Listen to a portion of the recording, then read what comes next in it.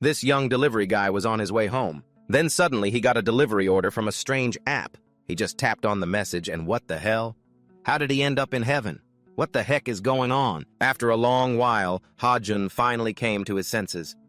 He guessed God must have heard his inner prayers and called him up here to grant him superpowers. He thought he was finally done with his grind. He thought his days as a delivery guy were over. But to his surprise, that weird delivery app still popped up with a new order notification, and it even showed him a map. Even though he had no clue what the heck was going on, Ha-jun still tapped, accept. Then he followed the map's directions into a castle he guessed this must be Mount Olympus, the residence of the gods. The directions stopped at a massive wooden door. After Ha-jun knocked, a goddess opened it, looking quite surprised. Seeing a human actually show up on Mount Olympus, she demanded an explanation. Ha-jun pulled out his phone and said he just got an order to deliver up here. Hearing that, she seemed to remember something. She handed him a bottle of holy water, warning him absolutely not to take even a single sip and to be careful to deliver it directly to the recipient. Before he could even react, she slammed the door shut. A moment later, Ha-jun finally realized what was happening. Turns out he wasn't summoned here to get superpowers. He was summoned to be a delivery guy for the gods. He had been daydreaming for nothing. That goddess even treated him like those grumpy, nagging old ladies. Because of that lack of respect, Ha-jun was getting even more annoyed. However, since he had already accepted the order, he had to deliver it. And the goddess had said the recipient was her brother, so he guessed that person must be a god too. Maybe he would grant him superpowers. After following the app's directions for a while, Ha-jun finally reached the recipient's location. He took a risk and walked into the building ahead to deliver the package in person. But just as he stepped through the door, he felt a wave of intense heat radiating from a glowing forge. In front of him was the silhouette of a man who was both bulky and short. It wasn't until he spoke up that the man turned around with a fierce attitude. Ha-jun hadn't expected the other guy to be so aggressive, so he panicked a bit and immediately explained he was just a delivery guy. He wasn't an intruder. At that, the man's attitude softened. "Oh, so you must have the item my sister sent, right?" Ha-jun was surprised to hear that, because the two of them didn't look alike at all. Just then, the short god realized something was off and noticed Ha-jun was just a human, so he immediately flew into a rage, even preparing to pull out his sword to skewer him. Luckily, he had the quick wit to hand over the bottle of holy water, narrowly escaping death. As soon as he saw the holy water, the god was amazed and asked if he had stolen a sip. Of course. Professional integrity wouldn't allow him to do that. After hearing Ha-jun's firm answer, the man looked even more pleased. He revealed that this was actually a type of nectar that could help him possess supernatural power and become a god, and he hadn't even touched a drop. It was only then that Ha-jun realized the use of this yellow liquid that looked like apple juice. Just one single drop, and he could have quit his life as a delivery guy and become the hunter he had always dreamed of. But while he was still stunned and hadn't reacted yet, that short god quickly snatched the bottle of nectar and gulped it all down, not leaving a single drop for poor Ha-jun. After savoring the sweet taste of the nectar, the god seemed extremely satisfied. He turned to him and expressed that he really liked Ha-jun's honesty. "I actually quite like you, kid. I am Hephaestus, and you are..." I'm Lee Ha-jun." "Ha-jun, is it? What a unique name. Anyway, thank you very much for today.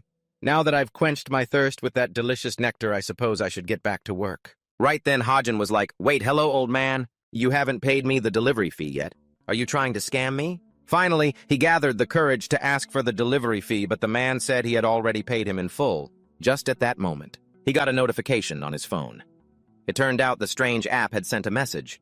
By the time Ha-jun got home, he still couldn't process the mountain of information from today, but one thing was certain. Everything that happened wasn't a dream. Thinking back to the moment before, he only remembered being surrounded by strange beams of light and suddenly appearing back on Earth. When he got home, a mysterious notification board appeared before him. He guessed the points on the board were his delivery pay for the day. But wait, how are you supposed to use this? Why didn't that short god just pay cash or let him swipe a card? Besides, he didn't want to get paid in these points. He only had one small wish for the guy to turn him into the world's strongest S-rank dungeon hunter. Was that too much to ask, just as he was wondering how to use the points? The app's notification board suggested he could exchange points for items in the shop. Although he didn't fully understand it, he tried tapping Browse Shop to see what it was like. Immediately, the board displayed a list of strange items he had never heard of before. At this point, Ha-jun felt even more confused. These fancy items seemed useless to him because he wasn't a dungeon hunter. After scrolling for a while, Ha-jun saw an option to exchange points for cash. He tapped it immediately, and a 10,000 won bill appeared in real life right before his eyes. He stood there, dazed, holding the bill while checking his remaining points, 999. He still couldn't quite believe it, so he tried tapping it a few more times. Sure enough, just like before, the bills suddenly appeared and started fluttering down. Money was raining down like leaves, and for a broke loser like Ha-jun, it was pure bliss. His time had finally come, folks, right after making a ton of cash from the app. Ha-jun immediately ran to a shop and treated himself to a special black bean noodle bowl with all the toppings, because the funds he received from the app were totally legitimate. Even paying bills and withdrawing cash from an ATM worked perfectly. So he boldly converted 200 points into 10 million won in his account, still leaving 800 points in the app. He never expected that just one delivery for a god could pay so well. Maybe his ancestors were looking out for him to land such a sweet gig. But since this was his first time holding this much money, he had no idea what to do with it. Just then, a news report on TV about the nation's top hunters caught his attention. Specifically, they announced that they were going to conquer one of the world's most dangerous dungeons named Tartaros, while simultaneously succeeding in recruiting the 5th-ranked hunter Hyun Seong, who had signed a direct contract with the god Hephaestus. At that moment, Ha-jun suddenly remembered that the dwarf god's name was Hephaestus, his most VIP customer on the Divine Delivery app. After stuffing his face, Ha-jun luckily received another order from that Divine Delivery app. The moment he got on his bike, he was instantly teleported to a breathtaking garden full of rare, fragrant flowers. He guessed this might be a corner of the Garden of Eden, so his customer was likely a deity who governed plants. Sure enough, just as Ha-jun suspected, the one who appeared was Demeter, the goddess in charge of the harvest on Earth. Afterward, both sides greeted each other politely. Demeter revealed that she already knew about Ha-jun's delivery service through her nephew Hephaestus. Hearing that, Ha-jun jumped at the chance to promote his service, promising it was reliable, fast, and absolutely safe. After all, delivering for gods paid so well that he wanted to keep doing it in the future. Furthermore, he hoped Demeter would ask him to deliver something valuable or similar, so the delivery fee would be even higher. But unfortunately this time, she only wanted him to deliver a lunchbox to her daughter because gods on Mount Olympus like her couldn't just leave their palace without a valid reason. It turned out Ha-jun's mission was just to deliver a lunchbox. Talk about an easy game. However, before he left, Demeter, who had been happy, suddenly lost her mood and all the surrounding plants withered rapidly. Witnessing this strange scene, Ha-jun was surprised and confused, but ultimately this was a god's private business, so he didn't dare to pry as long as he did his job and got paid what he deserved. Afterward, Ha-jun opened the app to check the delivery location, and just like last time, in a blink, a mysterious beam of light teleported him down to Earth. This meant Demeter's daughter was in the mortal realm, even living in the Sincheon district of South Korea. Ha-jun never imagined that one day he'd be doing divine deliveries in Korea, so he was dying to know how many points he'd get this time. But if everything were this easy, it wouldn't be any fun, right? The moment Ha-jun arrived at the delivery spot, he was horrified to realize his customer was inside one of the most dangerous portals in the world. Even the most talented hunters had met their end here. At this point, Ha-jun tried to stay calm and reassure himself that Demeter's daughter was probably just waiting at the entrance, and not deep inside. But to his shock, the app led him right into the portal. Talk about a delivery straight to the underworld. Ha-jun immediately panicked, looking for a way to cancel the order. But to his dismay, he saw a tiny note warning that failing or canceling the delivery would result in divine punishment. What the hell? He clearly remembered that wasn't there before. On top of that, this crappy app even tracked the delivery time. If he didn't finish on time, he'd be punished too. Ha-jun deeply regretted it now. Why didn't he check more carefully before accepting the order? Just looking at it, he knew this was going to be tough. A mountain of guards holding heavy artillery looking fierce as hell. A delivery guy like him, how on earth was he supposed to get in? While he was stuck, the delivery app suddenly suggested he check the shop to see if there were any useful items. But that was useless because Ha-jun knew he didn't have enough points to buy anything else. He even thought about converting all his current points into cash to hire some hunters to do the delivery for him. Right then, the app suddenly suggested a copy of Kini, an item that hides the user's presence and existence, for 30 minutes. This was exactly what he needed right now. It just so happened to cost exactly 800 points. Even though he didn't want to blow his entire fortune given the situation, he had to grit his teeth and buy it. Right after he paid, The copy of Kini appeared and dropped right onto the ground. "Oh my God, my 8,000,001! Ha-jun quickly ran to pick it up, blowing the dust off. He then put the hat on and successfully rode his bike right past the guards holding the gate, as expected of one of the world's most dangerous portals. The moment he entered, Ha-jun felt a terrifying aura radiating everywhere. He thought it was just a normal delivery, but he never expected things to go this far. Who on earth is eating lunch in a scary place like this? Even though he was scared out of his wits, Ha-jun still gritted his teeth and gunned his warhorse forward. Meanwhile, he didn't forget to chant some prayers to keep himself safe thanks to the power of that Hazun cap that helped him breeze through checkpoints filled with dangerous monsters. Finally, the delivery app pinged that he'd arrived, but he couldn't see a damn thing in this dark, godforsaken place. Left with no other choice, he had to shout to call for the customer. "Is anyone home? Your delivery is here." But his loud yelling woke up a three-headed hellhound guarding the place. To make matters worse, the time limit on the replica cap from Kini had just run out. The dog spotted Hazun. That's it, he's done for. Hazun was absolutely desperate. Thinking about ending up as dog food made him want to tear up. Plus, he still hadn't spent his 199 points. But in the heat of the moment, Hazun remembered he still had one item used left. But just before the dog could gobble him up, a mysterious voice commanded it to stop. And just like that, he cheated death once again. It wasn't until he turned around that Hazun realized the voice belonged to a little girl. But what was weird was why a little girl would be in a terrifying place like Tartarus. It seemed she didn't really pay him any mind. She walked straight up to the three-headed dog and started petting it. That's when Hazun realized this was Demeter's daughter. But before he could even explain why he was there, an authoritative voice boomed from behind him. "Where are you going? Oh, are you playing with Cerberus?" It turned out the person who arrived was Hades, the lord of the underworld. But things didn't just end there. Before Hazun could say a word, Hades suddenly attacked him. "You are the first living person in thousands of years to dare set foot in this land of the dead. Orpheus came here to save his late wife, but you stole my cap. Oh wait, this looks like a knockoff." Right then, Persephone, standing nearby, spoke up and reminded Hades to let Hazun go first to see if he had an explanation. Hades actually listened, dropping the dying boy and ordering him to explain himself.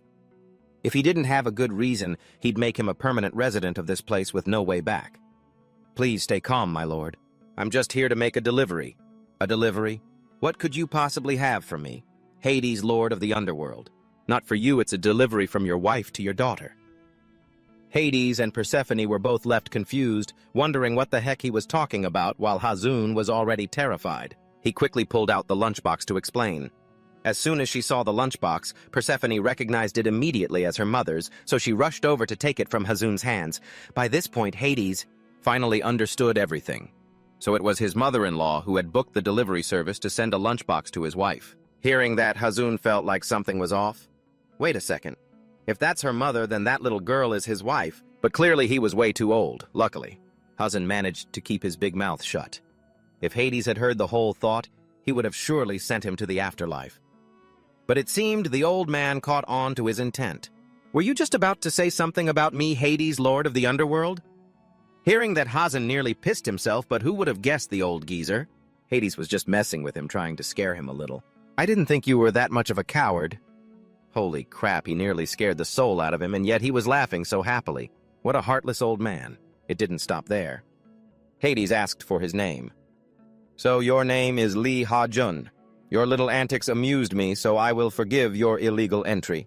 However, you dared to mock me, so prepare to face the consequences." Having said that, he reached out as if to finish Hazun off, but he never expected that the guy just wanted to pay for the shipping and ask him to thank his mother-in-law. At that moment, Hazun thought, "Damn it, why didn't you say so sooner, man? You almost gave me a heart attack. I nearly ascended to heaven." However, what shocked him even more was what happened right after. His account on the Divine Delivery app sent a balance notification: delivery successful. You have received 10,000 points. You were also awarded an extra 5,000 points by Hades, lord of the underworld, a total of 15,000 points. Congratulations. Plus, Hades agreed to return his cap. Even though this delivery trip was incredibly rough, and he had to deal with a short-tempered client, oh my god, it was intense, but looking at the results on the app, Hazun felt like every effort and bit of hard work he put in was worth it. Before leaving, he didn't forget to bow deeply to show his gratitude for the tip given by Hades. At the same time, somewhere else in the dungeon, The famous hunting team Ion 1 was fiercely battling a giant, massive monster. After a long struggle, the monster finally perished under the blade of the young hunter Seojun. It seemed that taking down a high-level monster brought the team many benefits, so everyone was extremely excited and happy. After that, a female hunter named Erin took on the job of gathering items like magic stones from the monster's carcass. Seojun saw this and gave a quick reminder.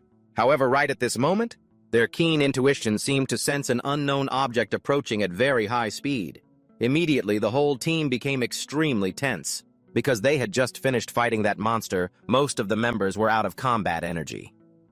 If what was coming next happened to be another monster, then perhaps the whole team would meet their end right here. Seeing that things were taking a turn for the worse, Seojun reassured everyone and promised to hold the monster back so they could all escape. With that, he and Erin quickly took their stances, ready for a life-or-death battle. But what they were waiting for wasn't a monster.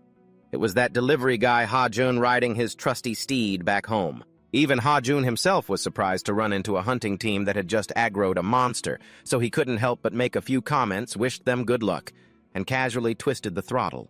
He rode off, leaving the entire Young One team in a state of absolute jaw-dropping bewilderment. They were like, what the hell was that? When you think about it, 150 million won could practically send you back to the Jurassic era. As for the actual number, it's nearly triple the population of South Korea.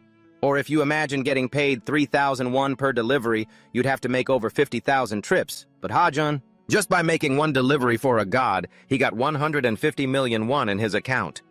He could stare at his balance screen all day and never get bored. Of course, this amount was well-deserved, considering what Ha-jun had been through, draining every cent from his pockets to buy supplies, then risking it all by entering one of the most dangerous gates to make a delivery, having to bypass dozens of grotesque monsters, nearly becoming a snack for the three-headed Cerberus, and almost getting finished off by Hades. If he had to deal with an order like this every few days, Ha-jun would likely kick the bucket early, especially when dealing with a client who's both terrifying and has a temper as hot as the Hades. Even if you paid him gold, he wasn't sure he'd dare try it again. But those nightmare days were over. And the most important thing now is that Ha-jun has truly escaped the life of a broke scrub. Just thinking about the money in his bank account makes his heart swell with joy, and he can't stop grinning. He's smiling ear to ear. Meanwhile, the media is holding a press conference regarding the Zeon hunting team's achievement of clearing the first floor of the Tartarus dungeon. However, the team leader Seojun can't bring himself to be happy because the appearance of that mysterious delivery guy has become a thorn in their side. They should have chased after him to get some answers, but unfortunately they were all way too tired and exhausted at the time to even think about it. Even now, Seojun is still full of regrets. Various theories have been tossed around, but none with any solid proof. Even though he's deeply troubled by the mystery courier that day. But as the leader guiding the whole group, Seojun realizes that their main goal is raiding the dungeon, not getting too bogged down in an investigation. Afterward, he announced, on second thought, I want you to head to the Suwon Doyun area. Initially, I was going to have the rookies hold all our weapons. But actually, we only need some rare ore from the Doyun dungeon right now. As for your training tonight, leave that to Aaron. You've got a driver's license anyway, right? For Doyun, going to the Suwon area for a mission was no problem. But he was curious why the leader needed him there. It turned out Seojun needed something called Heavenly Steel. Because he was busy, he asked Doyun to go grab it. Back on his end, Ha-jun had boldly ordered a fried chicken and beer combo to treat himself at home, but before he could even take a bite, his phone suddenly pinged with a notification. He immediately grabbed the phone and opened the app. Chicken can wait, but his VIP customers definitely cannot. Afterward, Ha-jun was transported to an incredibly hot, scorched land. He took one look and recognized it as Hephaestus's domain. However, because he was in such a rush, he didn't have time to bring his gear or his motorcycle. While Ha-jun was scrambling, wondering what was going on, Hephaestus suddenly emerged from somewhere with a face so sad he looked like he'd lost his life savings, which freaked him out. After that, Ha-jun asked him why he wasn't inside his house, and why he was hiding all the way out here. The god then confessed that he'd been kicked out of the house. It turned out the whole thing started because Hephaestus and his good brother, the god Dionysus, had been hitting the bottle a bit too much, so his tiger wife threw him out. Hearing that Ha-jun was just speechless, he never expected the gods on Olympus to act just like regular humans down on Earth. Once he grasped the situation, he asked Hephaestus what he wanted him to deliver. The god replied, anything edible. Ha-jun was in complete shock. Are the gods up there? So high and mighty, yet so hungry that they have to call a delivery guy. Seeing the disbelief on his face, Hephaestus slowly explained that because his wife kicked him out so early he hadn't had a single thing to eat. Even though he begged, his wife had declared that all the nectar for the month was gone. With no other choice, he had to request his service to order some meat and alcohol. Thinking about it, compared to the delivery at the Tartarus dungeon, this one was an easy game. Ha-jun. It didn't hesitate. He jumped into the app to teleport back to Earth to grab the food. A moment later, he returned with the fried chicken and beer to save a starving Hephaestus. He didn't forget to explain to the god that this was the most popular fried chicken combo on Earth. He had originally bought it for himself, but since he was a VIP client, he was sharing it. Ha-jun originally thought the gods wouldn't be used to human food, but who would have guessed Hephaestus absolutely loved these two items. He even started doubting if this guy was really a god at all. Hephaestus must have been very satisfied with Ha-jun's service today, as he decided to give him a bonus of 15,000 points on the app. That brings his total points to 30,000. This means he just earned another 150 million won just by delivering fried chicken. Now, in Ha-jun's eyes, Hephaestus is no longer just a short, grumpy god, but a major benefactor and his second parent. Indeed, material conditions determine consciousness, right at this moment. A character he never expected appeared, Hephaestus's wife Aphrodite, a goddess so elegant and beautiful with a literal bling-bling effect every time she showed up. You could say she was the most beautiful woman Ha-jun had ever seen in his 20-some years of life. She was so stunning that he almost shed a tear looking at her, then glanced at the short, stubby god next to her and felt genuinely sorry for her. It was like a beautiful jasmine flower stuck in a pile of cow dung. Even when Aphrodite was angry and scolding Hephaestus, Ha-jun felt he deserved it. He immediately forgot about the 150 million won and took the goddess's side. Not only was she beautiful, but Ha-jun also found Aphrodite very polite and gentle when greeting a mortal like him.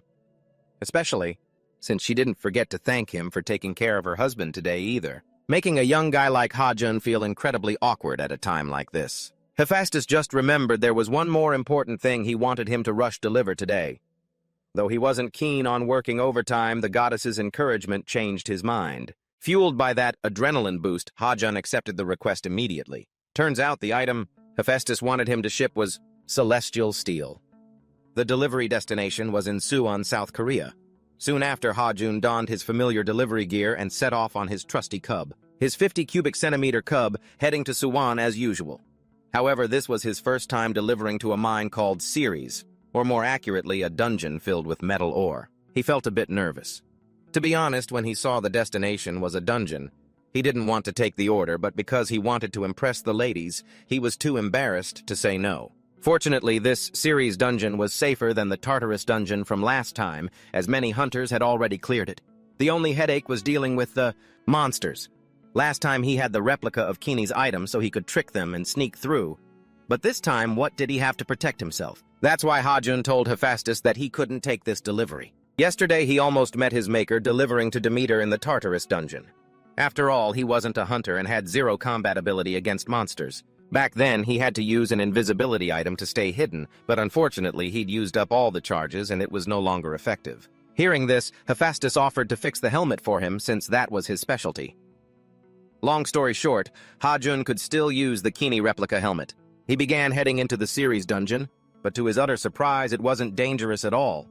People were actually inside holding a fair. It was absolutely wild. Even though he knew the threat level here was low, he was still shocked to see people relaxing and partying inside a dungeon.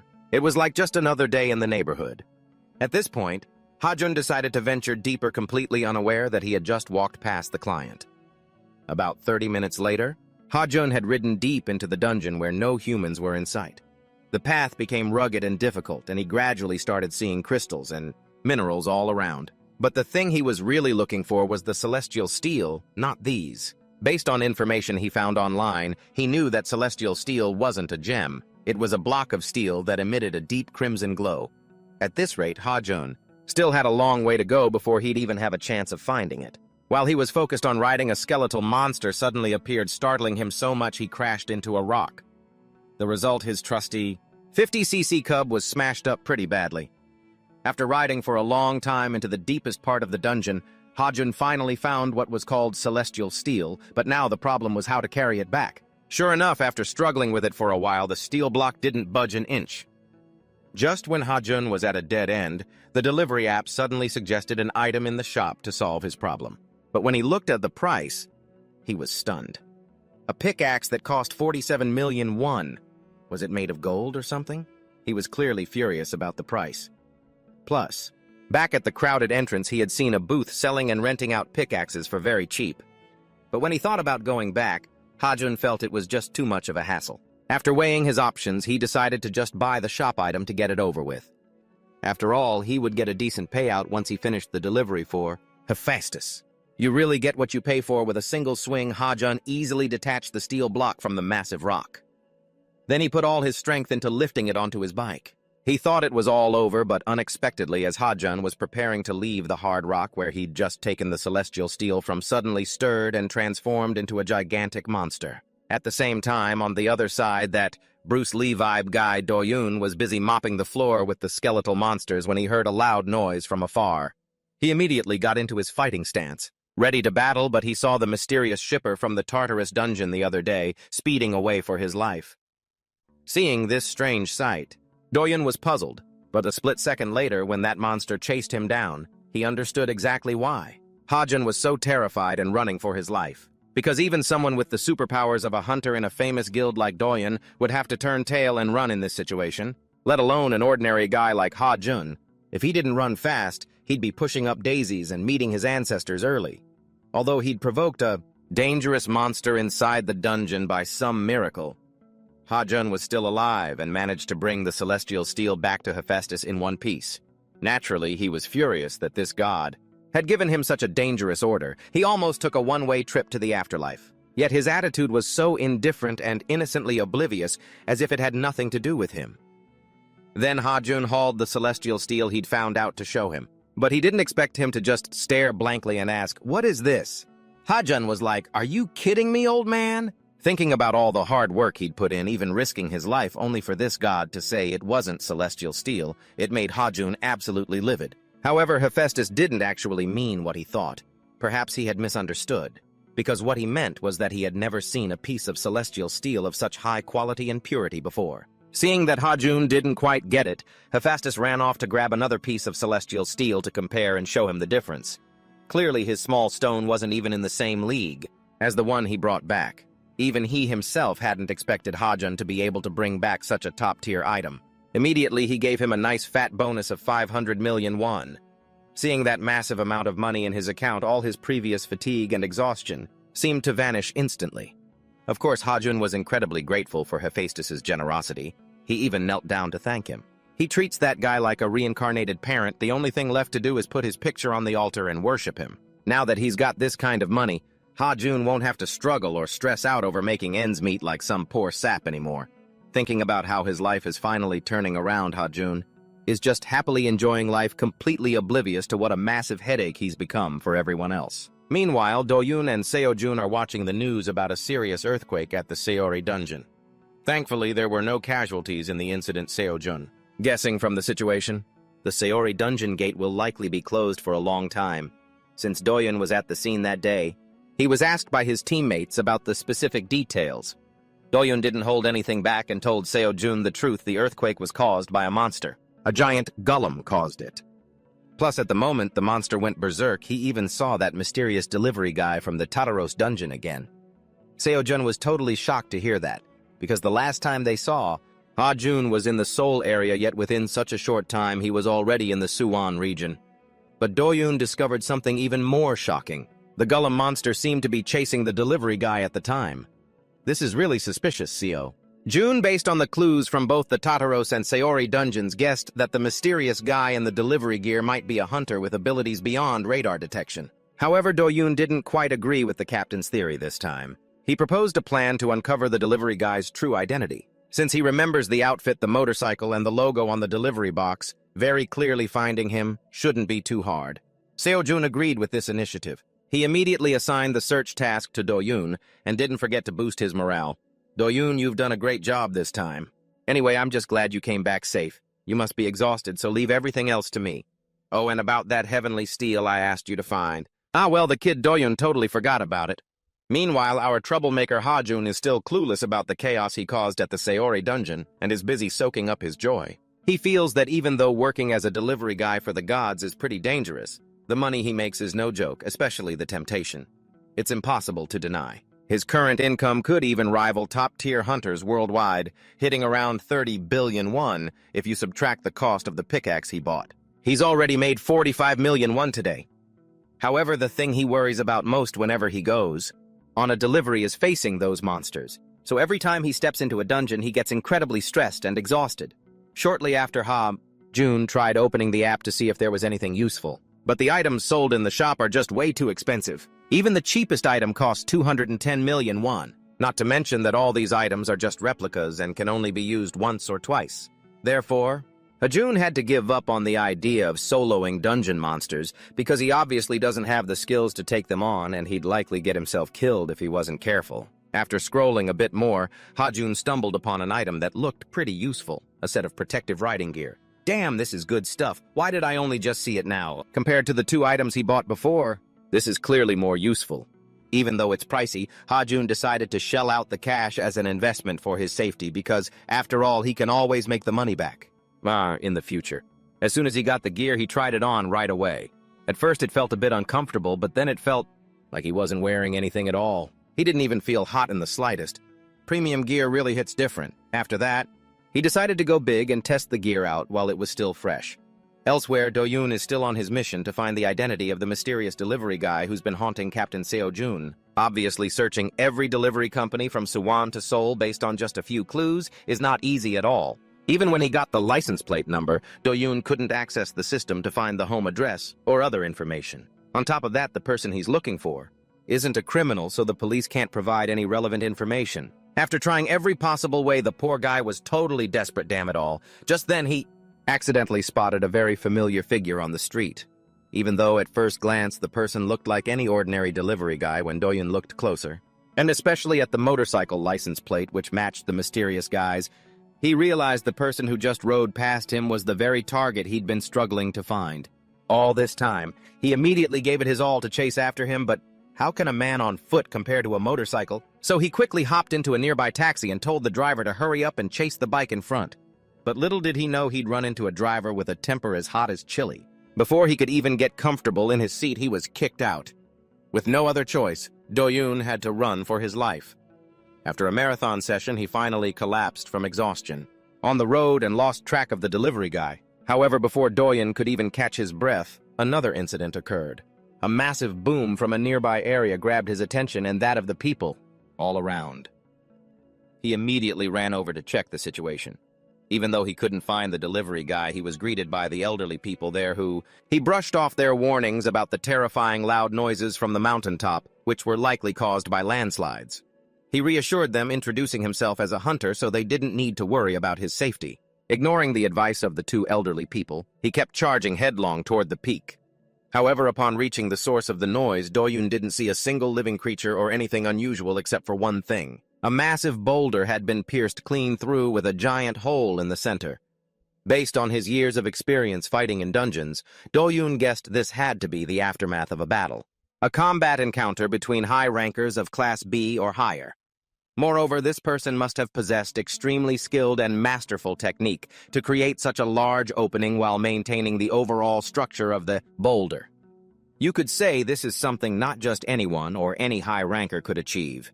These traces most likely belonged to some magical force or a deity, not a mere mortal. On the other hand, Do-yoon noticed that ever since their hunting team encountered the mysterious shipper at the Tartaros dungeon, strange events had been happening constantly. Therefore, he was determined to bring that person to meet the captain as soon as possible. At the same time, Hajun was enjoying a hearty meal at a small diner after testing the durability of his new protective suit. It turned out that giant hole in the rock was Hajun's handiwork. Even he hadn't expected the power of this suit to be so terrifying. Now he felt much more confident shipping in dungeons. He might even be able to eat the monsters inside, no joke. Just then, Hajun received another order from the Divine Delivery app. However, the drop-off location wasn't Mount Olympus like usual, but a place in the Bujan region. Immediately after he searched for the location on the map, the result was a dungeon at Mount Hogo. Sure enough, orders from this app were never normal. If it were before, Hajun would have hesitated and worried about accepting such orders. But now he was in a different position. A few measly dungeons couldn't stop him anymore, so he decided to take the order tomorrow after the protective suit. Reset. In another development, Doyun was incredibly excited, recounting how he had bumped into the mysterious shipper on the streets in the Nojangjin district. Meanwhile, he was trying his best to convince the captain to send more people to track the person's whereabouts. He had even designed a poster to increase recognition and make finding the person easier. However, what Seojun was really concerned about was the story regarding the rock on the mountain. If what Doyun said was true, it proved the mysterious shipper possessed strength even greater than high-ranking hunters like Doyun and Seojun. Thus, the Ion 1 hunter team had to find that person even faster unless they wanted the Black Dragon Guild to recruit him first. While the Ion 1 hunter team had solidified their position domestically as the top guild, standing in second place was their mortal enemy, the Black Dragon Guild. Recently, the Black Dragon Guild had been growing at lightning speed, constantly climbing the ranks and achieving many notable feats by controlling forbidden dungeons and bribing high-level officials to cover up their illegal activities. The Black Dragon Guild was even frequently mentioned in the media, stirring up public controversy. Even worse, they were willing to use any means necessary to boost their influence. Just hearing about them, you know they're bad news. Naturally, because of all this, the Ion 1 hunter team couldn't let the Black Dragon Guild get ahead and take the #1 spot on the server. Furthermore, Dongjun noticed that the Black Dragon Guild had been showing more suspicious activity lately, so he wanted Doyun to temporarily put aside the search for the mysterious shipper and immediately start investigating their activities. The next day, Hajun arrived at the dungeon gate in Bucheon to deliver an order for a client, but it seemed like a festival was going on there. Luckily, Hajun had prepared a replica of Kini's hat, so people didn't notice him, and he easily got past the security force there. After a long trek, he finally reached the delivery location. However, he didn't see a single house or a soul anywhere around except for a mountain standing tall right in front of him. Perhaps still traumatized from his previous boneheaded move of poking a hornet's nest at the Cerberus dungeon, he was terrified that the mountain in front of him would suddenly transform into a supermassive monster. But very soon after, he reassured himself that the new protective suit would carry him through all trials with monsters. Just as Hajun was preparing to climb the mountain to check it out, a strange voice suddenly called out to him. It turned out to be a monkey pinned under the mountain. Wait, hello? Why is this plot so familiar? After calming down, Hajun realized that this monkey was the client who ordered him. So the monkey had learned about his special delivery service through a child. Actually, I need you to find me some things located in this area. Of course I can do that for you, sir, but what should I call you? The Great Sage Equal to Heaven, the Victorious Fighting Buddha. You can call me whatever you like, but I prefer to be called the Great Sage Equal to Heaven. Just call me Sun Wukong, that's fine. Hearing that Hajun was shocked. He never expected that one day he would be delivering to Sun Wukong. Then Sun Wukong stated his request. He needed Hajun to find a box hidden in the forest ahead. After learning the client's request, Hajun immediately opened the map to locate the forest and set off right away. In another development, a group of hunters was clashing with an 8-tailed monster. The very next second, the big-shot Yuhan president of the Black Dragon Guild appeared to direct her underlings to make mincemeat of the monster in front of them. It seems that after getting information that the Ion 1 hunter team achieved a clean sweep in the Tartaros dungeon, she was determined to plan the destruction of the 8-tailed monster, something the Ion 1 team had failed to do before, to put them in their place and rise to the #1 spot on the server. Very quickly, Yuhan ordered her underlings to hurry forward and attack the monster. However, this monster was not weak in the slightest. It only just flexed its power and the whole bunch was already nearly peeing their pants. Damn, how the hell are we supposed to fight this hunk of scrap metal? Plus, you guys didn't tell us from the start that we'd be fighting a dungeon boss. The high-ranking hunters were already looking to bail, but those guys in suits threatened to take out anyone who tried to leave their post. With no other choice, they just had to stand there paralyzed and unsure of what to do. Only one brave uncle stepped up to take the monster on solo. A minion standing nearby noticed things weren't looking too good, and asked Yuhan if these low-rank hunters actually had a chance of winning. But that woman just indifferently replied that she didn't know, clearly not caring about the lives of the people on the front lines. Meanwhile, Hajun was on his way to find the box Sun Wukong requested. The commotion from the fight with the monster was so huge it caused tremors all the way to his location. Even the monkeys in the surrounding area were scrambling to get out of there. Just looking at the smoke and fire down the road, he knew something was up. But since our guy Hajun felt pretty confident with his fancy new gear, he decided to ride over to check out the situation. By now, the hunter team, tricked by Yuhan, was struggling to fight the monster, but it was like throwing pebbles at a tank. The monster didn't even flinch. While everyone was getting absolutely wrecked, someone ran over to Yuhan to beg for help, but she couldn't care less and ignored them. One of her underlings even stepped up to rough him up. This scummy behavior enraged everyone fighting for their lives, but at the end of the day, they didn't dare cross the Black Dragon Guild. The only way to get out of here alive was probably to take the monster down. So, the uncle decided to risk it all and charge in, clearing a path for the others to attack. Sure enough, working together like this was effective. As soon as the monster went down, everyone cheered, thinking it was finally done for. But hey, it's a final boss, how could it be that easy? Very quickly after that, it got right back up as if it had never been knocked down, even activating an 8-trigram formation and becoming even more powerful than before. This immediately pushed everyone there into total despair.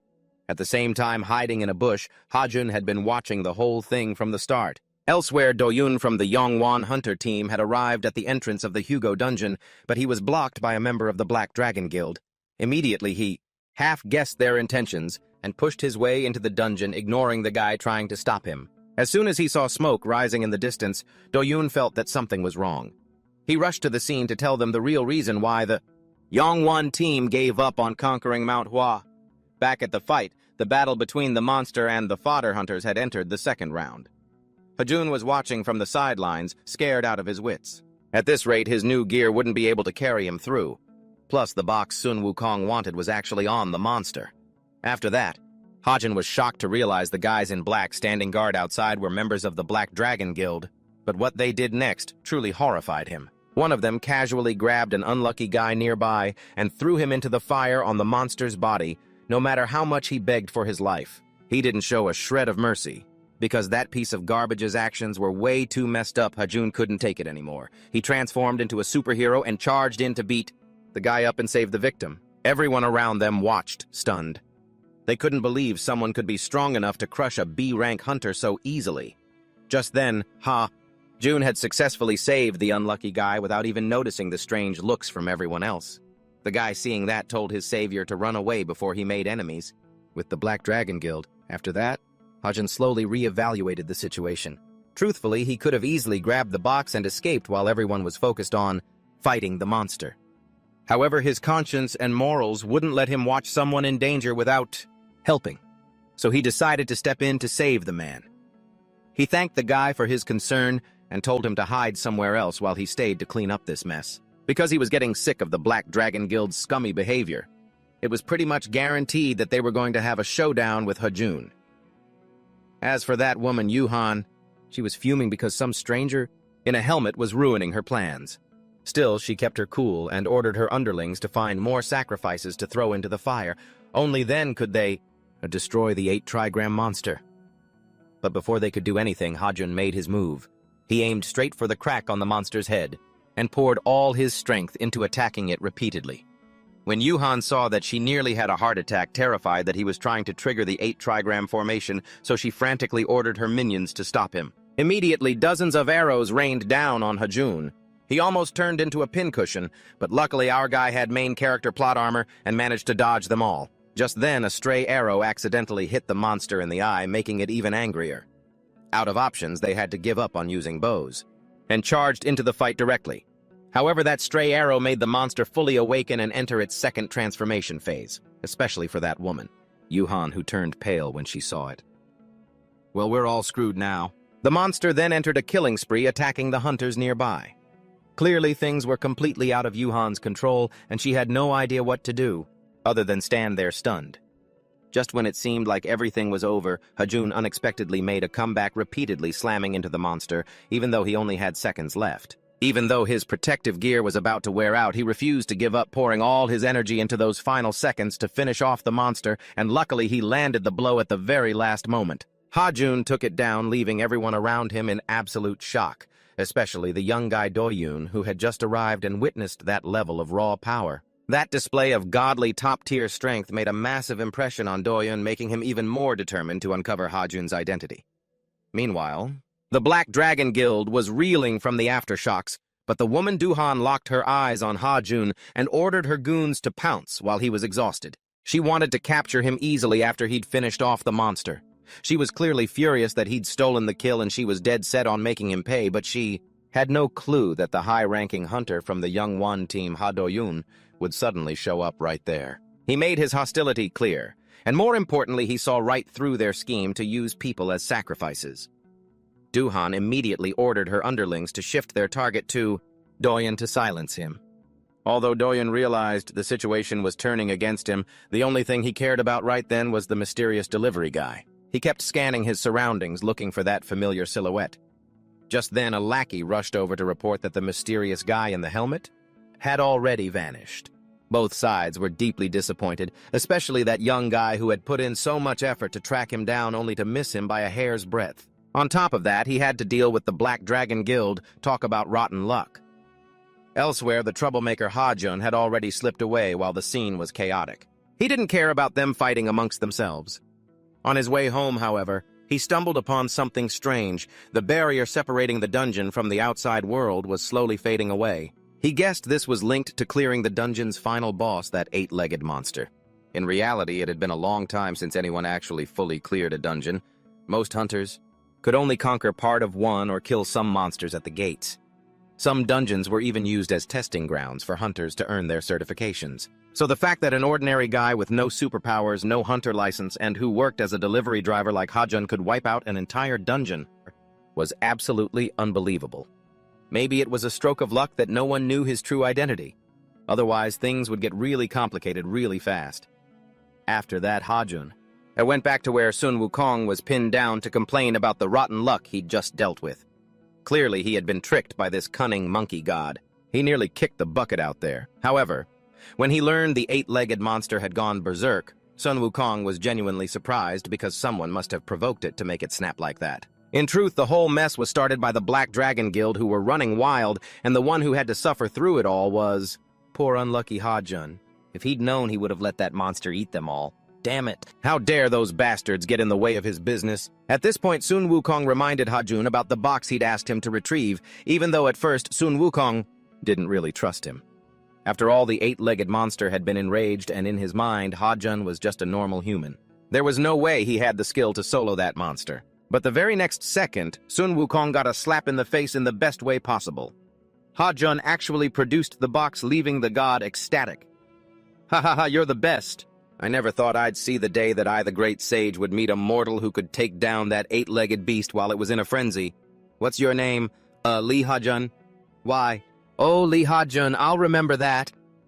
As soon as he said it, Sun Wukong grabbed the box from his hands and immediately shattered the seal that had kept him trapped under the mountain. Once he was finally free, he summoned his cloud and took off. Before leaving, he didn't forget to tell Ha-jun, "We'll meet again if fate allows."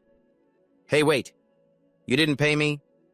Just as he finished, Sun Wukong tossed him a heavy bag of gold as payment and then vanished. Once everything was settled and he'd been paid, Ha-jun made it home safely. At the same time, the news was covering everything the Black Dragon Guild had done at the Hugo dungeon. It turned out the hunter Ha-jun had saved that day had stepped up to expose their true colors and their evil plot.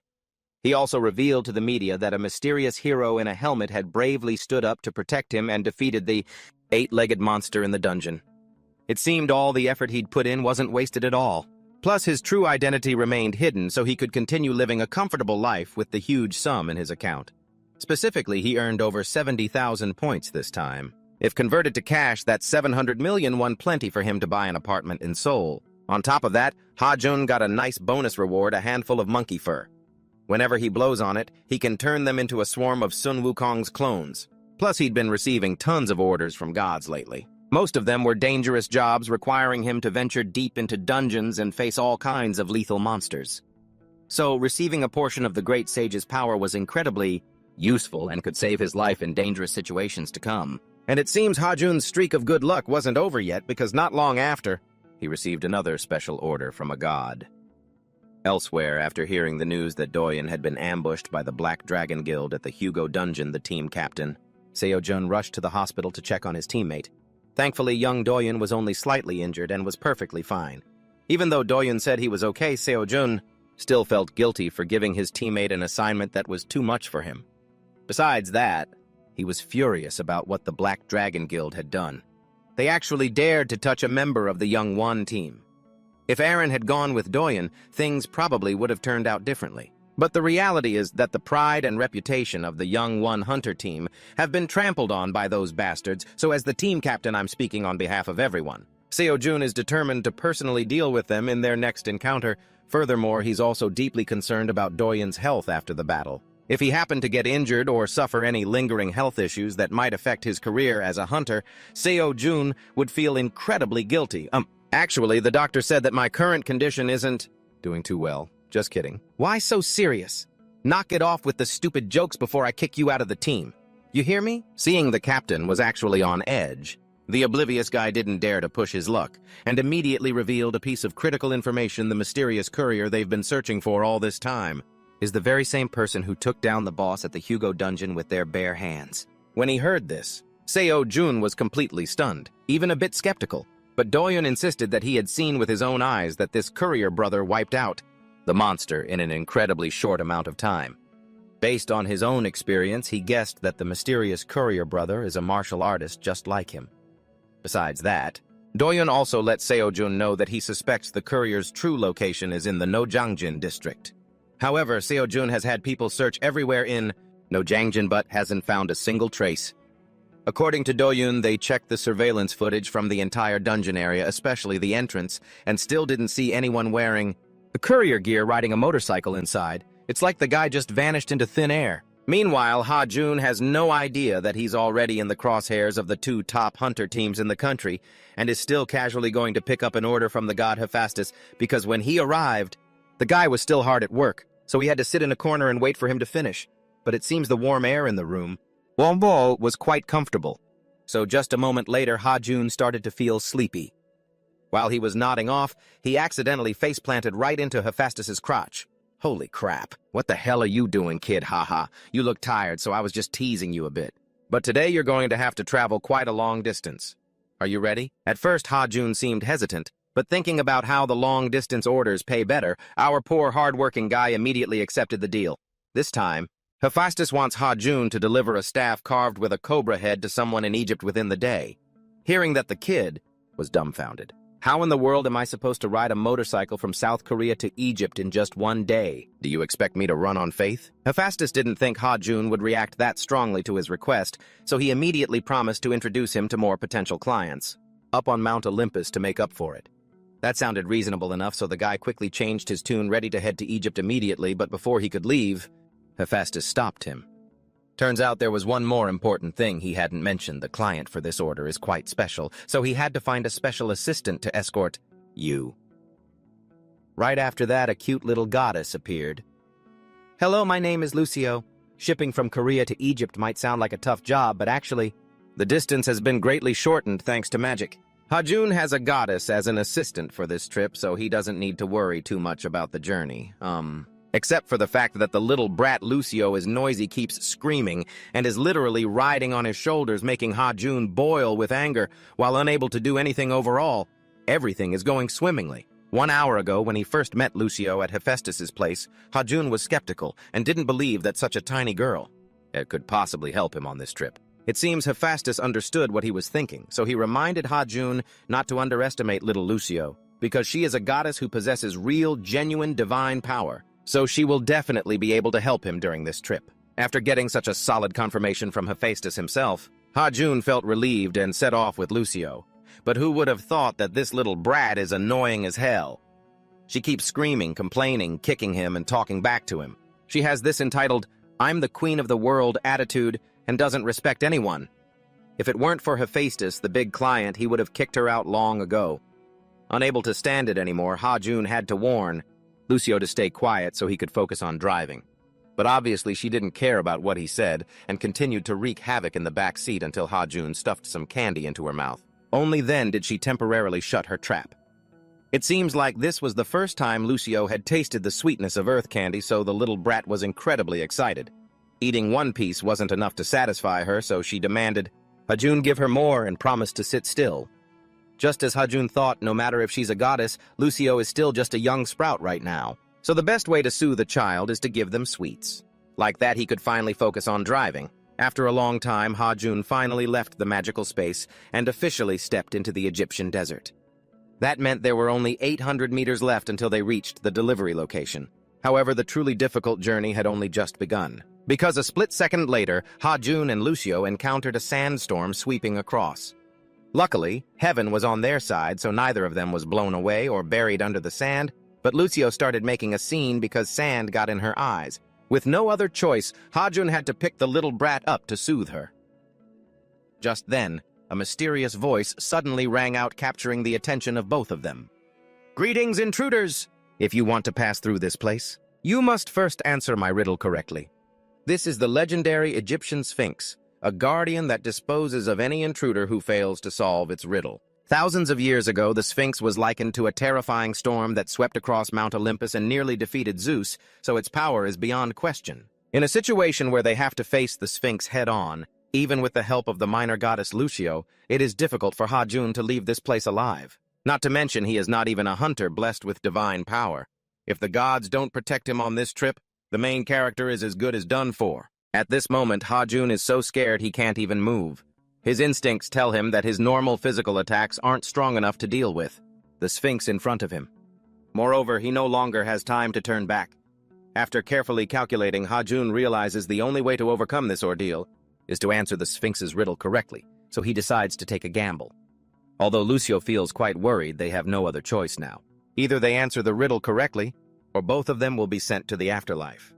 Actually, Ha-jun didn't intend to risk his life like that, because he had already calculated every step. In reality, everyone already knows exactly what riddle the Sphinx will ask, partly because the stories about it are extremely famous, so answering incorrectly is almost impossible. However, Ha-jun also realized that he couldn't completely rule out the possibility of other questions appearing, so he prepared the treasure that Sun Wukong gave him last time as a precaution, in the worst-case scenario. Immediately after the Sphinx asked if they were ready to receive its question, Ha-jun was no longer as afraid as before and calmly accepted. Even little Lucio next to him was very understanding and believed that he would definitely overcome this ordeal. Seeing their attitude, the Sphinx didn't wait any longer and began to pose the riddle. Actually, Ha-jun had watched many stories about the Egyptian Sphinx, so he guessed that the riddle would likely be, what creature walks on 4 legs in the morning, 2 legs in the afternoon, and 3 legs in the evening? And the answer would definitely be a human. Furthermore, the young man had years of experience watching quiz shows, so a few trick questions are just an easy game. Then the Sphinx posed the question, what sound does a duck make when it falls? Hearing that, the guy went insane and froze up. Lucio couldn't stay calm anymore and was immediately in total despair. What the hell, a duck? A duck goes quack quack, obviously, but there's no way the answer could be that easy. The answer definitely couldn't be that simple. And Lucio didn't know the answer either. Lucio couldn't help. Lucio didn't want to be eaten alive. Perhaps she was terrified by the Sphinx, so the little girl was crying so hard she couldn't speak clearly at this very moment, after elsewhere a mysterious woman was silently observing every move Ha-jun and Lucio made while they were completely unaware. In fact, faced with the Sphinx's tricky riddle, Ha-jun had brain faded, so he had no mood to pay attention to anything else. After a while, he slowly calmed down to reason. He was extremely confused, wondering if the answer to the riddle was really that easy, or if there was some other twist. In such a critical life-or-death moment, the bratty Sphinx intentionally made things difficult for Ha-jun by limiting the thinking time to 3 minutes. Seeing that their current situation was gloomier than the future of an impoverished person, Lucio cried even harder, desperately remembering her master's warning in the unfortunate event that they answer the Sphinx's riddle incorrectly, they must absolutely not turn around and run. Otherwise, they would face an extremely terrifying punishment. Running is not an option, and answering is not going well either. Both of them have fallen into a dilemma. However, just before the 3 minutes were up, Ha-jun gave the answer paint spray. Little Lucio was stunned upon hearing that. She couldn't believe he could answer so nonchalantly and started making a fuss, thinking, this time they were both doomed. But the main character's plot armor wouldn't just fail like that. Ha-jun's silly answer was actually accepted by the Sphinx as the correct one, leaving little Lucio shocked. Now, after receiving the correct answer, the Sphinx still wanted to challenge them further, but Ha-jun no longer had the patience to listen to this monster's nonsense, so he started his vehicle and took off, not caring about it at all. The Sphinx has lived through countless seasons, but this was the first time It had been so coldly dismissed by a tiny human like Ha-jun, so it felt a bit hurt and shed tears. When the guy caught it and mocked it, it just looked away, claiming that dust had flown into its eyes. Of course, Ha-jun didn't bother caring. After finishing, he drove away proudly to make his delivery in time, while Lucio, witnessing this scene, could only stare in amazement, unable to believe that a mortal with no special powers like Ha-jun would dare to talk back to a legendary creature like the Sphinx. However, Ha-jun didn't pay attention to her stunned expression and just focused on driving to deliver the goods. After a long while, when Ha-jun told Lucio that they only needed to pass this canyon to reach their destination, the little girl gathered all her courage to apologize to him for her words and actions earlier, and at the same time expressed that she really wanted to help him, but unfortunately, she was too useless. When Ha-jun saw the little girl regretful like this, he didn't blame her at all. He even comforted her, saying she shouldn't blame herself for being useless, because everyone has their own strengths and timing, just like Ha-jun did before. After talking to each other, it seemed like their relationship improved very quickly afterward. The two of them arrived at the delivery location, a supergiant pyramid, but Ha-jun didn't see anyone here. It wasn't until Lucio reminded him that he noticed a rather strange mechanism. The sign said to ring the bell if the guard wasn't there. Ha-jun didn't think twice and hit the button immediately. The entire space around them started shaking. It was a violent tremor, as if they were being teleported. Suddenly, Lucio realized a massive surge of divine power was acting on them, causing the ground beneath their feet to crack wide open. Caught off guard, both Ha-jun and Lucio fell freely into the hole for quite a while until the shaking finally stopped. Ha-jun slowly came to in the wreckage. Thankfully, he had little Lucio as a cushion, so our human boy was still in one piece. Afterward, they had no choice but to follow the path, worn into the underground, hoping to find a way out. During this time, Lucio accidentally discovered something strange and called Ha-jun over. It turned out that the characters and drawings on the wall had caught her eye. Ha-jun came over to take a look too, but since he couldn't understand the ancient scripts, he could only guess the meaning based on the pictures. They looked like they were depicting humans and monsters. After observing the drawings closely, Lucio seemed to recall something important, and immediately told Ha-jun an Egyptian legend about an evil goddess who took pleasure in trapping and tormenting other goddesses. Lucio felt it was very likely that the drawings on the wall were about that evil goddess. However, after hearing that, Ha-jun was a bit skeptical because based on his observation, he felt the drawings looked more like they were describing a festival or some kind of celebration. It didn't look like what Lucio described at all. However, the little girl insisted her take was correct and even felt indignant for the goddesses, who had been harmed, declaring heroically that she would avenge them. Seeing Lucio, since he couldn't get through to her, he decided to just let it go. He was terrified that if their client turned out to be that evil goddess, they'd be completely screwed. And speak of the devil, she actually showed up. Neither Ha-jun nor Lucio expected the goddess to suddenly appear right behind them. She'd even overheard everything they were talking about. Ha-jun never imagined in a million years that he'd run into her in a situation like this. The light was so blinding he couldn't even see her face, and before he could figure out how to handle it that crazy, Lucio just rushed in to solo the goddess. Everything happened so fast that Ha-jun couldn't stop Lucio even with the tension this high. He thought they were about to start a death match, but he never expected the goddess to suddenly switch gears, hug Lucio, and start pinching her cheeks. He was frozen in shock.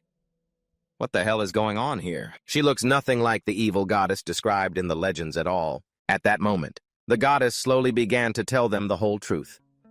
It turns out a long time ago she had summoned many other goddesses here and hosted massive festivals for them. Everything came from her sincerity and good intentions, but unfortunately those goddesses are no longer here. And humans ended up completely misunderstanding the whole story. Wait, so you're saying all those goddesses kicked the bucket because you were smothering them like this? After hearing Ha-jun's blunt comment, the goddess panicked and realized she was hugging Lucio way too tight, so she let go immediately. That's how Lucio barely escaped being suffocated to death. Otherwise, she would have been done for. Now Ha-jun finally understood why Lucio said this goddess had a habit of torturing them. Now it was Lucio's turn to throw a tantrum, grilling Ha-jun for just standing there and not backing her up. If she isn't happy, this girl just starts making a scene. Seeing that Ha-jun and Lucio didn't seem to care much about her presence, the goddess introduced herself to impress them. I am the one who rules over the two most fertile and prosperous lands. The owner of all the temples in Egypt, the divine incarnation of the almighty Falcon Horus, I am the great pharaoh. She spent half a day bragging and acting all high and mighty, But those two guys, June and Lucio didn't seem to care at all, which left her feeling totally embarrassed. In reality, there are two types of gods or goddesses. One type is like an angel possessing divine power as soon as they manifest.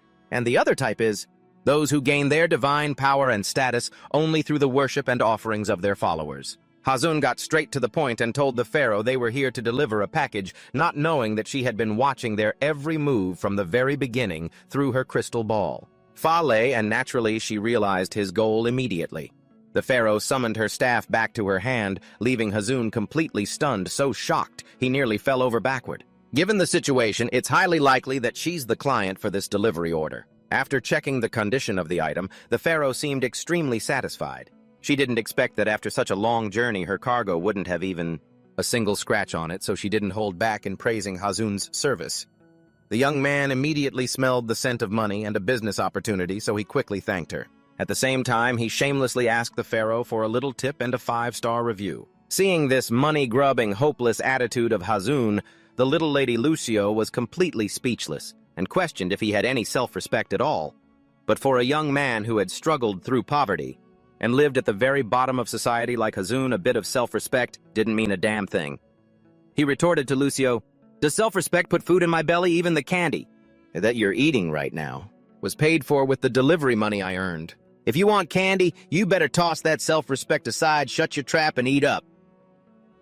Hearing there was candy to be had, Lucio also completely forgot about her pride and immediately ran over to beg for some along with Hazun. Even a goddess has to bow down to the power of capital. Seeing how sincere the two were, the pharaoh was very pleased and immediately tipped Hazun a generous 50,000 points, bringing your total assets up to 195,300 points. That's 19,530,000,000 won. Hazun was stunned, just staring at that number. With this kind of money, let alone buying a few candies, Hazun could even open a whole candy factory and it wouldn't be a problem.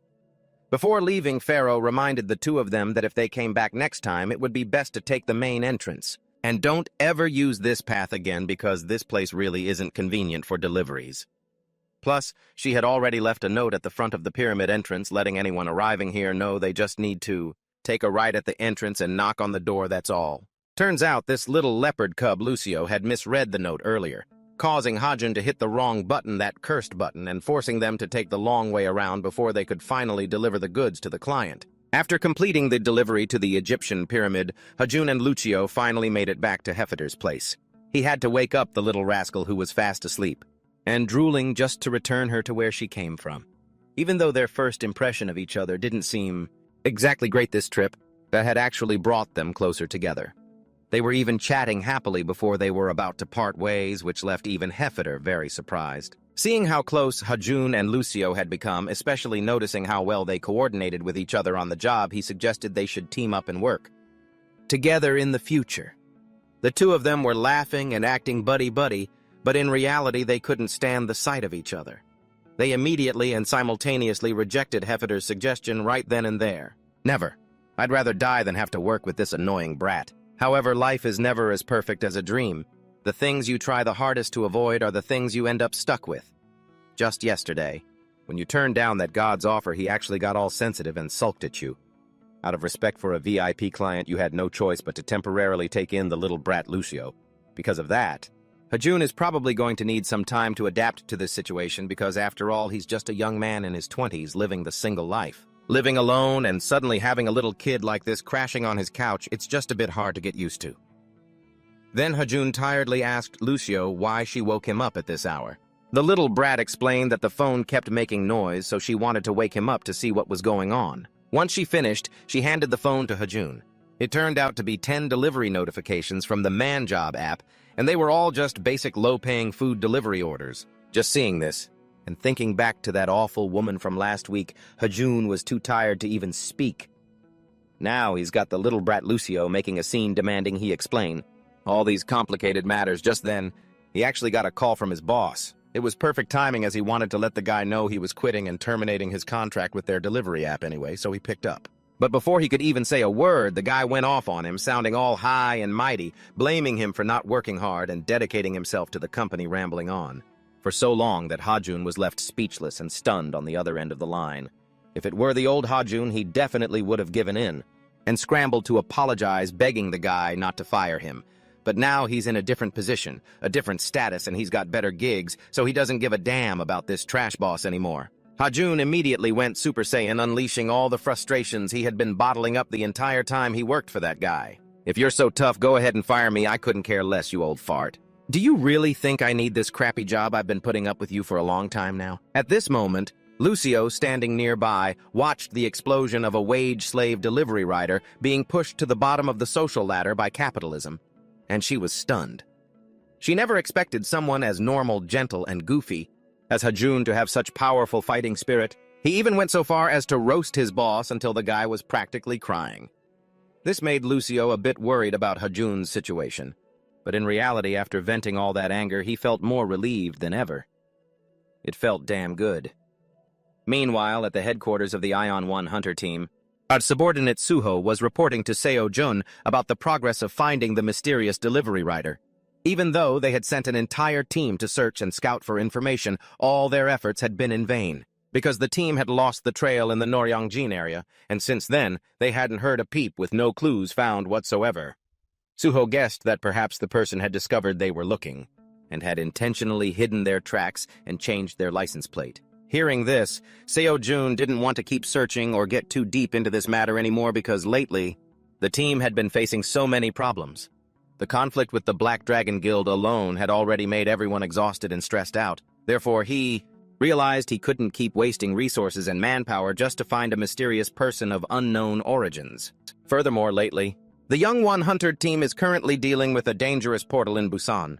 As of now, all 6 of their A-rank members have been forced to retreat early. They were severely injured, which goes to show that the situation is looking pretty grim. Just a month ago, a portal suddenly opened up on Haeundae Beach, causing a massive public outcry at the time. Seo-jun knew for a fact that this mission wouldn't be as easy as the others, but he never expected that 6 A-rank hunters wouldn't be able to handle it. After some deliberation, Seo-jun decided to have Suho recall the Vanguard team from Busan because he's going to step onto the battlefield himself this time. This could be a chance for the Young One team to reaffirm their position as the #1 guild in South Korea.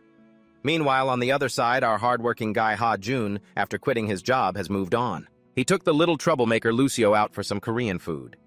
Since it was her first time having jjajangmyeon, a legendary Korean soul food, down here on Earth, she was absolutely loving it. She was shoveling it in like a reincarnated starving ghost, to the point where the aunties nearby started thinking Ha-jun was a young single dad taking his starving daughter out for a meal.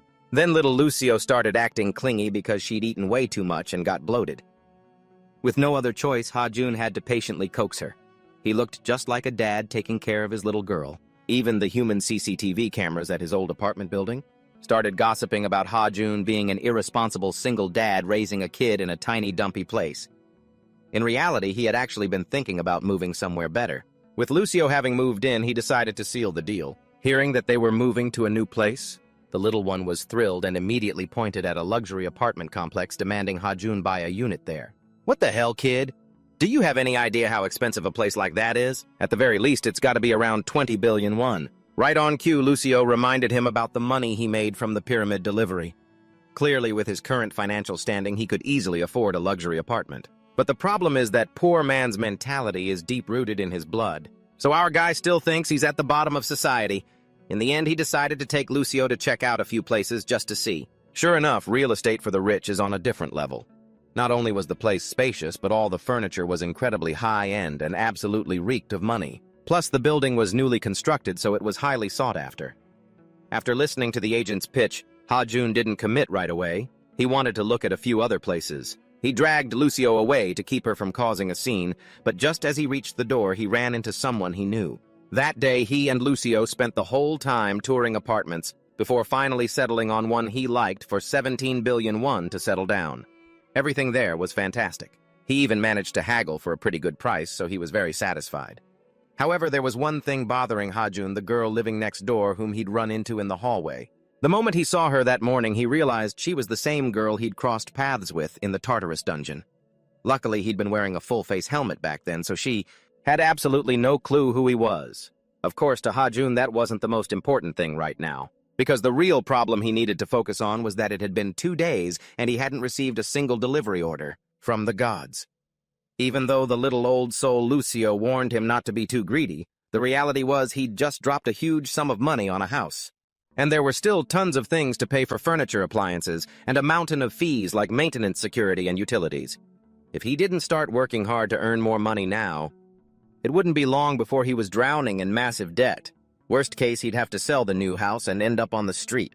Just thinking about it made the guy feel absolutely hopeless. After hearing Ha-jun explain that he'd blown the budget on the house and that they'd both have to work like dogs to pay off the debt, little Lucio finally panicked. Even the budget for her candy might get cut to save money, which broke her heart. Immediately, Lucio started racking her brain to solve their financial problem with Ha-jun determined not to let that worst-case scenario happen.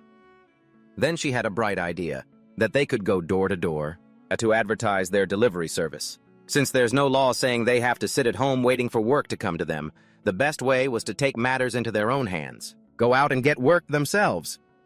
Plus, Lucio was sure that if they asked, Hephaestus would lend them a hand by promoting their delivery service to other gods, or heroes on Mount Olympus.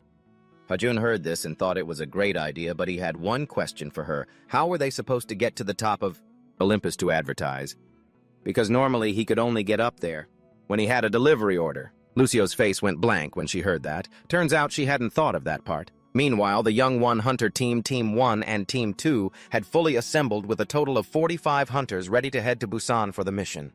After the captain Seo-jun gave his impassioned speech, everyone felt like they'd been pumped full of adrenaline. They were extremely excited and eager to join the battlefield to slay monsters. On the helicopter, Aaron told Seo-jun that she had found the mysterious delivery guy.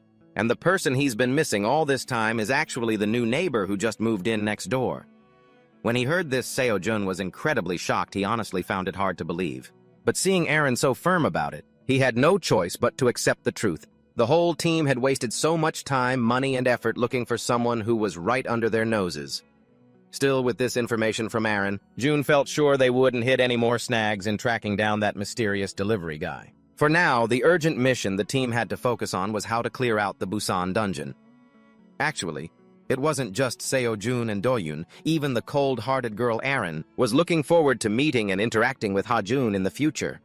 Meanwhile, on the other side, Ha-jun and Lucio had magically managed to find the home of Hephaestus, but unfortunately he wasn't home. So Ha-jun guessed that the guy wasn't working today. Seeing that the little girl grew anxious and uneasy, terrified of getting punished, just like when they were back at the pyramid with that pharaoh woman. Luckily, just then, Hephaestus returned.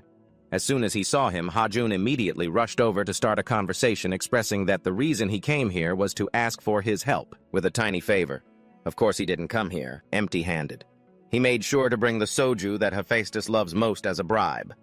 With that, talking things over became much easier. So Ha-jun got straight to the point and asked him to recommend his delivery service to other gods.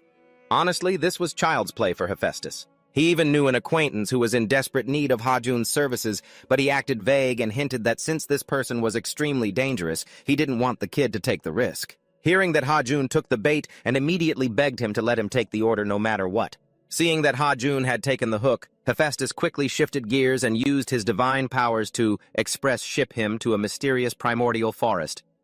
Everything happened so fast that Ha-jun didn't even realize he had arrived at such a strange place until it was too late. While he was still confused, his delivery app suddenly sounded a high-level danger alert. He startled and turned around only to realize that he had unluckily wandered right into the crosshairs of a massive, gigantic wild boar monster charging at him like a bullet. By the time he realized how much trouble he was in, it was too late to run. But when luck runs out, fate takes over. Just when Ha-jun thought he was about to meet his maker, a mysterious figure hiding in the bushes suddenly appeared to handle the monster and save his skin. It all happened so fast he didn't have a clue what the hell was going on. Just as he was standing there dumbfounded, Lucio suddenly jumped out of a nearby bush. Seeing the look of pure annoyance on the little girl's face, he immediately guessed that Hephaestus had sent her there on purpose. But the most important question now was, who the heck took out that monster? Since Lucio had only just arrived, there's no way she could have taken it down, and Ha-jun certainly didn't have the skills for that. Just then, an uncle with a ripped six-pack body suddenly appeared and admitted he was the one who had just taken action. But the thing is, this uncle wasn't exactly human. He was a centaur half-man and half-horse. Ha-jun hadn't even processed the situation when the delivery app suddenly chimed to announce that he had arrived at the delivery location. This meant the half-man, half-horse guy right in front of him was none other than today's customer. Seeing a stranger suddenly pop up in his territory, the man walked over to question them. Ha-jun was about to answer, but little Lucio suddenly tugged him back and explained that she knew who this was. It turned out the person standing right in front of them was Chiron the Centaur mentor to great heroes like Jason of the Argonauts, the hero of the Trojan War, Achilles, and the server's top-ranked warrior Heracles. Looking at the disciples Chiron had personally trained and mentored, you can easily tell just how insanely powerful he is. However, like many other eccentric gods, when Chiron heard Lucio accidentally drop the name of his student Heracles, he suddenly flew into a blind rage and drew his bow ready to blow both of them to smithereens. Seeing that things were about to go south, Ha-jun hurriedly explained that he was a delivery person sent by Hephaestus. But even after hearing that, Chiron didn't stop. He fired an arrow straight at Ha-jun and Lucio. Luckily, thanks to his high-end protective gear, they barely managed to escape with their lives. If not, both of them would have been holding hands on their way to the underworld to have tea with Hades. Afterward, Ha-jun had to explain for a long time to convince Chiron to trust him. Thinking it over, Chiron felt that what the kid said was likely true because, after all, it wasn't a coincidence that Hephaestus would reveal his name to someone else. On the other hand, even though Ha-jun looked a bit scruffy and didn't look like a hero in the slightest, he did have a minor goddess with him, and minor goddesses often traveled with heroes as companions. After thinking it over, Chiron finally decided to tentatively trust them and spare their lives. Seeing that the short-tempered uncle had calmed down, he breathed a sigh of relief and seized the opportunity to pitch his delivery service. It was probably the first time he'd ever heard of it, so Chiron seemed a bit hesitant at first, but in the end, he decided to give it a try. He handed Ha-jun a glass vial and gave him directions from here. Go straight north through the forest and you'll find a large cave. Head there. All you need to do is head inside and snag some saliva from the lazy bum sleeping in there. That's it. Ha-jun was pretty surprised by such a bizarre request from Karen, so he asked for confirmation and got a firm answer from the guy even though he felt like something was a little off. But since he's just trying to make a living, Ha-jun had to grit his teeth and take the job. He quickly hauled little Lucio along to make the delivery, but he had no idea that this wasn't just some normal delivery. It was actually a little test from Karen to see if the kid was trustworthy. And of course, the road ahead wasn't going to be easy at all. Karen even showed pure contempt when he saw the poor fool charging off without any preparation at all. He was truly reckless for rushing into that cave. He had no clue about the dangers lurking inside. Even if he could safely pass the forest ahead, he'd still have to face the snowy mountain ranges, the kind of treacherous peaks that no mere mortal could ever cross. However, while Karen was still standing there looking like he'd already predicted the outcome, Ha-jun suddenly launched into the sky at light speed and just zoomed away, leaving the old man standing there dumbfounded with no clue what the hell was happening. Turns out the kid used the skills from his protective suit to hack the game and blast past the forest and the mountains. He didn't waste much stamina or time. Soon, Ha-jun and Lucio reached the cave Karen had mentioned, but unfortunately he'd used up too much of the suit's allowed time for the day, so from now on, they were on their own. On top of that, little Lucio was feeling dizzy and nauseous from that roller coaster ride through the forest and mountains earlier. So Ha-jun had to wait a bit for her to get her act together before they could enter the cave. Even though they'd gone quite deep inside, the weird thing was, Ha-jun didn't see any creature sleeping anywhere, just like Karen said. The deeper they went, the gloomier and damper the air got since no sunlight could reach them. Every once in a while, the sound of dripping water would scare the life out of little Lucio. She nearly peed her pants. It proved there was practically nothing in here, let alone a living creature. While he wasn't looking little, Lucio suddenly screamed her lungs out and fell backward as if she'd seen something terrifying. At first, he just thought she was being dramatic, getting scared by a few bugs or the sound of water dripping. But very quickly after that, he seemed to realize something, too. Something was seriously wrong when he heard those weird hissing sounds. It wasn't until the guy shined his flashlight that he freaked out, discovering a massive swarm of snakes staring back with friendly smiles, the kind of optimistic, reality-shattering smiles. At this point, Ha-jun could only start chanting his prayers. Ain't no time for fighting. Meanwhile, over on the other side, Karen was actually dragging his lame horse leg across the rough mountain rocks. Turns out Ha-jun's leap earlier was so insanely supernatural that he wanted to come to the cave himself to test the kid's skills once more. After all, it's hard to believe a mortal has power on par with the gods. Just then, Karen spotted a huge crack in the ground that looked like it was left by Ha-jun when he took off for that jump. Clearly, his strength must be monstrous to leave a mark that big. On the other hand, Karen seemed to realize something important, so he immediately released his mana. 1 second he was limping on his lame horse leg, and the next he turned into a Super Saiyan. Screw his aching leg. He flew straight up into the sky. Not only that, but he was flying and praying in his heart, hoping Ha-Jun wouldn't get into any trouble in that cave. However, Karen didn't know that thanks to him, Ha-Jun and Lucio were about to become a late-afternoon snack for those snakes. Tears were falling, and it was game over. Ha-Jun could only put his all into running for it now. Divine deliveries don't mean a thing right now. Survival is the only paradise. Luckily, he and Lucio found a hidden corner to temporarily hide from their sight. Just then, Lucio suddenly warned Ha-Jun that the massive snakes in front of them were actually Hydra, the monster with 9 snake heads, famous in Greek mythology. After that, the little one scolded him for taking Karen's job, which led both of them into this mess. But it wasn't entirely his fault, because that shady old guy clearly went out of his way not to tell them the truth from the start. If he'd known he had to go get saliva from a monster that terrifying, he wouldn't have taken the job even if he had 10 times the guts. But heaven never closes all doors.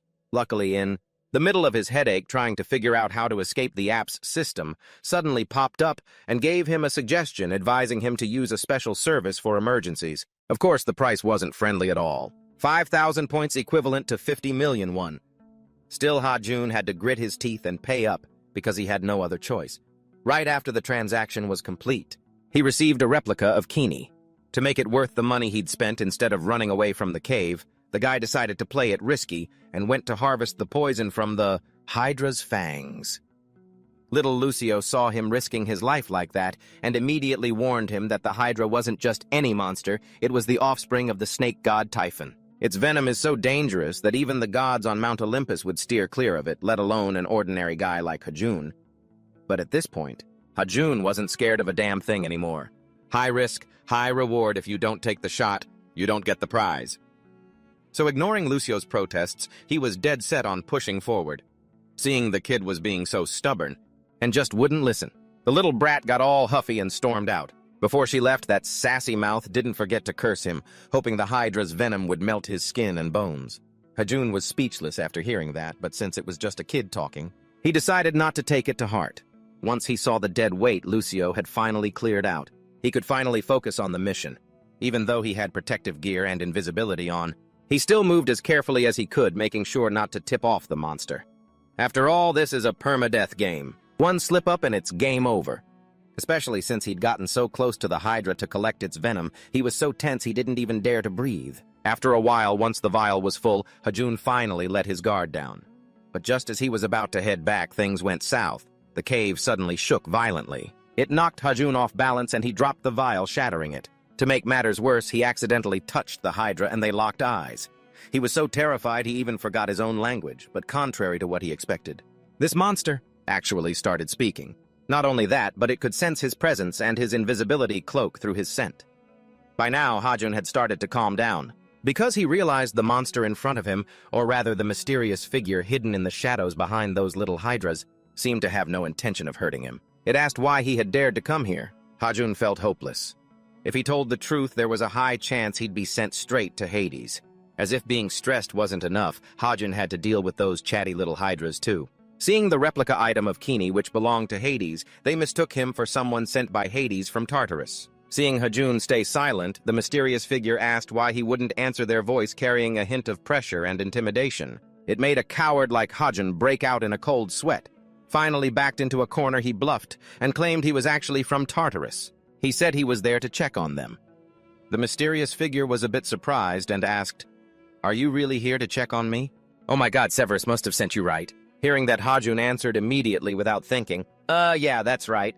Severus was probably worried since he hadn't heard from you in a while, so he asked me to come check on things." How you could tell it was a total lie just by listening. But he had no idea why that person believed him, and they even came out of the shadows to talk about Severus. Meanwhile, little Lucio had left the cave, and immediately used her tiny wings to fly off for backup. On one hand, she was frustrated that Ha-Jun wouldn't listen. On the other, she knew for a fact that Ha-Jun didn't stand a chance against a Hydra and would definitely meet his maker if they fought. Luckily, on the way, Lucio ran into Karen.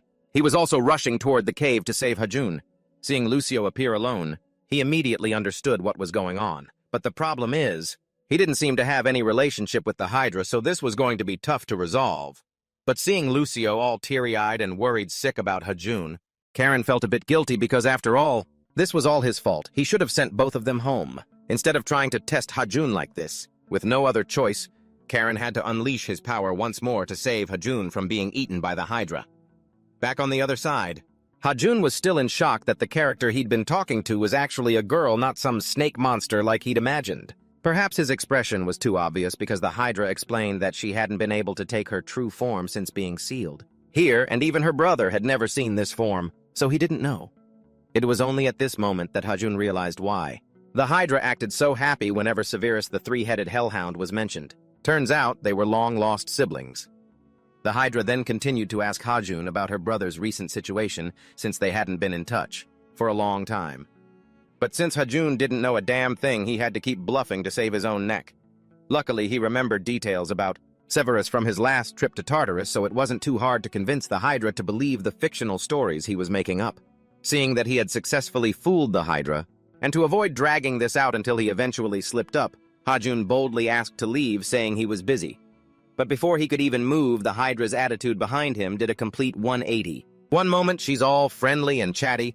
Then she switches to that terrifyingly serious look, scaring the living daylights out of our faint-hearted hero. But really, Hydra just wanted to give him a gift. A single scale from her back just to show her thanks. Even Hajun didn't see that move coming. He was so stunned, he just stood there like a statue. It wasn't until Hydra nudged him that he snapped out of it.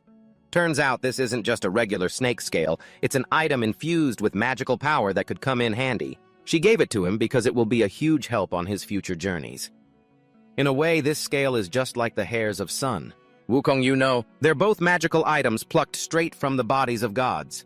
Hey, if the goods are being served on a silver platter, why not take them? Seeing Hydra so eager to offer it, he didn't bother refusing. Still, it was his first time. Pulling a scale off a god's body, so Hajun was a bit tense, worried he might slip up and hurt the beauty. So he decided to use a skill from his protective gear to make a clean break. With a few quick, deft moves, Hajun successfully snagged the scale from Hydra's back. Everything was going swimmingly, except for the part where he lost his balance from the tension and accidentally fell right on top of Hydra. Talk about an awkward situation. As if that wasn't enough, in walks the old man Karen, who immediately jumps to the wrong conclusion. In his eyes, it looked like Hajun was bullying poor Hydra. Little Lucio, who had followed Karen, was so relieved to see Hajun in one piece that she rushed over and hugged him, crying like she was mourning her own great-grandfather. Hajun took the opportunity to tease her, completely unaware that he had just made a jaw-dropping impression on Karen. Because in reality, Hydra is even stronger than the student he's most proud of. Hakin. After teasing little Lucio to his heart's content, Hajun finally remembered Hydra was still there. He quickly turned to apologize for the noise and introduced Lucio as his neighbor so things wouldn't be so awkward. Of course, Hydra didn't seem to care much about things. I like that. Because the appearance of a big shot like Karen was what really caught her attention. From Hydra's words, Hajun learned a shocking truth. That is, Karen has lost his immortal, ageless body after being poisoned by Hydra in the past. Even his lame leg never healed because of it. Seeing Hajun so curious, Lucio finally told him about the bitter history between Hydra and Karen. It turns out that back in the day, Hecate used an arrow tipped with Hydra's poison to ambush Karen, and that's what cost him his status. However, the truth isn't as simple as everyone thinks, because for Karen, that incident was actually an accident, or more accurately, karma for creating a monster. After being hit by Hecate's arrow, Karen couldn't bear the agonizing pain caused by Hydra's poison. So he went to beg the supreme ruler of Mount Olympus, also known as the Greek king of bedroom activities, to take back his immortality so he could finally find peace. But Zeus refused, forcing him to keep living. On one hand, he had to endure the pain of the poison. On the other, he had to suffer the aging of his body. Karen went from being the top-tier centaur of Olympus to a fallen crippled has-been remembered only in myths. Furthermore, Hydra's poison is basically a death sentence for any living thing. Even gods can't escape it if they're hit. So Hydra was quite surprised to see Karen, still standing there alive. The two of them have never liked each other, so when they met again, Hydra couldn't help but jab at Karen a few times, making him furious.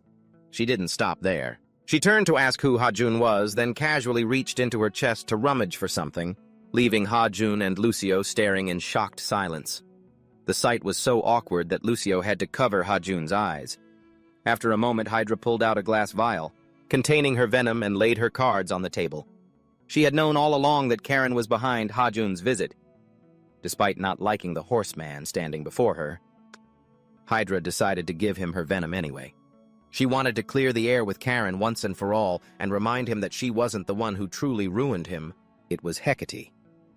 Ha-Jun was stunned to hear this because, as far as he knew, Hecate was one of Karen's most brilliant students. Then Hydra stepped toward Karen to show her sincerity, hoping he would let go of their past grudges. In the end, Karen chose to trust her. He took the vial and downed it all in one go in front of everyone. Immediately, his body reacted violently. He looked like he was in agony, then suddenly collapsed. Ha-Jun and Lucio were horrified, thinking Hydra had betrayed them and was taking Karen out for good. But the very next second, Karen's crippled leg miraculously healed as if it had never been injured. After 3,895 years, Karen had finally regained his full power. He no longer had to endure that pain for even a second longer. This meant that Karen's life at rock bottom had officially ended. A new chapter was about to begin. Karen even shed tears of happiness because that persistent pain had completely vanished. Seeing him so emotional, Hydra stepped forward. I actually thought Hydra had turned on him and finished Karen off right there. But the very next second, Karen's crippled leg suddenly healed as if it had never been injured at all. After more than 3,895 days, Karen had finally regained his strength. And without having to endure that pain for another second, it also meant that Karen's life at the very bottom of society had officially come to an end. A new chapter of his life was about to begin. Karen even shed tears of happiness because that persistent pain had completely vanished. Seeing him so moved, Hydra stepped forward. After settling all the grudges and misunderstandings, Karen gently comforted them, but wouldn't let Ha-Jun and Lucio leave just yet, insisting they stay at his place and wait. Ha-Jun initially thought Karen was trying to lowball his delivery fee, but little Lucio got annoyed the moment she heard him complaining and snapped back at him. She pointed out that a supreme god like Karen would never stoop to something so unsightly. Besides, Hydra was the one who handed the poison to Karen, so Ha-Jun didn't lift a finger to earn any payment. Lucio was so dead on that Ha-Jun couldn't even bring himself to argue, forced to endure her nagging. Ha-Jun waited for quite a while until Karen finally returned with an item in his hand. It turns out he kept them waiting so long just to find this. It was a bow meant for Ha-Jun. Karen had originally intended it for Hakin, but now he felt Ha-Jun was a much better fit than that jerk. He wanted to pass it on to him, but Ha-Jun was a bit disappointed, thinking that as a mere mortal, he couldn't use a god's weapon anyway. He would have much preferred gold as a tip. Still, it was better than nothing. Ha-Jun respectfully accepted the bow from Karen, but suddenly an uninvited guest burst into the house just at that moment. Everyone initially thought it was an enemy ambush, but it turned out to be Ares, the god of war. Ha-Jun, still clueless, didn't realize who Ares really was. So he nonchalantly asked a clueless question. Wait, is Ares that guy known as the Brat of Mount Olympus? Lucio hurriedly warned him to watch his tongue because Ares wasn't like any god they had encountered before. He was a true blue legacy hire on Olympus with Zeus, the king of the gods, and notorious playboy as his father, and the jealous Hera as his mother. To put it simply, Ares was a major powerhouse with serious connections that they shouldn't mess with. After storming into Karen's house and confirming Ha-Jun's identity, Ares suddenly lunged forward and knelt right in front of him, begging for help, leaving Ha-Jun completely stunned and frozen, thinking, what the heck is going on? Seriously, Ha-Jun, a 27-year-old delivery guy, had officially become the first human to make a god kneel and beg for assistance. It sounded pretty epic, to be honest. In another turn of events, after finishing the delivery for Karen, Ha-Jun and Lucio headed home on the high-speed train. Since it was her first time experiencing such a fancy high-tech mode of transportation, little Lucio was extremely excited and noisy, forcing Ha-Jun to tell her to keep it down so they wouldn't bother the other passengers while he was just trying to chill on the ride. While he was relaxing, his delivery app pinged with a notification that his account had just received 100,000 points from Karen, bringing his total to 388,700 points. Ha-Jun was so thrilled he couldn't help but yell out loud, getting told off by the passengers again. Even though Lucio teased him, he was still happy because the money made it all worth it. Just from one delivery for Karen, he'd raked in 2 billion won. Even Bill Gates would have to bow down to this earning speed, though he still couldn't fully relax yet. That was because he still had the order from Ares ahead, or rather the request Ares had made back at Karen's place. It turned out the reason Ares had knelt before Ha-Jun was that he needed him to rescue a hunter linked to him after Ares had checked the thread of fate. He discovered that the hunter was going to log out today. Hajun was confused, wondering if Ares already knew the hunter's fate. Why didn't he just go save the person himself instead of asking a mortal like him? Lucio explained that doing so would violate the law of causality. Specifically, all gods were forbidden from interfering directly in human life and death, and this rule was absolute under any circumstances. So forget Ares, even his dad. Zeus wouldn't dare break that rule, because the situation was so dire. Charon had actually advised Ares to rethink his options. Even as the god of war, he knew the gravity of the situation. Yet even knowing it violated the law of causality, Ares was adamant about saving that hunter at all costs. Even if it meant kneeling and begging Hajun, because that wasn't just any regular hunter, it was a divine hunter. In reality, even though the gods couldn't interfere too much in human lives due to the law of causality, they could still grant power to certain hunters through a pact, and once those hunters fully awakened, achieved great feats and became famous through the praises of the people, the gods would also benefit through the pact, sometimes reaping rewards many times greater than what they initially invested. However, everything comes with a price, and if a hunter kicks the bucket before finishing their mission, the god who signed the pact would also be implicated and face unimaginable consequences. In layman's terms, the troublemaker Ares had bet his entire fortune on this gamble, and was now facing a major risk of going bust. Hajun was speechless, and Charon was shocked that Ares was reckless enough to pull something like this. Not only that this guy had invested his old man's entire assets at home into this one gamble, he was basically one step away from mortgaging the deed to Olympus itself. And if the truth came out and the old man, Zeus, found out about this, Ares would be absolutely finished. That was exactly why he had come all the way here to beg Hajun for help. Hajun felt like, great, now I'm basically a servant for all of Olympus. If it weren't for the massive payout on this delivery, he wouldn't have touched a crazy gamble like this with a 10-foot pole. But regardless, since you already gave your word to Ares, you've got to find a way to settle this quickly, or things are going to get complicated, maybe even worse because of this. Hajun splurged on a bullet train to get to Busan as fast as possible, where the target he needs to protect is currently located.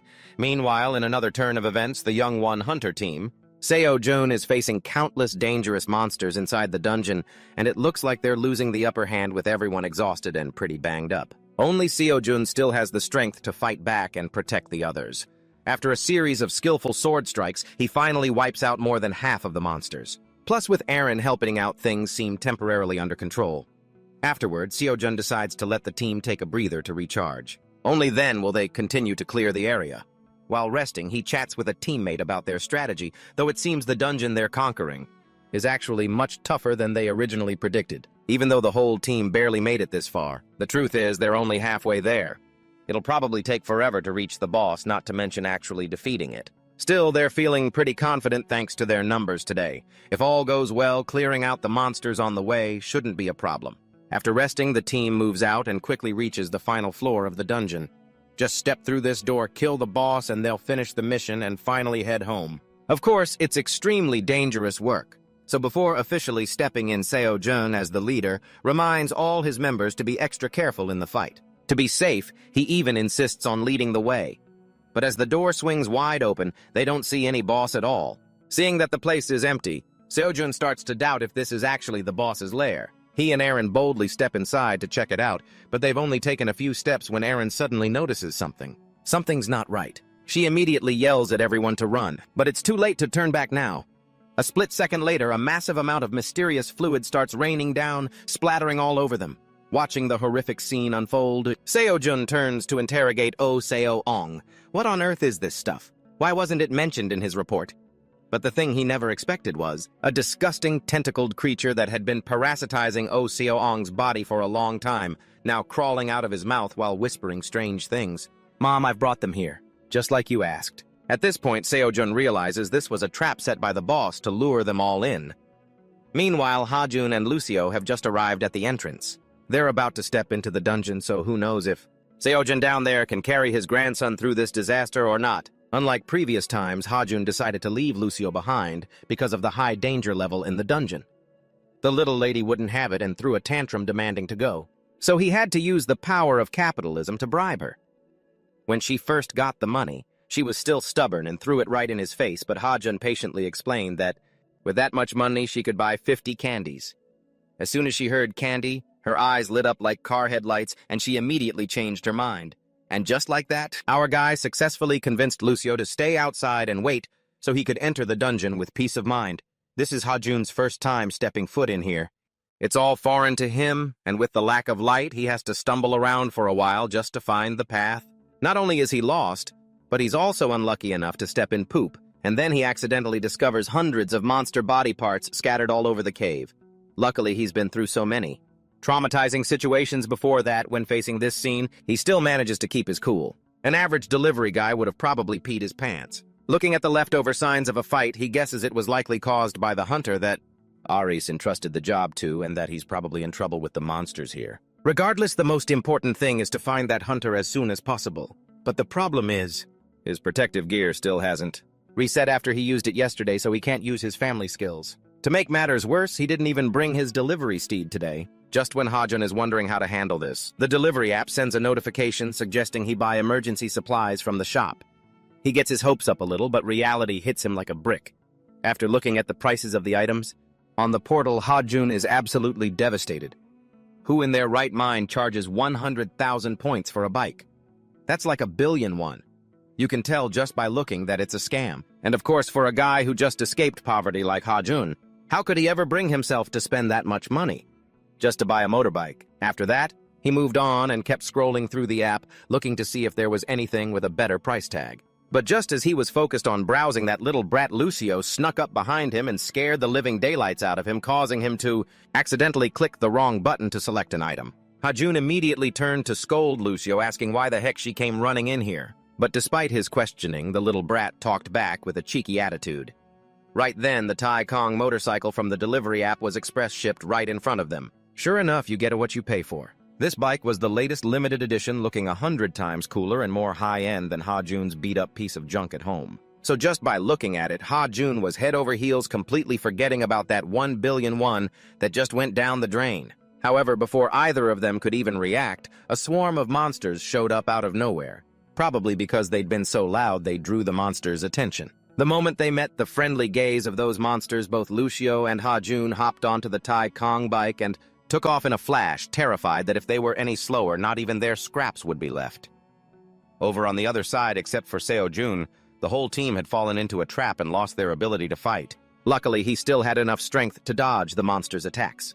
As he carefully observed his surroundings again, he was shocked to realize that the entire cave was actually part of the monster itself. It was clearly completely different from any type of monster he had ever encountered before. Even in the Hunter Association's database, there was no record of a monster with the bizarre ability to manipulate and control human bodies like this. So given the situation, Seo-Jun realized deep down that he absolutely could not let this monster escape the dungeon, and it was best to finish it off right there to prevent any future trouble. Aaron, having been careless earlier, had also gotten trapped, but fortunately she still had some consciousness and strength left. To break free from the monster, Seo-Jun saw this and immediately ran over to check if she was all right. Actually, Aaron had only been trapped for a short while, so she wasn't seriously affected. With the strength she had left, she could still continue fighting alongside Seo-Jun. Because the situation was extremely urgent, and the longer they waited, the more their teammates would suffer, the two of them quickly rushed in to engage the monster in combat. Right then and there, while Aaron surged forward to grab its attention, Seo-Jun seized the opportunity to strike its weak point. Since it was the deciding blow, he poured all his energy, even his divine power, into it. However, after a massive explosion, the monster was still standing there grinning, leaving Seo-Jun completely stunned. As if he couldn't believe his own eyes, Aaron seemed to notice something was off and immediately snapped at him, telling him not to just sit there in a daze. But unfortunately, Seo-Jun was totally drained from that last attack. He couldn't even stand up, let alone think about counterattacking the monster. Aaron didn't want to just give up like that. However, before she could do anything, the monster began its next wave of attacks, ready to wipe both of them out. They thought for sure this trip was a one-way ticket to the afterlife. So they basically said, screw it, and accepted their fate. But just at that life-or-death moment, Ha-Jun and Lucio came drifting on that motorcycle, unexpectedly launching out from the monster's very own eye, leaving both Aaron and Seo-Jun in shock, like what on earth just happened, and it didn't stop there. Before landing, Ha-Jun casually pulled off some sick drifting turns. His skills were on par with the street racers at Taeho. I'm telling you, it was incredibly cool. Even though Seo-Jun and Aaron had been through countless bloody battles in dungeons, this was probably the first and only time in their lives that they had witnessed such a world-shattering scene. And there was more. Little Lucio suddenly debuted with a rugged, street boy look that couldn't have been more badass. Seo Jun and Aaron were left speechless, totally at a loss for words. After that, this little troublemaker didn't stop, but while she was busy bragging, she was suddenly grabbed by the monster parasite inside. Oh Se-ong, and was scared out of her wits, nearly sending her soul flying to Mount Olympus. Luckily, Ha-jun appeared just in time and snatched the monster before it could hurt Lucio. And those other two. After that, Ha-jun showed Seo Jun and Aaron what a true tough guy looks like, by using his bare hands to pull the parasite out of Oh Se-ong's body. Seo Jun was like, "Oh, so those little pests? If you guys can't handle it, just leave it to me." However, before he could finish bragging, the giant monster above began to stir, preparing for its second attack. One look at this thing, and Ha-jun knew he had zero chance of winning. But then again, his mission was to save people and deliver goods, not to kill monsters, so thinking about it, it wasn't a huge deal. Right after that, he turned and asked which of the two was Park Seo Jun, the divine hunter of Aries, and told him to raise his hand. After the guy confirmed, he quickly ran over to Seo Jun to check if he had any injuries. On top of that, Ha-jun still had the audacity to ask some clueless questions like, "Hey, have we met somewhere before? I don't know why, but you look so familiar, man." Oh, I remember now. It was back in the Tataros dungeon. I think we met there. This world is really small, isn't it?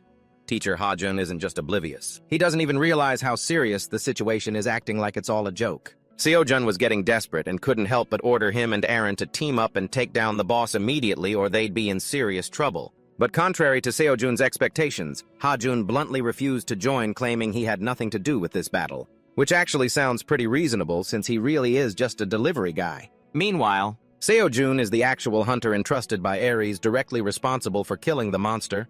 Plus, Ha-jun doesn't even have any divine power or superpowers. His protective gear is still recovering, so how is he supposed to fight?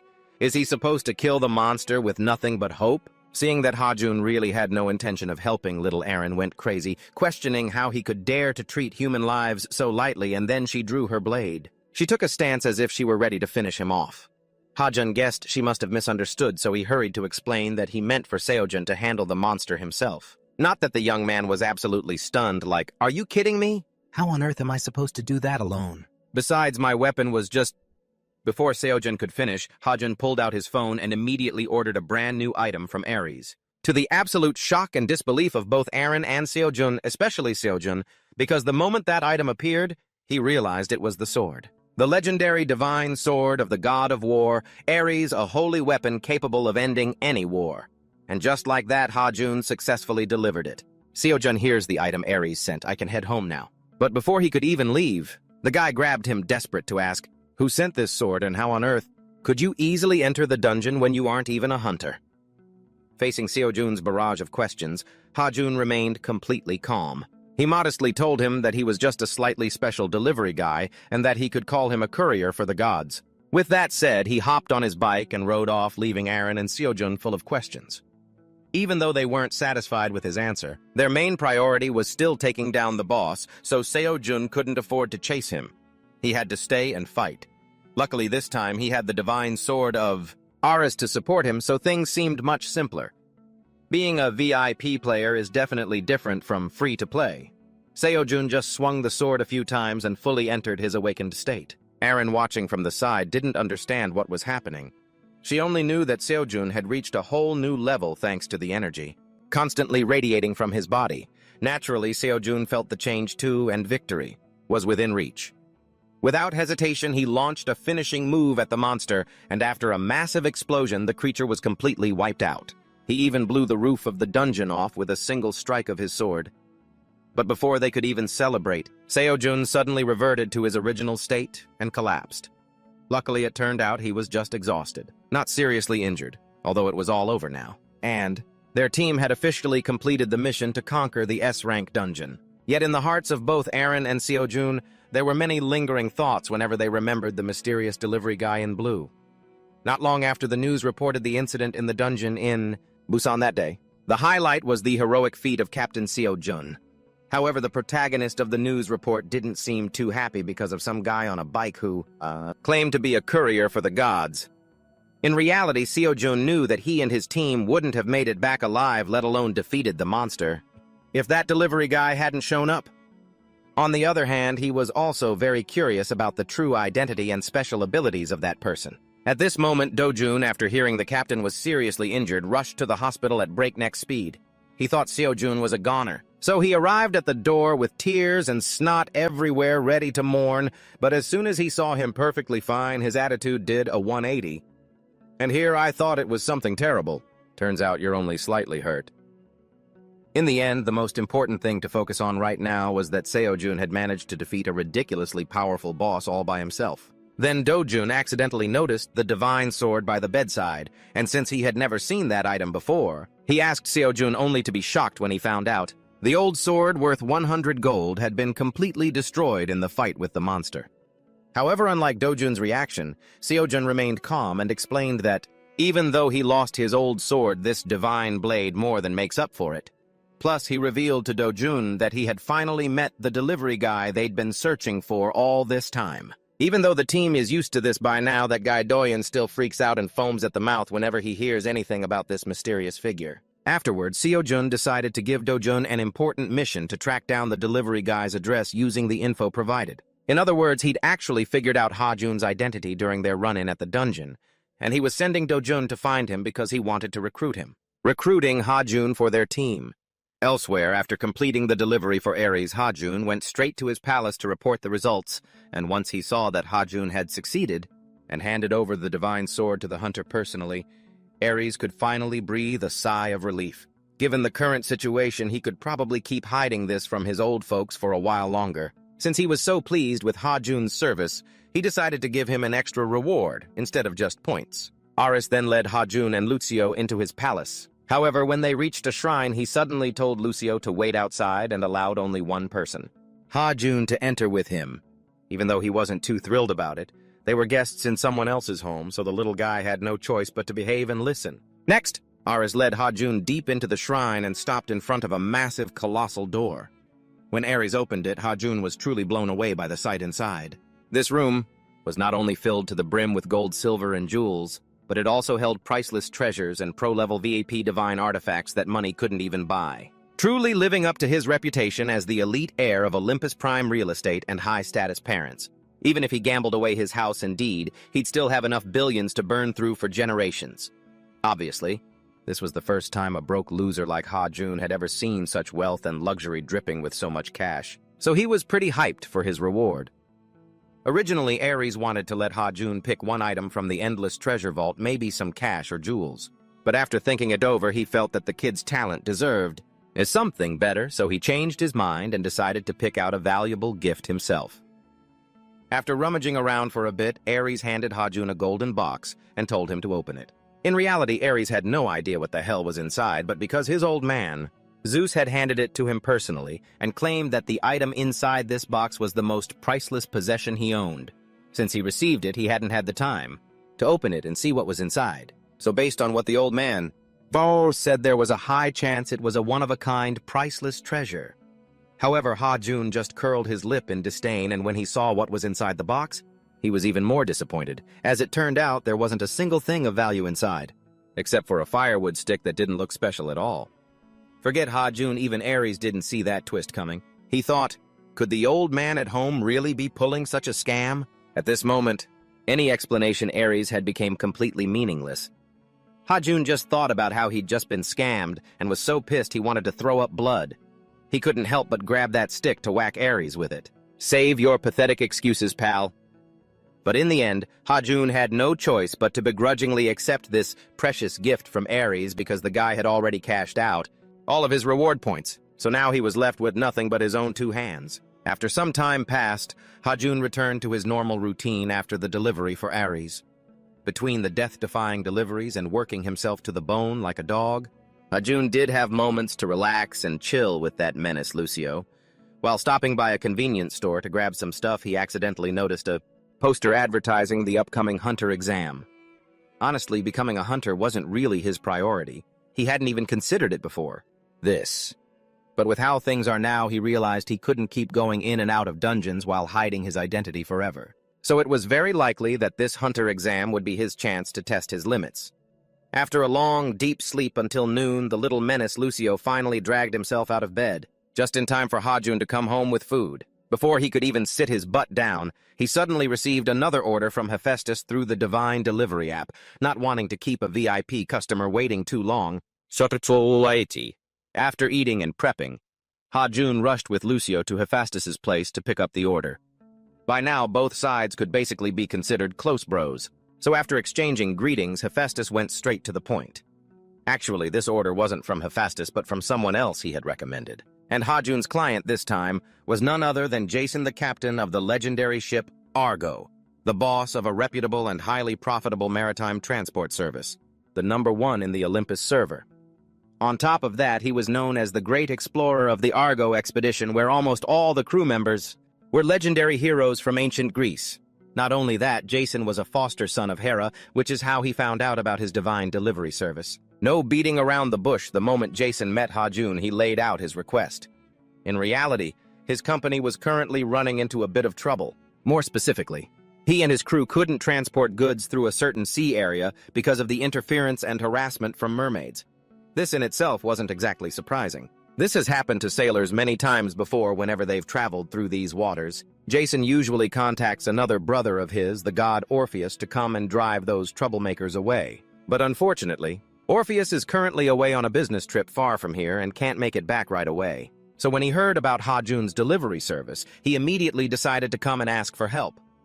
After hearing Jason out, Ha-jun thought for a moment because based on what he said, this meant he wanted Ha-jun to take care of those mermaids for him, or perhaps do whatever it takes to get the ship safely through those waters. But for a normal guy like Ha-jun, this is obviously way the hell out of his league. If even gods and legendary heroes can't handle them, what the hell is he supposed to do? Fight a monster? Ha-jun was exhausted just hearing about it. This shipper job has become a jack-of-all-trades role. Everything just lands on him. He wanted to turn down Jason's request, but the amount of money Jason was offering was enough to hire Elon Musk to perform a pole dance. Ha-jun immediately took the job, even though he was a bit worried about having to head way out into the open sea to complete the delivery, but luckily, Hephaestus proactively offered to help him with his magic, so in the end, things didn't seem too bad. Very soon after, Ha-jun and Lucio set sail with Jason toward Melodic, the home of the mermaids. Instead of driving the mermaids away like Jason usually did this time, Ha-jun decided to try a more peaceful approach. He would go to the mermaids himself to negotiate. After hearing his proposal, Jason offered to lend him a boat to get down there, but Ha-jun immediately refused and jumped straight into the sea with Lucio, leaving Jason completely stunned and bewildered. As it turned out, our guy had already prepared a vehicle, a jet ski that could glide over the water. The design was absolutely fire, while the little menace Lucio could just fly around using the tiny wings on his back. So Jason's worries about them were totally unnecessary. While heading to the mermaid lair, Lucio relied on knowledge from his kindergarten days to tell Ha-jun about what they were about to face. In reality, these mermaids aren't as beautiful as the fairy tales make them out to be. They aren't just mere mermaids, all with enchanting voices, but are actually lethal warriors who can take on any enemy, monsters, gods, you name it, as long as it's underwater. Not only that, the mermaid clan's power is shown by their pack hunting habits. They never hunt alone. They always go with their sisters and friends to gang up on their prey. For these reasons, that's why Jason's had to rely on famous heroes like Odysseus of Troy to protect his cargo ships every time they passed through mermaid territory. But this time he was desperate, which is why he had to turn to Ha-jun's service. Actually, Ha-jun had already somewhat guessed the difficulty level, because Jason wouldn't have paid him such a huge sum of money for nothing. Plus, he was prepared to fight back with the stick he got from Ares if they tried anything funny. One of the mermaids, seeing him and Lucio approaching, dove underwater, planning to ambush them and turn them into dinner. But unfortunately for her, Ha-jun was alert and spotted her. The moment she surfaced with her mouth wide open, revealing rows of sharp teeth to bite, Ha-jun quickly pulled out the stick and smacked her one. "You've finally met your match." Even though this stick looked like a piece of junk, it was still a divine item, so its power shouldn't be underestimated. So Ha-jun was pretty confident using it to combat the enemy. However, life isn't a fairy tale. The mermaid acted like nothing happened after taking his hit. By now, the guy realized he'd been had. Oh crap, did that Ares guy scam me? Luckily, he quickly used an item from the shop to disappear from the mermaid's sight just in time, narrowly escaping. Otherwise, this would have been the end of him. Just then, he and Lucio noticed a large shrine behind them. It seemed like this was the mermaid lair, and based on what Jason had said earlier, there was a high chance the mermaid queen was deep inside. Instead of struggling to fight every single one of them, he could settle this quickly by taking down the queen. Even though facing the final boss head-on was pretty risky, Ha-jun had no other choice.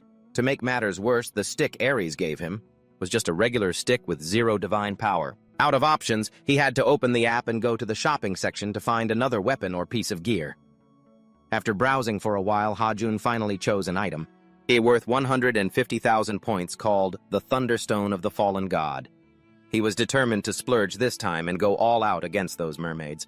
Meanwhile, inside the shrine, the mermaid queen already knew about the intruder through reports from her subordinates. One of them asked the queen for permission to hunt, because they hadn't eaten anything in 10 days. However, the mermaid queen immediately rejected this request because Orpheus, the only hero capable of countering them, was currently away. She felt this was a once-in-a-lifetime opportunity to feast. Instead of hunting small groups and making humans suspicious, she thought they should patiently wait for the perfect moment to pull off one massive score, specifically Jason's cargo ship, the Argo, which was about to pass through their waters at any moment. Ha-jun, hidden by his stealth item, was lurking to the side and heard the entire plan. He never expected that this hag could come up with such a sinister scheme, just to turn people into food. Lucio, standing right beside him, agreed with his assessment, looking as if they were going to wipe out the entire crew of the ship. At this point, things were no longer just a simple order or a negotiation that could be settled peacefully. It had become a fight for survival. Since human lives were at stake, Ha-jun had to intervene directly to thwart their plans, and he turned to ask Lucio for a favor, promising that if she did a good job, he'd treat her to a meal even better than the black bean noodles she'd had before. The moment she heard tasty food, the little wild child agreed on the spot. After giving her careful instructions, Ha-jun took off his stealth cloak and put it on Lucio. He sent her off to do her part. Since the cloak's invisibility only worked at close range, he was now completely exposed. This meant every mermaid there could see him. Instead of letting them catch him off guard, he decided to go big and strike first while the iron was hot. "Hey, you mer-bitches! Come and get me if you're so tough!" Honestly, Ha-jun's attitude right now was just peak comedy. Even the mermaid queen, seeing him shaking his butt at her, felt like her eyes were being assaulted. She immediately ordered her minions to capture him. But Ha-jun wasn't stupid enough to just stand there and get caught. Once he'd achieved his purpose, he turned tail and ran for his life, waiting for the perfect moment. He quickly signaled Lucio to use the god's Thunderbolt Stone to attack the mermaids. The damage from that item was so intense it triggered a massive explosion. The shockwave blasted the entire shrine into rubble. Luckily, Ha-jun and Lucio managed to dash out just in time. If they'd been any slower, not even their shoes would be left. Initially, Ha-jun's target was just the mermaid queen, but after hearing about that brutal plan, he changed his mind and decided to send the whole lot of them to the afterlife to avoid any desperate counterattacks. But life isn't a fairy tale. Just as they were about to celebrate their victory, the mermaid queen suddenly rose from the grave and grabbed Lucio's leg. Naturally, she was purple with rage after being played like a fool by Ha-jun. She retaliated by trying to swallow Lucio whole. The moment Lucio was about to end up in her stomach, Ha-jun didn't hesitate for a second and unlocked a new skill on his protective suit. He lunged forward and punched her right in the face. "Eat this, you bitch!" Finally, he managed to save the little one from the jaws of death. Thanks to the earlier explosion, Ha-jun also successfully leveled up, pushing his gear to Phase 2. Honestly, even Ha-jun couldn't believe he had such overwhelming power. Just one punch to subdue that mermaid queen. However, in the blink of an eye, she vanished from their sight. The mermaid took advantage of her aquatic environment to close the distance. Catching them off guard, she leaped out and grabbed Ha-jun. Her speed was so fast they couldn't even react. By the time they realized what was happening, it was too late. Ha-jun was dragged under the water. It looked like she intended to drown him until he logged out for good. But the main character isn't going to just kick the bucket, is he? Just as he was 1 foot into the grave, the author granted him the power of a flashback. But unlike other protagonists who reminisce about love, a family, or friends to gain strength, our guy here flashed back to his life at the bottom of the social ladder as a broke loser. Thinking about the fancy apartment he'd just bought, which he barely lived in, and the huge amount of money in his account that he hadn't finished spending, he was even more determined to survive. Perhaps driven by his strong survival instincts, Ha-jun awakened the hidden power within the Ares staff and turned to give the mermaid queen a massive smackdown. He broke free from her grasp. He didn't stop there. Because Ha-jun's blood was boiling, he didn't give a damn about anyone anymore. Even this mermaid queen was nothing but a rusty nail in his eyes. He didn't even plan to run. He turned to fight her head-on. Or rather, he was one-sidedly slapping her around with some very loving smacks to the cheek. After a chaotic underwater brawl, Ha-jun finally resurfaced, posing like a total badass to celebrate completing this difficult order. It was a satisfying victory. In the end, they treated themselves to a delicious bowl of black bean noodles that tasted like heaven. In reality, Ha-jun faced many difficulties at first, but thanks to the help of that little troublemaker Lucio, he managed to defeat the entire mermaid tribe, especially that intense underwater solo against the queen. Luckily, thanks to some divine light and the author buffing him with that flashback power, Ha-jun was able to turn the tide and give that hag a beating. Otherwise, he'd have been pushing up daisies a long time ago. To celebrate this occasion, Ha-jun decided to spend money like a high roller, generously letting Lucio choose whatever she wanted to eat to her heart's content since he'd made a massive profit anyway. Even after deducting the 150,000 points he'd spent on items earlier, he still came out on top. A bit bored, Ha-jun realized that orders involving combat with monsters seemed to pay way more than standard delivery jobs. Thinking about that, he suddenly remembered the hunter test flyer he saw at the convenience store. I guess a delivery guy and a hunter aren't so different after all. After a full meal at the restaurant, the two of them carried their full bellies home to rest. However, Ha-jun had just barely laid his head down, not even getting a moment of peace. Disturbed by the doorbell, he figured it was probably just the neighbor dropping by to say hello. But when he opened the door, he was shocked to realize who was standing right in front of him. Seeing Seo-jun wearing sunglasses, a face mask, and a hoodie pulled low looking exactly like a neighborhood creep, he froze solid, not even waiting for Seo-jun to speak. He slammed the door shut and hid inside. Little Lucio, who was inside, heard the commotion and popped his head out to ask what was going on. Ha-jun could only feed the little lady some nonsense. Saying it was nothing but Seo-jun being ignored outside, didn't give up. Instead, he brazenly pounded on the door, shouting, "I know who you are. Lee Ha-jun, you're the courier for the gods, aren't you?" As soon as he heard the guy hit the nail on the head regarding his identity, Ha-jun couldn't hold back and opened the door to confront him face to face. Good thing he opened the door when he did. If he had been even a second later, that hot-headed guy would have smashed his massive fiery divine sword right into his house. At this point, Ha-jun was completely baffled. He couldn't wrap his head around how on earth Seo-jun managed to find his home address. However, to Seo-jun, that didn't matter nearly as much as recruiting Ha-jun into his hunter team. So the moment they met, he bluntly expressed his intentions right then and there. Before they could discuss anything in detail, Seo-jun handed Ha-jun an envelope as a gesture of sincerity, hoping he would accept it. It looked thin, but inside was actually a check worth 500 million won. Ha-jun initially didn't want to engage with Seo-jun, but upon holding that golden check in his hand, he reluctantly sat down with him. "I'm only agreeing to talk to you because I see how sincere and friendly you are, okay? It's definitely not because of this 500 million won check." Seeing the broke guy had taken the bait, Seo-jun didn't beat around the bush and went straight to the point. He came to find him this time, to recruit a talent like Ha-jun into his hunter team. Rich people don't nag. Instead of introducing the work environment or the colleagues, Seo-jun laid it out clearly. Ha-jun's base salary if he joined the team would be 300 million won a year, with bonuses falling around 200 million won annually. And that's not even counting the other benefits. Ha-jun heard that and was absolutely stunned. Hunters really are the kings of all professions. While Ha-jun stood there frozen for a few minutes, Seo-jun was feeling just as tense because according to what Do-jun had said earlier, Ha-jun didn't seem like someone with a burning passion for becoming a hero hunter. He wasn't even desperate enough to have any certifications or any documents related to the hunter industry. So Seo-jun knew it would be quite difficult to persuade him to join the team. After weighing the pros and cons, Seo-jun felt that a talent like Ha-jun was a rare find that was hard to let go. So he decided to offer as many benefits as possible to entice him.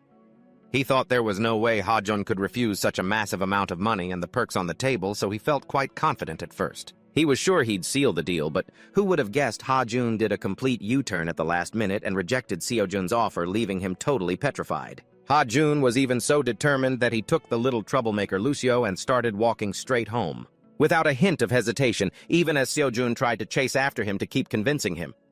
Still, Ha-jun firmly refused, then opened his app to select Teleport to leave, leaving Seo-jun standing all alone in the middle of the street. After the chase, just when it seemed like Ha-jun had reached a dead end and stopped, he held up his ringing phone. "Notification, you have a new delivery request." Ha-jun smiled triumphantly and said, "A delivery order. Obviously, I'm taking it." Just as he finished speaking, he hit the accept button without a second thought. Immediately, a powerful blue light erupted from the phone, blinding Seojun. This light, it was exactly like the one he had seen in the Hell dungeon. He tried to get a look, but only saw a blurry figure. Seojun's eyes widened in shock. He couldn't believe what he was seeing. The smoke gradually cleared, and Hajun had vanished into thin air in the blink of an eye, leaving Seojun stunned. He's really gone. Scene changed to a desolate mountain area. Lucio panicked and asked Hajun, "I thought you said we were supposed to have the day off, Hajun." Sweat poured down his face in the scorching sun as he panted. "Yeah, that was the plan. What kind of heartless jerk placed a delivery order from the top of a mountain?" Hajun yelled in frustration, and with that, his voice echoed across the peak. He panted heavily while checking the info on his phone, thinking that normally, when he accepts a request, he gets teleported directly to the delivery starting point, but today, instead of that, he got dropped off at the foot of the mountain. The little one behind him didn't stop mocking him. "Great job!" This is the consequence of blindly accepting every request without checking the details. Hajun gritted his teeth in annoyance and admitted his mistake. "I know, but I couldn't get out of there fast enough." He angrily cursed to himself, never imagining that Park Seojun from the One Guild would appear at his front door. Who would have thought he'd want to recruit him like that? Hajun struggled to find a way out while thinking to himself. Besides, there was a signing bonus of 200 million won and a base salary of 300 million won. Anyone would jump at an opportunity like that. But he hadn't even truly awakened, and it would be useless to try and trick them because sooner or later they would find out that all his items had limited durations anyway. Hajun thought, then tiredly pushed the idea aside. "Forget it. I'm never going to do menial work for a guild when I can make so much money like this." After just a few deliveries, that guy could have just taken that offer and vanished. He trudged heavily up the mountain step by step until the system notification suddenly rang out. "You have arrived at your destination." Hajun let Lucio sit on his shoulders, panting as he muttered, "We finally made it." The little lady looked listless in the sweltering heat, whining, "Who on earth chose this place?" But then his eyes flashed with surprise at the sight before him. Hajun screamed internally, "What the hell is this?" The air was thick with death, and the slimy purple corpses of monsters lay scattered everywhere. Lucio was mid-sentence when she suddenly panicked. Hajun finally, What is that?" The little lady hovered in the air, showing her frustration as she shrieked, "What on earth is going on here?" He ventured deeper inside, replying, "Don't ask me, I just got here myself." Hajun's boots barely touched a puddle of slime, sending it splattering everywhere. He couldn't avoid walking through the gunk strewn across the ground. He couldn't help but think to himself, "I remember this nauseating feeling all too well." But strangely enough, it was oddly addictive, almost like walking on snow. These were signs of the multi-tentacled monster he had encountered in the Hyani dungeon. Hajun curiously asked the little lady, "Lucio, in Greek mythology, is there any monster that looks like this?" Lucio answered with absolute certainty, no. Lucio had never heard of or seen anything like it before. Actually, it seems the little lady hadn't even finished her sentence before a massive tremor shook everything, making the two of them tense up and wonder if it was an earthquake. A blood-curdling screech erupted from a giant, ferocious monster right behind Hajun. He didn't even notice until the tentacles were nearly upon him. Once they realized it, they both screamed in terror, thinking they had wiped all of those things out. Suddenly, a dark shadow zoomed past. It was a god with a muscular physique soaring quickly over the monster's head. He let out a loud roar and lunged down, throwing a punch toward the beast. A massive earth-shattering explosion occurred, sending debris flying everywhere. Hajun tried to shield himself, but the light from the blast was too blinding to see anything. He gasped, "What on earth was that?" As the hazy smoke cleared, the silhouette of that god appeared, groaning uncomfortably. "Oh man, my back. I guess I'm getting too old for this kind of stuff. My body just isn't what it used to be." He glanced over at Hajun and Lucio. It was Hercules himself, and he looked genuinely happy to see them, saying, "So you're the one." The man he had heard so much about, Hajun, stared at his imposing physique and whispered to himself, "He's huge. Is he my client this time?" Suddenly, Lucio let out a surprised cry. "It's him! He's—" Hajun asked hurriedly, "You know him?" The little lady immediately replied, "Can't you tell who that is?" Lucio began his introduction. The man who completed all 12 labors assigned by the goddess Hera, earned immortality, became a god, and led the gods to victory. Against the giants, the great hero of Olympus, he is the hero of heroes, Hercules. Hearing the little lady's introduction, Hercules spoke up, feeling a bit shy. "It feels like ancient history now. You're making me blush." Hajun was stunned, deducing, "Wait, so does this mean he's the one who shot the poisoned arrow at Karen?" "I've heard about what you did for my teacher. Karen, you helped her heal her leg," Hercules said while stepping closer, but Hajun instinctively backed away in fear, answering, "Ah, right. But actually Hydra was the one who healed Karen. Hercules laughed loudly. I'm incredibly grateful, thank you, friend. He even gave Hajun a pat on the back so hard his whole body shook, and an urgent system notification pinged. Warning suit cannot withstand such impact. Hajun was shocked by the sheer force he thought, man, he's as strong as a bull. Hercules formally introduced himself. Anyway, let me introduce myself properly. I am Hercules. In the past, I was a demigod. But now, as this little fairy says, I have become a legend dedicated to protecting Olympus. Hajun's back ached from the hit, and he couldn't stop patting it while complaining. But he also introduced himself. Ow, my back! My name is Lee Hajun. The little lady beside them excitedly chimed in. Lucio's name is Lucio. It's a pleasure to meet you, Lord Hercules. Now that they all knew each other's names, he got straight to the point. Lee, Hajun, and Lucio. I called you here today because I have something I want you to look into for me. And what would that be? As soon as he asked, Hercules turned and pointed in another direction. Look there. During the Gigantomachy, that door became a gateway for monsters to invade Olympus. Lately, there has been a sharp increase in the number of tentacle monsters appearing from it. Where Hercules pointed was a cave entrance, emitting a blinding golden light, along with countless globs of monster slime. Hajun looked at the squirming pile with disgust as it made tiny squeaking noises. He continued, I've never seen these creatures in this area before, and judging by their form, I have a feeling this might be an invasion from another world. Hercules hesitated for a moment before kicking the pile of slime. Hearing the wheezing sound from the monster after his explanation, Hajun also worriedly thought, I wonder if the dungeon entrances back at Heen have anything to do with this? Hercules said seriously, My request is simple. Just investigate where these monsters are coming from.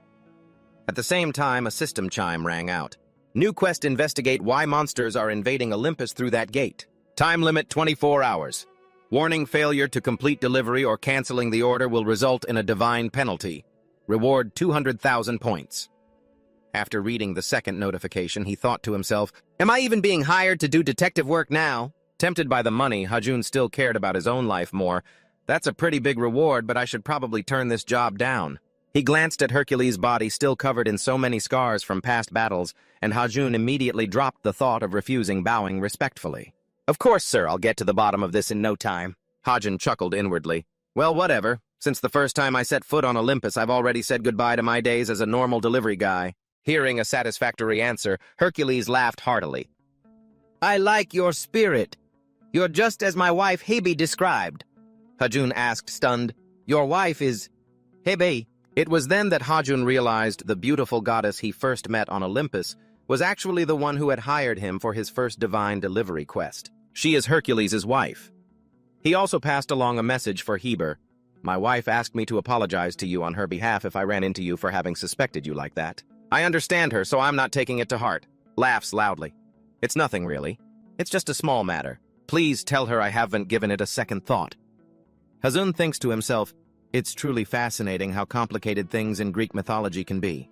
A notification sound interrupts their conversation, guiding them to their destination. He checks the map on his phone, confused. Wait, there's something a bit strange about this map. Lucio, curious, flies over. What's going on? According to the map, it says we have to head in that direction. Hajun walks toward the cliff edge, not the gate that was pointed out. Hercules speaks up to confirm, that's right, it's pointing you the right way. He can't believe his ears and shouts, What was that? Let me help you get there fast in a split second. Before he can finish his sentence, he has already lifted Hajun while Hajun holds on to Lucio tight. Their faces turn pale as they scream in protest. Wait, no, oh my God, no way. Hercules flings them away at a terrifying speed. Good luck to you both. He holds the little fairy tight as she wails, secretly swearing vengeance. Hercules, I will get you back for this. Scene shifts to a modern high-rise building. Rushing footsteps echo through the halls. Doyun bursts through the door calling for President Seojun, who is focused on his computer, and scolds him. Hey, come on now, you can't just barge into my office like that. He pouts and shouts back, but I need to report on how your conversation went. Did he agree? He replies dejectedly, No, he completely turned me down. He didn't even seem to care about what I was saying. Doyun is shocked and wonders, why? But why? That's a once-in-a-lifetime opportunity. He seems to have lost the game. The computer screen displays the words, You are dead. Seojun explains, Who knows? He left very quickly. After he said he had to go deliver something, Doyun feels it makes no sense and replies, Oh, come on. You just let him walk away like that?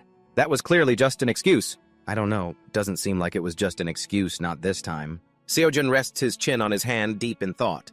He was in the dungeon of Heen. Dungeon for delivery. After everything happened, Ares even sent me a special message. At that moment, he clearly remembers a message from the godly sword. The god Ares confirmed he sent this item. He also said he asked Lee Hajun to deliver the sword. Seojun stares back at the game on his computer. He reassures Doyun, anyway, don't worry. I will keep trying to recruit that divine courier. Into our guild? By the way, is there any update on the tasks I assigned to you? After receiving the divine weapon that Ares asked Hajun to deliver to me, I stopped using my backup sword, so I put it up for auction 2 days ago. Initially, I intended to use that money to pay for Hajun's contract fee, but that's not going to happen now. Seojun still remembers the cunning, smug face of Hajun flipping him off. Doyun suddenly asks, "Didn't you receive the report?" A bidder from Japan expressed interest and wants to buy it, so we've arranged a time. He is extremely surprised by this result. Really? Then I guess we'll have to start preparing soon. Lately, there's been an issue regarding inter-guild transactions leading to a series of thefts that are becoming more frequent. From time to time, we receive reports about high-value goods being stolen during transport. Since my sword is quite valuable, if possible, I should consider hiring a mercenary. Even just the thought of transport makes Seojun hesitate. Wait a second, an idea flashes through his mind. Seojun immediately recalls the first time he met Hajun. When he delivered the sword, he said he was a delivery person. He smiles slightly and says, "I think I have an idea." Back to the scene where Hajun and Lucio are thrown mercilessly by Hercules. The two of them fall at high speed toward the deep abyss. He feels full of resentment and screams, "Why did he have to throw us like that?" The little fairy with the wind blowing into her mouth can't speak clearly and can only emit screaming sounds. The notification from the delivery system suddenly pops up. Approaching destination. Hajun, bewildered, blurts out, "And where is that?" He is completely confused in his mind. Is our destination really the bottom of this abyss? At this speed, we're going to break every bone in our bodies. He immediately summons the scooter he uses for deliveries. It appears like a life raft.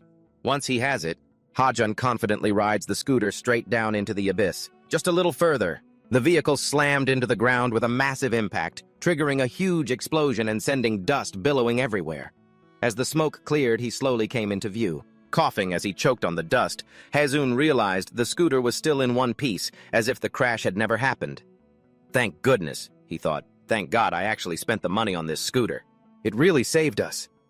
He hurried to shake the little girl who was still slumped unconscious in his arms. "Lucio, wake up, we're on the ground now." The little girl replied groggily, "Lucio, I don't know how much longer I can take this." A moment later, they both fully came to their senses and surveyed the situation. Hazun sighed in frustration. "There's nothing here at all. What exactly are we supposed to be looking for? How are we even supposed to get back?" Lucio asked. "Didn't Hercule give you any information?" He felt a surge of resentment and started venting, unaware that a massive foot had appeared right behind him. "He didn't tell me a single thing. That impatient idiot just threw us down here." A massive tremor shook the ground, cutting their conversation short. Both were stunned, and Hazun asked in a panic, What's happening?" Lucio clung to his leg, trembling, and said, "It feels like an earthquake, with all this shaking. What if there's a monster here, just like the one we saw up there? We could die and no one would ever find us." Paralyzed by fear, Hazun couldn't stop imagining the worst, silently cursing the person who gave him this mission. "Hercule, a mysterious character," a voice boomed from right behind them. "Did you just say the name Hercule?" The stuttering, terrified call made him turn around. Standing right in front of Hazun was the silhouette of a giant, freezing him in his tracks. "Oh my God, what is that thing?" The giant loomed like a threat to them both. Hazun's eyes went wide with shock. "Why is there a giant here? He's as huge as the 8 trigrams at Manhwa." The giant god repeated his question. "How do you know Hercule?" Hazun cursed under his breath, wondering what trouble that bastard had caused in these mountains. Hazun forced a smile, explaining, "Actually, Hercule just hired me to investigate why monsters are appearing on the mountain peaks. He told me I could find the cause here." The giant god let out a booming laugh. "Monsters!" The laugh echoed, followed by a blinding flash of light. The giant was none other than Atlas. He scoffed, "That fool! Things must be pretty bad up there if he's in such a rush that he'd send someone like you to find me." Hazun marveled at Atlas's appearance as he saw him more clearly. A giant holding a giant ball. He chuckled to himself. Oh man, it's actually kind of satisfying to see him in such a tight spot. He thought, I get what's going on now. If you know anything, could you tell me? Atlas looked stunned. What? Why on earth would I share anything with you? Anything at all would help me get rid of that bastard. He was taken aback by this lack of cooperation. He thought, why is he being so uncooperative? Hazun whispered to Lucio, who was hiding behind him, trembling. Do you have any idea why he's so worked up? The little girl replied, Are you serious with that question? He's been the giant carrying the celestial sphere, Atlas, for a long, long time. During the great war between the giants and the gods known as the Titanomachy, the giants lost. As punishment, Atlas was forced to hold up the celestial sphere. He's forced to hold it up because his hands and feet are chained. Since Hercule is the son of Zeus, there's definitely some bad blood between them. The little girl guessed the reason. Why Atlas wouldn't cooperate? Listening to this, Hazun growled in frustration, inwardly blaming Hercule. He should have mentioned that if there's that much drama between them, why are all the gods I know such selfish jerks? Just thinking about that heavy shove of his was enough to make him go insane. Just then, Atlas, having listened to everything, finally spoke up. Are you two done yet? Hazun jumped in alarm, but forced a smile. You heard all of that? He continued nonchalantly. As the legends say, whether or not monsters are invading the outside world, that is not my concern. Hazun cursed inwardly. Damn it, I didn't expect this curveball. If I can't get this giant to talk, this delivery is a total bust. I'm going to have to face the wrath of the gods. Hazun immediately changed his attitude. From fearful to boot-licking, he pleaded, Oh, come on! Mr. Giant, can you really say no to a face like this? Atlas saw right through your intentions, so quit it already, you're making me want to puke. Hajun sighed. How ruthless. Then quick on his feet, he suggested, I'm not asking for information for free. I can give you anything in exchange. I'll do whatever you demand. Hearing that, Hajun pointed to himself with a confident grin. Atlas was taken aback by the offer and stammered, What? Lucio was so worried he started stuttering. Hajun, you're being way too reckless. Hajun replied calmly, Well, what other choice do I have? The giant let out a mocking laugh. Anything you say, you're just a regular human after all. What makes you think I'd trust you? Anything I say, really? Hajun wasn't angry. On the contrary, he grew even more confident. You'll never know unless you try. I might just surprise you. Atlas was so intrigued by his attitude that he praised him. You've certainly got guts, human. I'll consider that a compliment. In that case, go get me a golden apple. Hajun didn't expect that request. A golden apple? The giant grinned smugly, laying out the challenge. If you can retrieve a golden apple without crossing the river Styx, then you might actually be worthy of knowing what those slimy monsters are plotting. Hajun racked his brain trying to remember where he'd heard of that before this deal. A golden apple? Where have I seen that before? Beside him, little Lucio screamed, trying to stop him. No, that's impossible, Hajun. You can't agree to this. The golden apple is a rare fruit that only grows on the tree given to Hera as a wedding gift. As Lucio was explaining how to get it, Hajun suddenly remembered where one was and immediately covered Lucio's mouth. He asked Atlas one more time, Is that really all you need?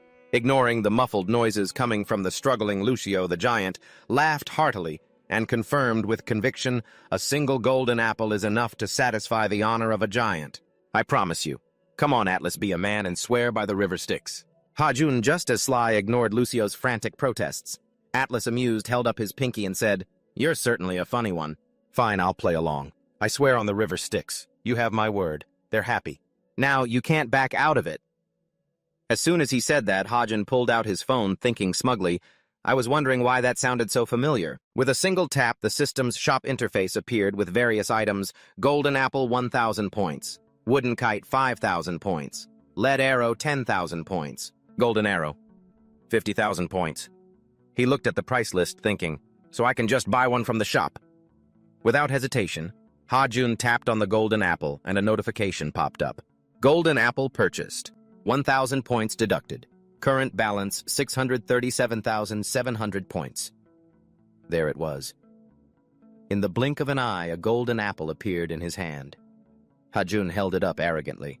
Lucio was left speechless, jaw dropped. Atlas was stunned, breaking into a cold sweat. You've got to be kidding me, right?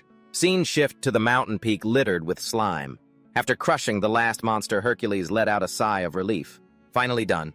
I wonder how long it'll take Hajun and Lucio, though getting info out of that grumpy Atlas won't be easy.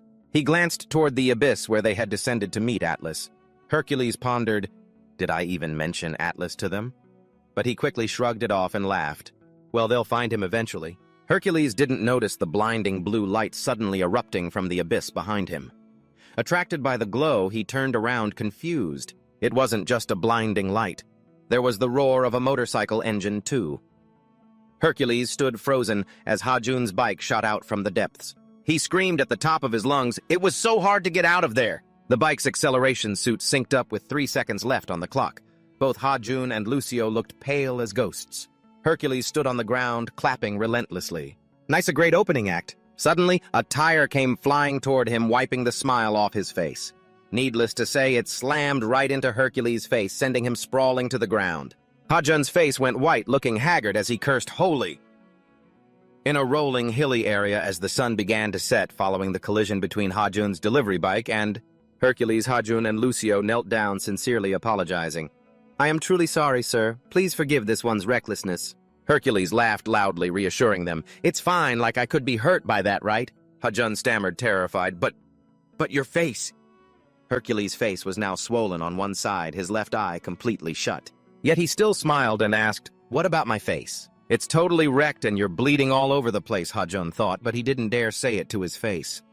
Hercules sighed, looking disappointed. "Looking at the situation, and it seems Atlas didn't tell you anything at all. Maybe I assigned this job to a fool from the start." He seemed to still be bitter about the time he took those golden apples. He sighed, remembering the past. Back then, Atlas had turned bright red with rage because Hercules had stolen his golden apples. The giant had roared, "Stop right there!"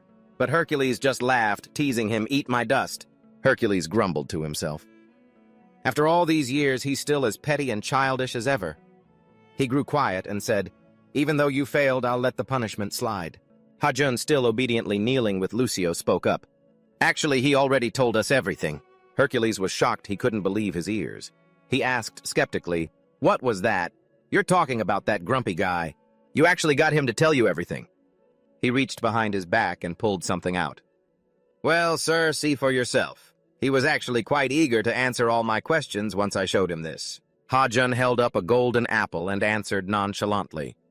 Hercules couldn't believe his eyes, a mere mortal like him actually had it. "A golden apple? Where did you get that?" Ha-Jun laughed heartily and recounted the story. Flashback to before his return, Ha-Jun had arrogantly held up a golden apple in front of everyone's stunned faces. Even Atlas couldn't hide. Surprise was written all over his face. "No, this is impossible. How on earth do you have that in your inventory?" Ha-Jun didn't hesitate to explain, "Oh, I just clicked on the shop and bought it." Atlas rushed to make an offer. "I'll answer all your questions, but give me that apple first." Ha-Jun wasn't about to be fooled by Atlas, so he shook his head and refused. "Not so fast. How do I know you won't scam me? First tell me why those monsters appeared, and then this apple will be yours." He danced around, dangling the apple that Atlas so desperately craved. Atlas wasn't pleased and retorted, "That's not what we agreed on. I even swore on the river Styx just like you wanted." Seeing he wasn't getting what he wanted, Ha-Jun pretended fine then. "If that's the case, I guess I'll just eat this apple myself." Atlas, of course, couldn't resist and compromised. "Wait, no. All right, I'll tell you." Once he finished talking, I just ran off with the apple. Ha-Jun retold the story with confidence, almost like he was bragging about a feat. Hercules finally understood the situation and remarked, "So you're the one who tricked him, not the other way around, right?" He glanced at the guy sizing him up. He knew this wasn't just some ordinary young man, especially since he had been able to heal his master's foot. He chuckled happily. "I managed to save 1,000 points. The little girl beside him asked curiously, "Can you make candy out of that golden apple?" The fire of youth in Hercules' heart seemed to be reignited by him. His eyes lit up, but this bold, reckless attitude really reminded him of his own younger days. "He's starting to look more and more like me." He was excited to finally get the answers he had been searching for all this time. "So what did he say? Where did those monsters come from?" Ha-Jun put the golden apple away and answered calmly, "It's hard to explain. He just kept rambling about a bunch of nonsense." Hercules asked anxiously, "Just give me the summary. What did he actually say?" All right. The ground cracked into 7 parts and there were blue flames flashing here and there. He said that's where they escaped from." Ha-Jun spoke seriously, confirming exactly what Atlas had said, and that piece of information helped him realize something. Hercules swallowed hard, deep in thought. "This seems much more serious than I imagined." Just looking at them from the outside, he could tell the monsters came from another world, and it's definitely from that place. He stared at the pile of slime on the ground with a wary look. Hercules muttered to himself, "If I recall correctly, this guy is Lee Ha-jun. He has the ability to move freely between the mortal realm and any other mythical world without any obstacles. Could it be fate that a fairy is traveling with a human? Is this destiny?" He looked at the little girl beside him. Hercules had already guessed who was behind this and blamed them. The three fates are truly cruel. How could they force a human to carry such a heavy burden? Suddenly, Ha-jun reached out his hand in front of Hercules, leaving him completely confused. "What are you doing?" He smiled craftily and replied, "Come on now. Do I really have to spell it out for you? I've finished my part of the deal. Time to pay up." Ha-jun's expression became very sly as he made his demand. A moment later, Hercules stood looking into the distance at the pile of slimy monster carcasses, lost in deep thought as he gazed at the sky. Hercules was startled when a voice rang out from behind him.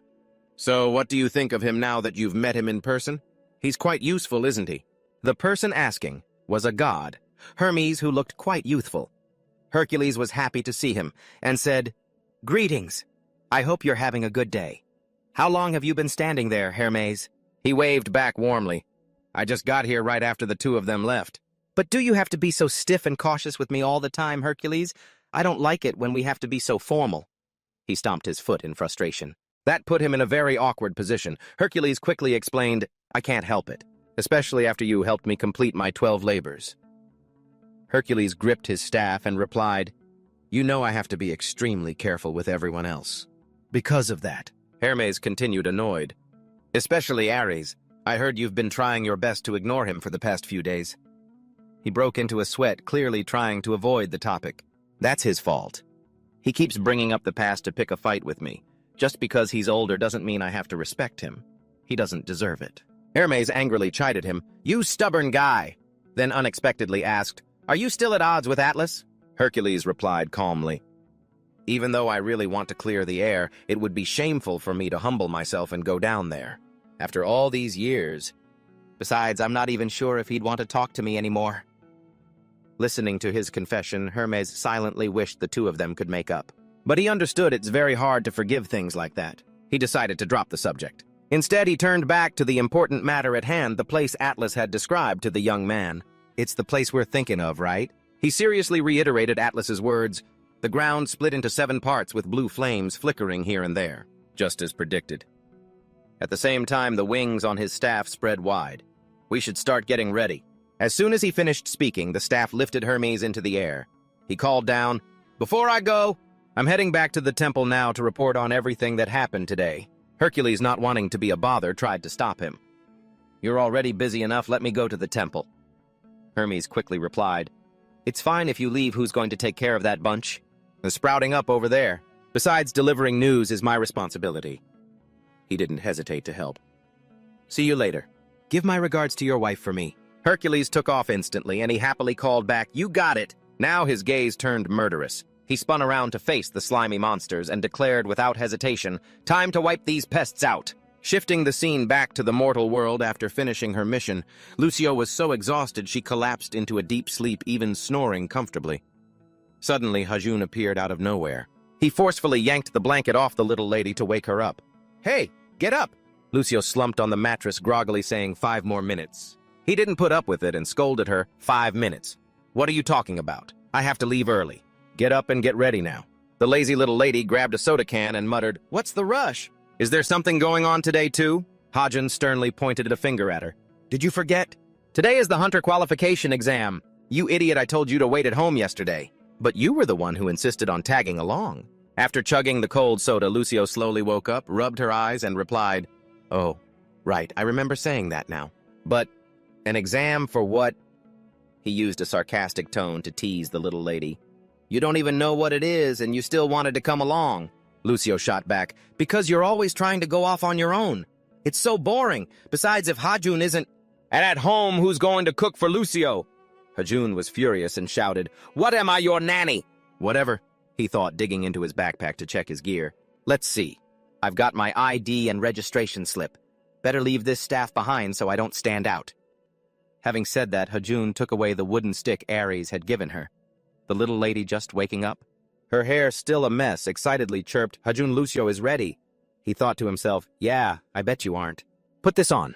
With that, Hajun tossed a baseball cap at the little lady, making Lucio gasp in surprise. At a modern skyscraper, both Hajun and the little lady Lucio were completely overwhelmed by the scene before them. By now, many people had arrived to take the exam, each with different skills. Seeing them, the little lady perched on his shoulder asked curiously, "Hajun, are these people representatives of the gods?" Hajun explained, "Representatives.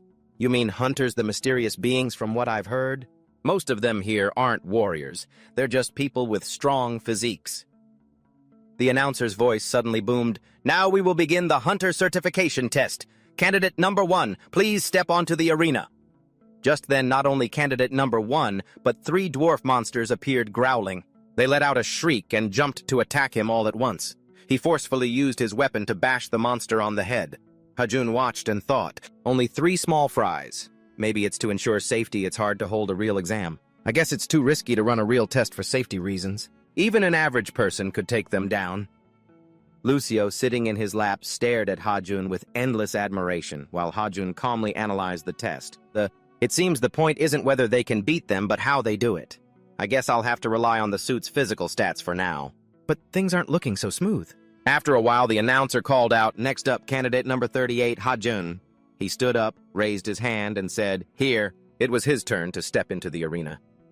Hajun smiled confidently, getting into his fighting stance, telling himself the goal is to pass the test without drawing too much attention.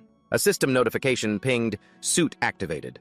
Johan, one of the judges, watched him closely with a hint of suspicion.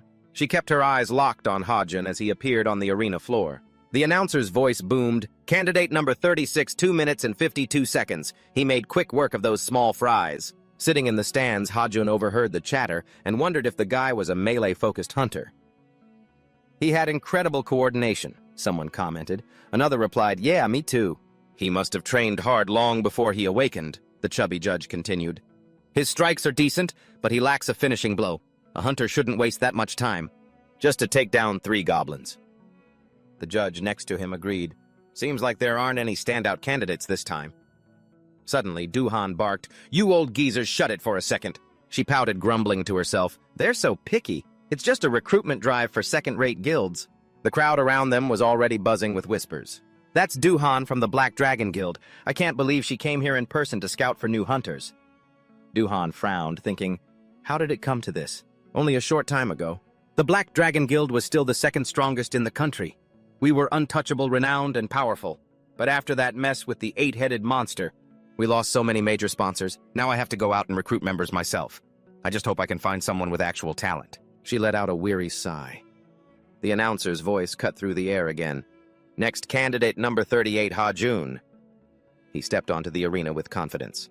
Up in the stands, Lucio cheered enthusiastically, "You can do it, Hajun!" Hajun shouted back, "Thanks for the support." Hajun got serious and took his stance against the 3 monsters. Even though they were growling, he knew that while passing the test was important, drawing too much attention would be a headache. "I'll do just enough to pass and nothing more. Here they come." The 3 goblins lunged at him all at once. The system warned, "Danger detected. Evasive maneuver recommended." Hajun dodged immediately as their sharp claws swiped through the air. He watched their movements, sizing them up. "Compared to the merfolk I fought before, these guys are way slower. Maybe I can dodge their attacks without even needing the suit." Johan stared at him, thinking, number 38's evasion is pretty impressive. There's something familiar about the way he moves. She pondered, trying to dig through her memories. Hajun threw a light punch to counter, forcing them back. He reminded himself, "Stay calm. Don't finish them off in one hit." He clenched his fist and sparks of lightning flickered around his hand. "Here goes!" He threw a powerful punch straight toward them. A blinding light erupted, followed by a massive explosion. Even Johan was startled by the force of the strike. Her eyes lit up. "He's exactly the person we've been looking for." Johan had set her sights on him. He was the one she wanted. Back in the waiting room, a woman's voice chimed in, "Mr. Lee, congratulations, you passed with the 3rd highest score in history. We look forward to your achievements." "As a hunter," the staff member announced happily. Hajun stood there awkwardly, holding the card in his hand. He looked at it with mixed feelings. "I knew I wouldn't lose. But why does this feel so hollow?" "So this is what it's like to really become a hunter." Lucio cheered with joy. "Hajun, you did great, but when are we going to eat?" Hajun gritted his teeth. Is food the only thing on your mind? He picked up the little one, who continued, Lucio is craving sweet and sour pork. Ha-jun sighed, walking away. We're in Gangnam. Let's find a place nearby. A woman's voice interrupted, grabbing their attention. Hello, Ha-jun. It's a pleasure to meet you. I'm Du-han from the Black Dragon Guild. She introduced herself formally. The name sounded familiar to him. Du-han from the Black Dragon Guild. Ha-jun remembered he had crossed paths with her during a delivery once. She's that crazy lady I saw at Hua Mountain, Johan continued, inviting him. I've been watching your combat test from the selection area. I must say your skills are truly impressive. Would you be interested in joining our Black Dragon Guild? I believe our guild has everything you need to grow. Ha-jun showed clear disgust and flatly refused, walking past her. No thanks, I'm good. It was the first time someone had ever rejected her invitation, and Johan gasped in shock. What? She panicked, blocking his path. Wait, the Black Dragon Guild wants to recruit you a new hunter. Ha-jun politely cut her off. I appreciate the offer, but for now, I have no interest in joining any guild. Du-han gritted his teeth, deep in thought. I really need someone like him right now. To bring my guild back to its glory days, I have to recruit him at any cost. She was heartbroken, practically on the verge of tears, as she shouted, 5 billion won! I'll pay you 5 billion won as a signing bonus, Du-han told himself. I'll just win him over with money, ha! June looked like he'd been frozen solid by her declaration, which made Du-han assume she had succeeded. It really worked. She repeated, 5 billion won, what do you say? She was tense, stammering, Yes, that's right, Du-han confidently guessed. Of course he wouldn't turn that down. That's more than enough to convince him. Just as she was basking in the thought that Ha-jun would agree, he poured a bucket of cold water on her. I didn't think. The Black Dragon Guild was so stingy. That's just pocket change. Are you a cheapskate or something? Du-han chased after him, arguing, Stingy, you clearly don't know anything about this industry. Offering that much to a rookie hunter is unheard of. Good luck finding another guild that offers as much as we do. Ha-jun replied calmly, Actually, I already found one. The John 1 Guild offered me 20 billion won. Isn't that the standard rate? That answer hit like a bolt of lightning, leaving Du-han stone-faced as he gasped, That much? She collapsed, defeated. I never imagined the John 1 Guild would be willing to pay that much to recruit a rookie. Ha-jun turned away, annoyed. He said to Lucio in his heart, Let's go, Lucio. The little one mimicked his serious expression, reminding him, Lucio wants to eat sweet and sour pork. Du-han watched his back, wondering, just who exactly is this guy? At a restaurant in the Gangnam district, the news on TV reported, Today a candidate caused a media storm by shattering records and achieving the third highest score in history in the hunter exam. Ha-jun watched closely, amused. Seriously, I only passed the exam an hour ago and it's already on the news. Ignoring Lucio, who was banging on the table in frustration, he quickly dismissed it and looked at the menu. Regret won't do any good. Hey, what do you want to eat, Lucio? The little one, holding a spoon and chopsticks in each hand, replied crankily, Lucio already said he wants to eat sweet and sour pork. Ha-jun spoke up, This is a casual diner, they don't have that here. The little one finally gave in to reality. Fine. Then what does Lucio want to eat that has meat? Lucio looked at the menu and pointed at a delicious-looking meat dish. Ha-jun raised his hand for the server. Excuse me, 2 portions of bulgogi, please. Suddenly the 2 orders were brought out the moment he finished speaking. Ha-jun was startled, asking, What, it's already here? But we only just ordered. He was shocked when the person who brought it wasn't a waiter but someone he knew all too well. Mr. Seojun smiled warmly, trying to butter him up. Isn't the service here great? The food was served so fast and the portions were huge. Ha-jun asked awkwardly, Are you stalking me even to the restaurant now and serving me my food? Seojun awkwardly sat next to Lucio, who was just focused on eating, and explained, I'm not stalking you. I just happened to see you here, and I thought we could eat together. As he ate his bulgogi, he tried to persuade him, If you're trying to talk me into joining your guild, my answer is still the same. This is actually pretty good. I have no interest in joining any guild right now. You kept that cheerful attitude while talking to him. Really? But I heard you just passed the hunter exam. Ha-jun quickly raised his hand to stop him. At the same time, he shouted, cutting Seojun off. Me becoming a hunter has nothing to do with anything. He frowned while eating. How tiring. I've already started getting a headache from all this attention. I'm getting that much, huh? Ha-jun reminded him once more. Anyway, I have absolutely no intention of joining any guild, so please drop it and leave me alone. I'm trying to eat here. I think there's a misunderstanding here. I'm not here to recruit you. Those words made his spirits perk up. Seo-jun continued deadly serious. The reason I came to find you, I'm here to hire you the divine courier. Ha-jun didn't expect this thinking hiring me. You explained further, we need to transport a package to Japan in the next 2 days. Usually we'd choose air freight and be done with it. But lately there's a notorious thief targeting our international shipments. I need your help to make sure this cargo arrives safely. Seo-jun's voice was pleading. Ha-jun rubbed his chin in thought while his other hand drummed on the table. He said loudly, transporting cargo is my specialty. Not to brag, but my service fee is pretty high. You smiled slyly. You're very generous and don't mind spending money, right? You declared, no problem. I trust that the price we offer will meet your expectations. Ha-jun asked bluntly, so what's the actual number? Let's see if this amount is reasonable. The old man Jun held up 2 fingers. Ha-jun looked annoyed and said, 200 million won, you've got to be kidding me. Are you joking? He immediately corrected himself. No, I meant 2 billion won. Enticed by the money, the man nodded in agreement. It's a deal, sir. I'll make sure your delivery is safe. The old man Jun chuckled with satisfaction. I knew I could put my trust in this legendary courier, and I trust you'll handle everything just fine. Elsewhere, little Lucio was eating happily, her face filled with pure bliss as she enjoyed such delicious food. She couldn't stop praising it. This is even better than sweet and sour pork. The human world is truly fascinating. Cut to evening on a balcony. Somewhere else. A woman sitting on the balcony declared, I'm ready to go. Give me that shipment, Hemet.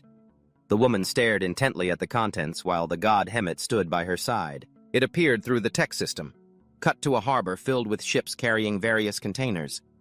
Lucio stood on Ha-jun's shoulder looking around in awe.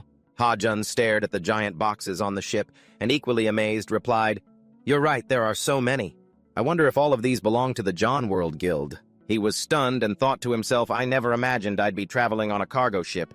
This feels more like I'm a bodyguard than a courier. A security guard stopped them. Hold it, we need to check your ID. Which guild are you with? Ha-jun replied, Which guild? I don't belong to any guild. Ha-jun held up the powerful black card, leaving Lucio on his back in awe. The John World Guild hired me. They said as long as I show you this, you'd let me pass. The guard was shocked, thinking, a VIP card from the John World Guild. Both guards immediately bowed. Apologies, sir. That's enough for the security check. Ha-jun didn't really understand, but answered, all right then. Thanks. But he remained suspicious, thinking, what's up with them? The little one looked around and said, We're on a ship now. It's really huge. Seeing Lucio's dramatic reaction, he asked skeptically, Wait, aren't there a lot of big ships like this in Olympus? Like the expedition ship Argo, a hero and his company own the Argo, so of course it's massive. Every cargo ship is huge. Lucio proudly declared, making Ha-jun awkward. She really is a proud Olympian. Suddenly, his steps halted. Ha-jun stood in front of a large storage bay and said, Looks like this is the ship. This container stood out so brightly it was as if they were inviting thieves to take something from inside. Cautiously, he inserted the black card. The lock beeped, announcing, John World Guild access confirmed and authorized. As he opened the door, Ha-jun tensely swung it wide. He looked inside and exclaimed, No wonder they didn't bother to hide it better. How could anyone steal this with all these locks and chains? Inside, the sword was kept in a glass cage surrounded by iron chains. Ha-jun scanned the area thinking, I can see 10 locks just at a glance. I doubt there's a thief brave enough to try and steal this. Then he looked at Lucio, whose eyes were wide with disbelief as she stammered, That sword! Why is it here? You recognize this weapon? The little one gasped. Isn't it obvious? The golden blade emits a light that can blind evildoers with just one look. This is the legendary sword of Charlemagne. Durandal. Ha-jun sat on the floor saying, You sure know your stuff. I'm impressed. The little one responded excitedly. Well, of course, Ha-jun interrupted Lucio with a smirk. I knew you were a super fairy. That's right, Lucio asked. So what do we do now, Ha-jun? Ha-jun answered seriously. What do you mean? Our mission is to stand guard here and make sure nobody steals the sword until it's delivered safely. Don't fall asleep. Stay alert and keep watching the area. Remember, there are 2 billion won riding on this delivery? He yawned as he gave the warning. The little one pouted and said, Lucio will never fall asleep on the job. Ha-jun said defensively. I know it might seem like a lot for one delivery, but if the sword is stolen, we have to pay them back many times that amount. No way I'm letting my guard down. I need to focus. The ship's whistle blew. Good. Looks like the ship is departing. Ha-jun joked, "Why don't we place a bet, Lucio? Whoever falls asleep first gets a flick on the forehead." The little one didn't back down and agreed, "Let's do it." Suddenly, a mysterious blue mist rose from somewhere. Outside the storage room, 2 security guards were on duty. The blue mist grew thicker. One guard inhaled it, became delirious, and muttered, "What's going on? Why am I suddenly so sleepy?" As soon as he finished speaking, he fell into a deep sleep, collapsing on the floor. It wasn't just him. All the other guards ended up in the same state. A light set of footsteps approached. Sayun appeared under the moonlight and softly announced, "Phase complete." The mist didn't just stay outside, it even seeped into the storage room. Ha-jun had inhaled it and was snoring away. Suddenly, a small hand appeared. It flicked his forehead hard, making Ha-jun grit his teeth in pain. Lucio anxiously shook Ha-jun. "Ha-jun, wake up! Ha-jun, wake up!" He rubbed his forehead, muttering, "Since when did I doze off?" The little lady hurriedly explained, "Just a moment ago, a strange mist spread throughout the ship, and then you and the entire crew passed out." He realized what the mist was, quickly covering his nose, thinking, "This isn't good. It's anesthetic gas." Ha-jun looked over and felt relieved to see the sword was still there. "Damn it, Durando, thank goodness you're safe." He hurried to open the cargo door to check the situation outside. Wearing this armor should have made me immune to things like this. Could this be the thief's skill? Ha-jun was stunned to see someone outside, wondering, "Who on earth is that?" Outside, Seo-yoon clasped her hands together and prayed, "Dear God, please grant me the strength to continue being a righteous thief today." She knelt on the floor with her eyes closed. He watched Seo-yoon, thinking to himself, "How ridiculous." Ha-jun called out to the system to open the shop, thinking, "If I catch that thief..." Hey, this counts as completing the delivery mission, right? Doesn't it? He tapped the screen, and at that same moment, a notification chimed. 10,000 points deducted. Transaction complete. Ha-jun felt confident. Now it's time to deal with her. Just then, Seo-yoon stood up and declared, "All right, it's time to take it." Before she could finish her sentence, a flash of light shot out and a glowing bundle of ropes coiled around her hands. Countless strands wrapped tightly around her body. Seo-yoon gasped in shock, thinking, "A rope. This isn't an ordinary rope. It's binding me so tight it's like I'm caught in a spider's web." She became even more alert. A loud laugh came from behind her. He gloated, "Looks like I've caught a thief." Lucio, standing beside him, eagerly chimed in, "Surrender." The thief Seo-yoon was confused by the appearance of the two. "Didn't I just knock everyone out? And who is that little girl with wings?" The item information appeared, Arash's thread. A mystical rope woven from the legendary threads of Arash, the master weaver, who once defeated Athena in a weaving contest. This rope will instantly bind any opponent it touches, tightening the more the captive struggles. However, it can be broken if used against those with overwhelming strength. He laughed with satisfaction at its function. "A rope that costs 10,000 points, more than enough to catch a petty thief like you. Who on earth are you?" Hearing his question, Seo-yoon felt indignant and welled up with tears. "That anesthetic was created by my god. How are you still conscious? And this rope? It must belong to a god." Ha-jun tapped her on the head as a warning. "You sure talk a lot. For a common thief." Seo-yoon immediately retorted, "I'm not a thief." She began to negotiate. "Let me go. I can explain. There's something here I need to retrieve." Ha-jun felt insulted and replied, "Do I look naive enough to just let you go? No. Obviously you came here to steal from the guilds." Seo-yoon had to admit it, but tried to defend herself. "Fine. I may be a thief, but I only take things that deserve to be taken. I do this for a higher purpose, I swear." Ha-jun obviously found it hard to believe. "You're even more delusional than you look. So is this how criminals justify breaking the law?" She shouted. "I'm not lying." Seo-yoon sputtered with frustration. "Have you ever heard of Robin Hood? He was a righteous robber, and that's exactly who I am. I take things that don't belong to anyone and return them to those who need them more." Ha-jun and Lucio were stunned by her confident claim. He rolled his eyes at the little lady beside him and said sarcastically, "I think she needs professional help." The little lady agreed, while Lucio thought, "This person doesn't seem quite right in the head." Seo-yoon shouted urgently, "Seo-yoon, believe me, Lord Hermes himself sent me to retrieve items that must be returned to their true owners to prepare for the coming threat." Ha-jun asked suspiciously. "Ha-jun," Lucio exclaimed excitedly. Lucio thought, could this person be a messenger of Hermes? He scrutinized her skeptically. A petty thief is a messenger of Hermes. He pressed the interrogation. Wait a minute. What threat are you talking about? Seeing they still didn't believe her, Seo-yoon wiggled her tongue, thinking I've said too much. At that moment, a pink marble was between her teeth. Seo-yoon said boldly, "This wasn't supposed to go this way." But I have no choice. You'll pay for getting in my way today. As soon as she finished, Seo-yoon bit down on it and a massive explosion occurred, forcing Ha-jun to step back.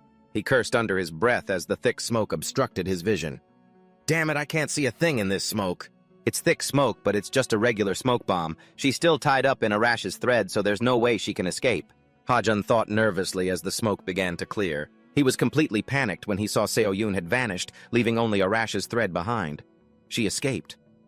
But how? Not far from the cargo ship, she landed on the ground and lamented, "What a waste, those pills were expensive."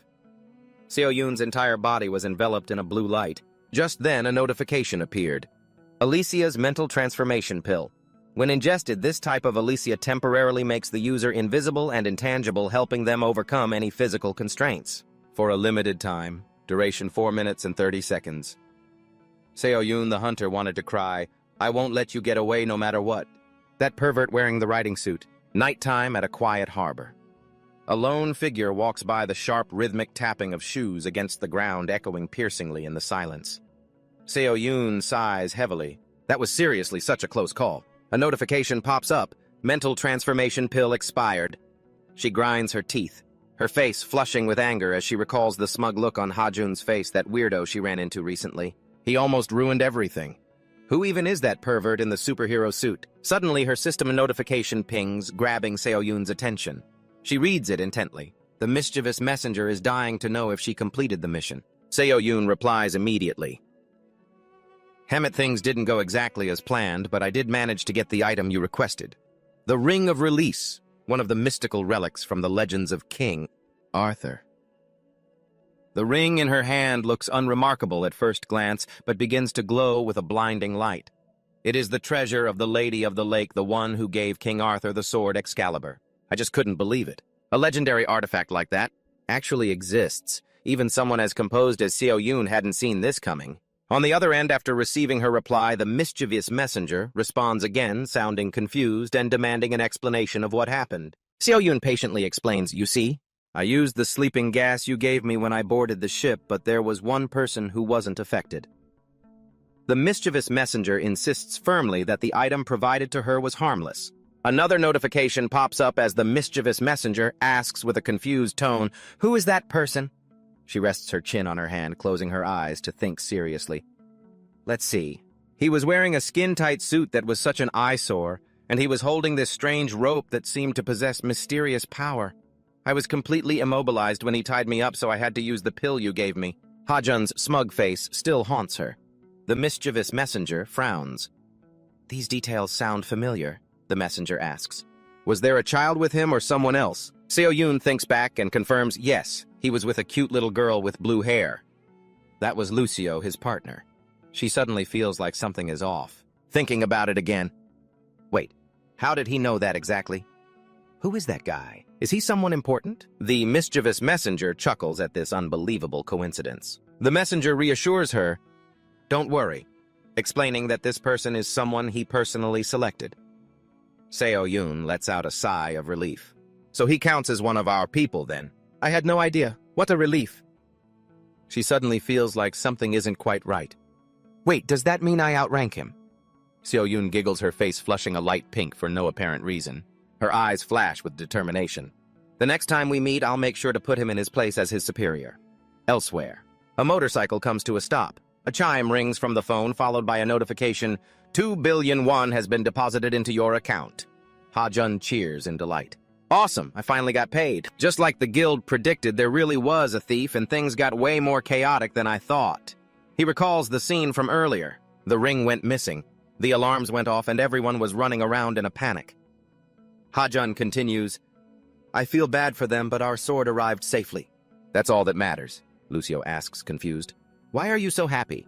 He doesn't hesitate to share his joy. "With this money, I can pay off the house." "No problem at all." The little one behind him chirps in, "And Lucio can eat all the candy he wants every day." "By the way, Ha-jun, why are we visiting Hephaestus?" He turns his head and replies, I thought we should stop by to say hello since it's been a while. And I also wanted to see if there's a way to use the scale that Hydra gave me. In Ha-Jun's hand is a piece of sparkling lightstone. Scene shifts to a house surrounded by lava. He stands before the wooden door and calls out, Hephaestus, are you home? But there is no movement inside. Ha-Jun scratches his chin, contemplating. Maybe he stepped out for a bit. The lights in the house are off too. I guess I did drop by without calling, he thinks. Little Lucio seizes the opportunity and quickly suggests, instead of waiting, let's go get some bulgogi like last time. He laughs, teasing her. I thought you liked sweet and sour pork, and now you want something new. A voice from inside the house suddenly calls out, Is that you, Lee Ha-Jun? He responds happily. You're still here, Hephaestus. Ha-Jun's eyes widen in surprise as the door opens. He greets him warmly. What a surprising coincidence. We were just talking about you. Walking behind Hephaestus is a strange woman. Hephaestus excitedly introduces him. This is the guy I was telling you about. The girl speaks up. So you're that famous delivery guy. That girl spoke up and said, So you're that famous delivery guy? The flower-like beautiful woman introduced herself. It's a pleasure to meet you, Lee Ha-Jun. My name is Freya Hephaestus, and added that she is the leader of the Valkyries. She is also the one who taught magic to Odin, the supreme god in Norse mythology. Ha-Jun heard these introductions. His whole body trembled, his face twisted into a fierce, angry scowl, and he shouted at the man, Who do you think you are, you jerk? Hephaestus didn't understand what he was saying and asked back, What on earth are you talking about? Just from Ha-Jun's misunderstanding, a huge argument broke out. He grabbed the man and hoisted him up, scolding, Why did you betray Aphrodite? Seeing the situation, Lucio hurriedly tried to reason with Ha-Jun. You can't treat a god like this. Hephaestus, confused as to why he was being falsely accused, shouted, Stop making these ridiculous accusations. I haven't betrayed anyone. You've completely misunderstood the situation. She's here as a client to request your delivery service. The man calmly explained to him a new client. New information received. This notification left Ha-Jun bewildered. Freya, observing the whole thing, laughed loudly and said this. So that rumor is true. You really are an interesting one. Did you think Hephaestus and I were in a romantic relationship? Hearing it from her own lips, he realized his mistake, broke out in a cold sweat from fear, and stammered out an apology. I'm so sorry. Ha-Jun knelt and bowed his head respectfully. You were so beautiful that I just let my mind wander and thought something was going on. Freya waved him off, replying, It's fine. If it weren't you, Aphrodite would definitely have made a huge scene if she were here. She mentioned the main reason for her visit. Anyway, the item I need delivered is this letter. Freya held out a carefully sealed letter. Just then, a system notification appeared. Deliver a letter to Hel, the goddess ruling over Helheim, to investigate the abnormal events. Occurring in Valhalla. Time limit 120 hours. Delivery fee 500,000 points. Ha-Jun read the request, curiously blurting out, What is Valhalla and where on earth is Helheim? But he didn't notice that Lucio was shaking like a leaf, stuttering in a low voice. Helheim. That's the name of the underworld in Norse mythology. It's just like Tartarus where you've been before. If we go there, this delivery trip will be extremely dangerous. The little one's face showed clear worry and fear. He cautiously asked, You think so? Ha-Jun stared at his phone screen deep in thought. Before I would have taken this job without a second thought. But now I have no reason to accept a delivery that risks my life. I have a good home now and enough points to live by. Even if I retired, I'd have enough money to take care of myself and Lucio. He stood up resolute about rejecting the job. Freya's face turned slightly sad, seeing that Ha-Jun would likely refuse. Hephaestus, standing by, assessed, Perhaps Helheim is too dangerous even for... Before greedy words interrupted him, cutting him off. I could leave right now if you want, Ha-Jun thought with a cunning smile. But how could I possibly refuse 5 billion won? He began to rattle on with a sly expression. With deliveries, the more the client pays, the better the service. But at this moment, Ha-Jun was blinded by the money and didn't notice Lucio's face had darkened. The little one lunged. Using a fairy kick, she scolded him, Money, money, money, you only care about money, don't you? Making him scream in pain. At the crossroads leading to the Norse underworld, the atmosphere felt just like its name. Lucio was clutching Ha-Jun tightly as he rode his motorcycle. Along the deadly toxic river, he looked at the surrounding landscape and remarked, This road looks so gloomy. It must be because it leads to the afterlife. The little one pouted back. Lucio warned you that this would be a dangerous delivery. Lucio swore that Hajun wouldn't know fear if he weren't getting hit on the head. You can't imagine how dangerous places like this are in Norse mythology. The little one sighed in frustration. Hajun, annoyed at being lectured by Lucio, brushed it off, saying, "Relax, will you? I feel like you've been talking more and more lately." Lucio yelled angrily, "It's all for your own good." He felt overwhelmed with excitement for this challenge, saying, "Every time we go on a delivery, I feel like Lucio's life gets cut short by a year or something. You really are a cowardly little cat. And yet you call yourself a super fairy." Valhalla is an afterlife world. It's for warriors who died heroically in battle. On the other hand, Helheim is considered an underworld where normal people, or even those considered to have no honor, must also come. In short, good or bad, they are forced to come here. Hajun smiled slightly, remembering that when he received the mission from Freya, she had insisted firmly, "Since I haven't received any news from Helheim, I am certain the situation isn't too bad. You will be fine." She had emphasized that, so I'm sure things can't be that terrible. A notification appeared on the phone screen, 10 minutes until arrival at the gates of Helheim. He cheered happily, "Awesome, we're almost there!" Hajun suddenly spoke up as they crossed the bridge over the toxic river. "Everything we need to do now is cross this bridge," Lucio said sarcastically. "I hope we don't die here." "I'm going to pick up the pace," he said, then twisted the throttle. Suddenly, the wheels stopped rolling. The space around Hajun seemed to freeze, leaving both him and Lucio in a state of utter panic.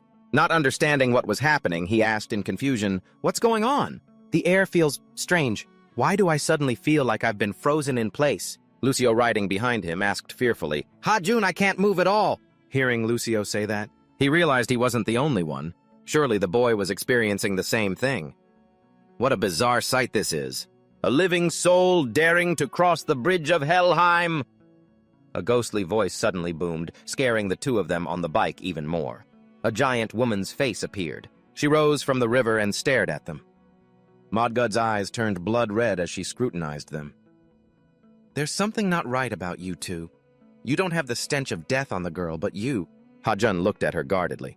"You died before, didn't you?" "What?" He was in deep shock, sweat pouring down like rain. "What did you say?" That day it had been pouring rain, but Hajun still went out for deliveries. The reality of life forced him to do it. He knew all too well that delivering in weather like that was a recipe for disaster, but he was late on rent. And the landlord kept texting him with overdue notices. That's why anyone who knew would sympathize. The messages were always, "Hi, this is your landlord from apartment 803. I hope you're doing well. I'm reaching out to let you know I haven't received the rent for last month, July. Please check and let me know if there's been any issue. You can transfer the money to the account information below, or via the app so I know when the rent has been sent." So he had no choice but to work. Suddenly, a car sped by and cut off his motorcycle. It caught Hajun off guard and he screamed, "What the hell?" He was forced to swerve to avoid the car. The food in his delivery bag spilled out. As the car sped away, Hajun cursed at it. What kind of lunatic drives like that in this weather? I hope you get hit by a truck out of nowhere. Suddenly, he felt a sense of unease. He looked back and was horrified to see all the food spilled on the ground. "Damn it, my delivery orders!" Hajun opened his wallet and panicked at the sight of the money inside. "No way! I'm doomed if I have to pay for all of this." Suddenly, a blinding light from headlights caught his attention. Along with a blaring horn, it drew Hajun's focus. Before his eyes was a massive truck barreling toward him. Ironically, I was the one who got hit by a truck. A tragic, bloody accident occurred. Lee Hajun passed away at age 27. He was run over by the truck and his motorbike was crushed. That was how it all ended for him. As he was picking up the fallen orders on the road, so Hajun had died.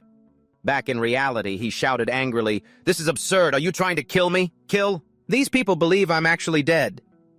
Modgud stared at the two little ones in front of her and continued, "What do you mean? Your body is giving off the stench of rotting flesh. Are you telling me I'm mistaken and you're not dead?" He held up both hands and exclaimed, "Of course I am." Lucio behind him whispered his guess, "Hajun, maybe it's because you went to Tartarus. What if that scent is still on you?" Hajun asked back. "Tartarus," the girl explained.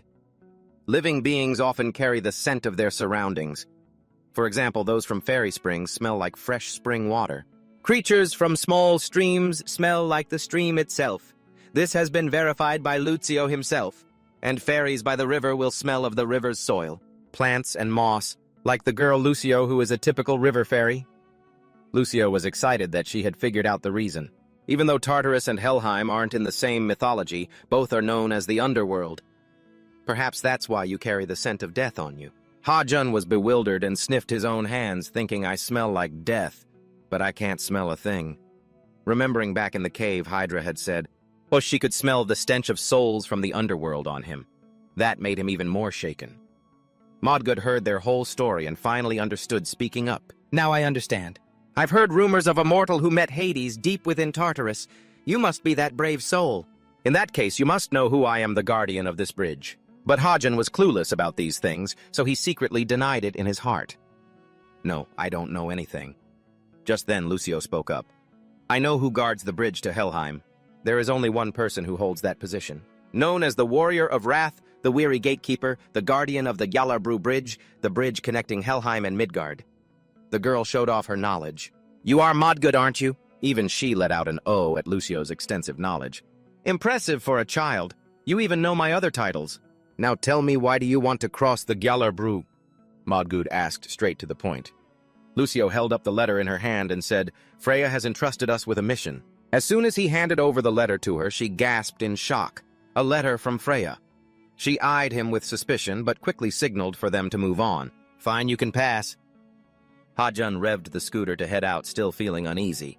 What the heck was that about? I know we had Freya's letter, but did she really let us through that easily? Either way, the faster we get this done, the better. I should just cross this bridge. Before she changes her mind, he seized the chance, twisted the throttle, and sped off. Motsgood watched them right away. She smirked, not expecting that she'd send a mortal to a fairy. They were in for a dangerous journey ahead.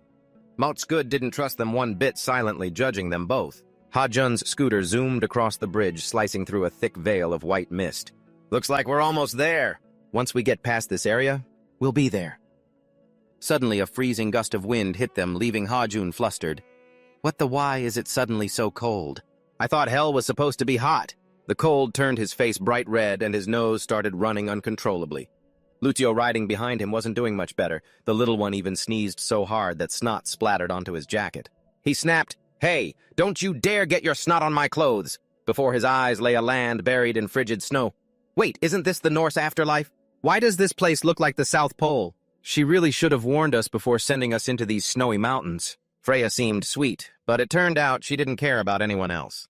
Ha-Jun stood in the middle of the freezing snow, grumbling as he remembered her smiling and her warning. Her parting words, have a safe trip, you two. The little one clung to him to stay warm, struggling to speak. Lucio remembers reading about Helheim. They say it's so cold that unless you're a dead soul with no feeling, you'd have to be a giant to survive it. Ha-Jun realized something, panicked, and whipped his head around. Wait, why are you just telling me this now? The little one replied, because Lucio just remembered. Don't you remember anything you learned in school? He stammered, no. Another icy gust made Lucio shiver all over. Instead of just standing here freezing, why don't you buy something from the shop to help us out? Just like last time, Ha-Jun scoffed, everything's easy when it's not your own money, but the little one had a point. Now they had no other choice. He agreed and ordered the system to open the shop. Ha-Jun scanned the menu intently. Is there anything here that can help us get through this blizzard? The system displayed wooden axe 5,000 points, lead arrow 10,000 points, gold arrow 50,000 points, wolf fur coat 200,000 points. He felt like he'd found a savior. Awesome! Ha-Jun didn't hesitate. He tapped on the last item to check the details. A notification popped up. Wolf fur coat made from the fur of a wolf pet and the shadow dragon known as the bane of the icy world. This coat provides incredible warmth, keeping the wearer comfortable and agile even in extreme cold and strong winds. Ha-Jun was floored by the price 200,000 won. I already paid 100,000 won for my new scooter, and now it wants double that for a single coat, but it's the only thing I can use. He gritted his teeth, forced by the circumstances, and clicked buy. The system chimed, wolf fur coat purchased, deducting 200,000 points. Current balance 622,700 points. Ha-Jun cried internally as he held the coat. This sucks. I can't believe I had to spend all my points. He put it on, consoling himself. Either way, after finishing this delivery, I'll get a reward of 500,000 points. Ha-Jun was just calming himself down when Lucio called out, Ha-Jun, look at this! The little one raved. This coat is so warm, it's incredibly cozy. Ha-Jun hadn't expected Lucio to say that. Wait, I didn't know we'd get an extra one for you. He was happy to see the little one so joyful. He thought, it seems this coat is like the kini. It can pass on its effects to others. This works out for me since I don't have to spend more points. Lucio wasn't cold anymore, and the little one beamed with joy. Hajun turned back to business, serious. Now that we've got winter coats, let's hurry to the drop-off point. Lucio cheered from behind, "Let's go, Hajun!" He revved the scooter hard, speeding through the area, declaring, "I can practically feel those 500,000 points waiting for me." Hajun's scooter tore ahead at high speed, but the blizzard grew worse, limiting his visibility. "Damn it, the wind is so strong," the little one behind him chimed in. "Lucio can't see anything." Hajun's speed gradually slowed down. Even though the coats were keeping them warm, the blizzard was really bogging down the scooter. "My throttle." He checked his phone's clock, feeling anxious. "At this speed, we're not going to make it on time. Great, even the map stopped working. We need to stop and huddle up for a bit." Hajun decided to pull over behind a large rock to rest. Lucio warned in a panic, "If we just stand here, and we're going to get buried in the snow." He sat down beside him, saying, "Don't overreact. We just need to rest a bit to warm up the phone." The little lady is sulking because she can't have her favorite meal. Lucio is craving some hot bulgogi right about now. The system notification chimes, showing 41 hours, 17 minutes, and 36 seconds remaining for Freya's delivery. Hazun does the math and predicts they should arrive on time given the distance left. Assuming nothing else goes wrong, he gets exhausted and starts to drift off, leaning against a rock with his eyes closing. Lucio frantically calls out to him, "Hazun!" He opens one eye to reassure him, "Relax, I'm not stupid enough to fall asleep out here." The little lady's expression turns panicked as she says, "It's not that there's something over there. Come here quickly and take a look." Hazun and Lucio hide behind the rock, peeking out. He asks, curious, "What is it?" Heavy, powerful footsteps thud from the distance, making him freeze up. "Who the heck is that?" A muscular, well-built man wearing nothing but his underwear sprints toward them. It's Sigurd, and he's frantically warning the pair. "Hey, you guys over there, run. If you don't, they're going to tear you apart." Right behind him, 3 ferocious wolves are in hot pursuit. Hazun screams in his head, terrified, "Then stop running toward us!" The 3 wolves are still chasing Sigurd relentlessly. One of them trips and falls, but the other 2 keep snarling and charging. Hazun is riding the motorcycle with Lucio, screaming non-stop, "Stop chasing us, you freaks!" Sigurd, who is behind the bike, suddenly sprints alongside them to give a heads up. "Could you maybe not talk to me while I'm running? I'm getting out of breath." Hazun and the little lady are stunned by Sigurd's speed. "My motorcycle is at full throttle," and yet he's still keeping up. How is that even possible? He snaps back angrily. "Out of every direction in the world, why did you have to run straight at us?" Lucio grinds his teeth in anger, agreeing, "He's right, if you want to get shredded by those things, don't drag us into it." Hazun feels that's a bit too harsh and tries to calm Lucio down. "Take it easy." Sigurd keeps running and laughs, having a blast. "I just wanted to come over and say hi. Ever since I got to this weird place, all I've seen is snow and wolves, so I was just happy to see some new faces." He is so shocked he rolls his eyes, unable to believe what he's hearing. "Seriously? You actually led a pack of deadly wolves right to us?" The little lady, still annoyed, adds, "Fine. We're busy, so if you want to be wolf chow, go right ahead." Hazun gasps, suspicious as he spots something.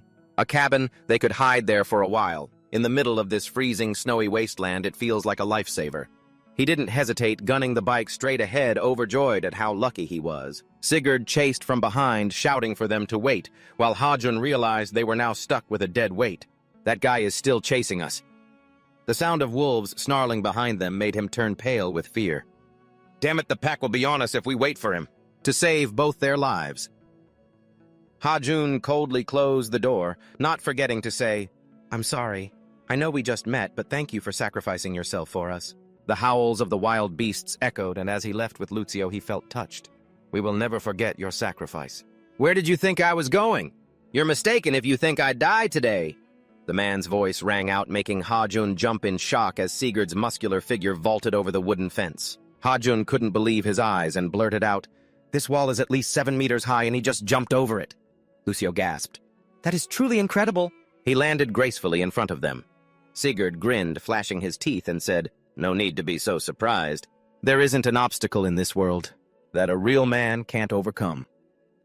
As he stood up, confidently declaring this, Hajun cheered while thinking, "He seems like a fool, but I have to admit, that was actually a really impressive feat." Lucio, who hadn't liked Sigurd since they met, questioned, Don't you have anything to cover yourself with? Sigurd stepped closer to them and said solemnly, I couldn't introduce myself earlier because we were both running for our lives, so I will introduce myself now? It's fine, and we don't need to be too familiar, Hajun replied awkwardly. I am the descendant of Odin, the wise and powerful god, the leader of all gods, the all-father of every living being in this world. My name is Sigurd, a warrior from the glorious Fulsung clan. He was full of pride regarding his own lineage. Hajun awkwardly introduced himself as well. Nice to meet you. I'm Lee Hajun. Sigurd excitedly replied, Great, I'm also very happy to meet you, Lee Hajun. It is my honor. By now, the animosity between them had vanished. Lucio stared at him with wide, admiring eyes. Sigurd asked, confused, I know you have information about him, right? The wise Lucio began to recount Sigurd's exploits.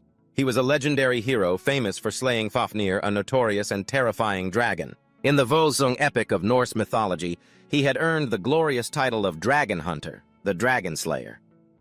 Hearing this, he laughed shyly and spoke up. I'm nowhere near the legendary title people think I have.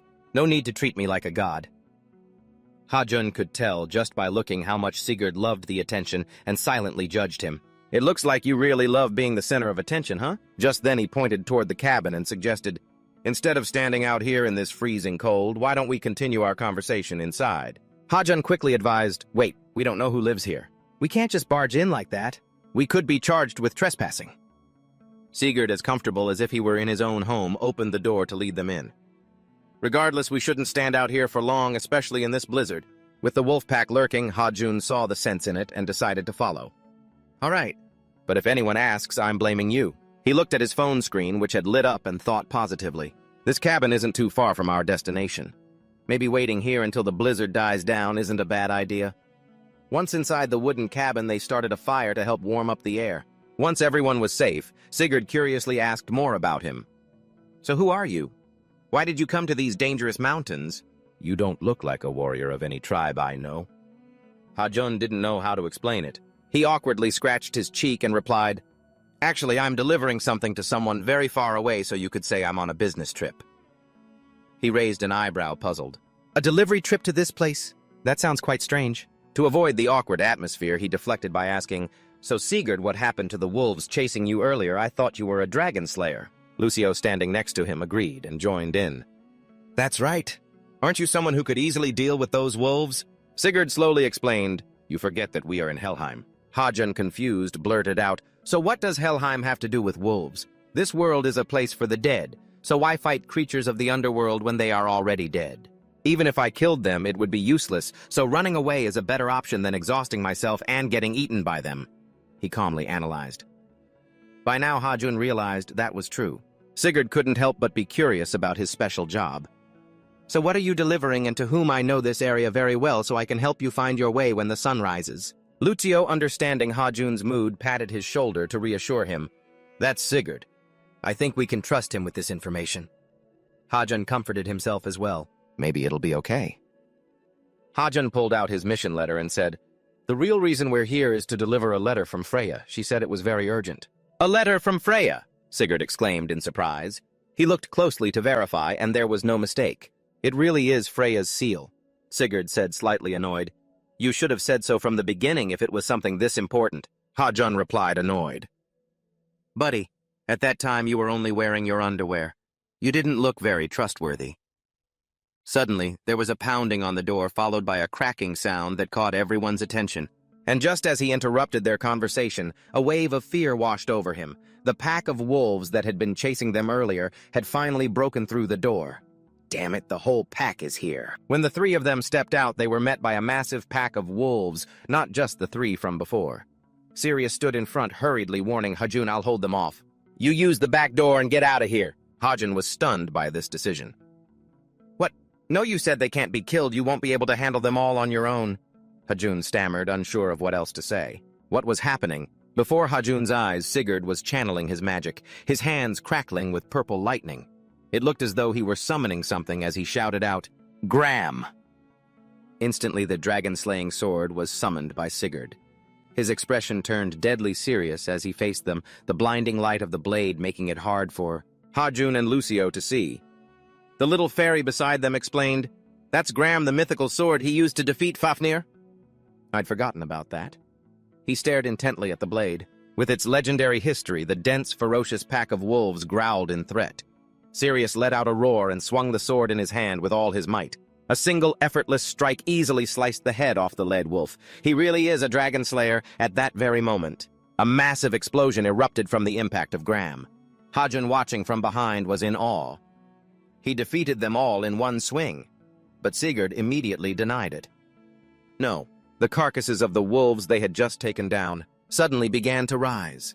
The remains regenerated into a wolf once again, as if they had never died. It's not over yet.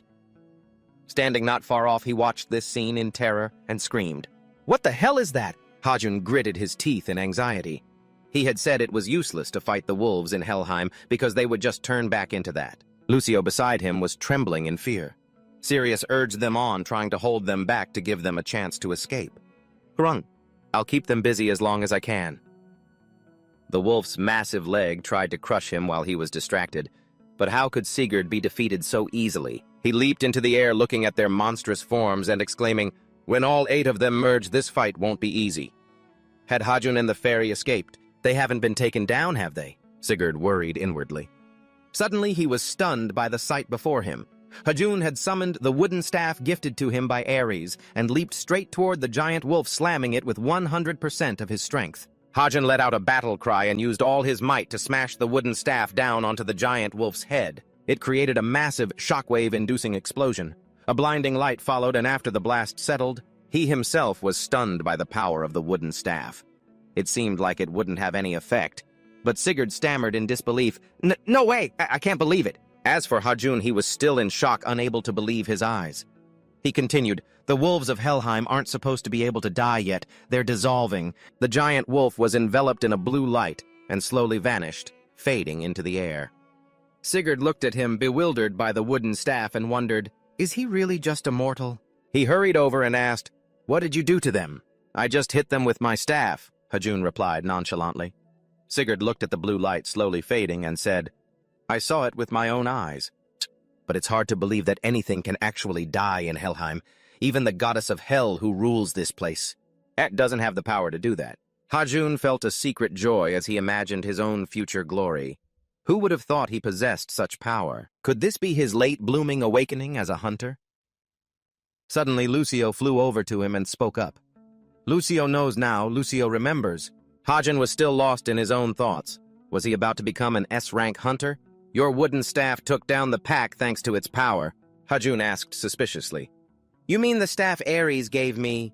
The little fairy told him about its origin from long, long ago. Baldur, the second son of Odin, king of Asgard, was killed by a weapon crafted from mistletoe. In all of mythology, this divine object is considered one of the greatest treasures. A legendary weapon capable of harming the invulnerable. The branch that brought about the end of the world is what you're holding in your hand, mistletoe. Hajun was utterly astonished by the staff's legendary history and whispered to himself, harming the invulnerable, no way.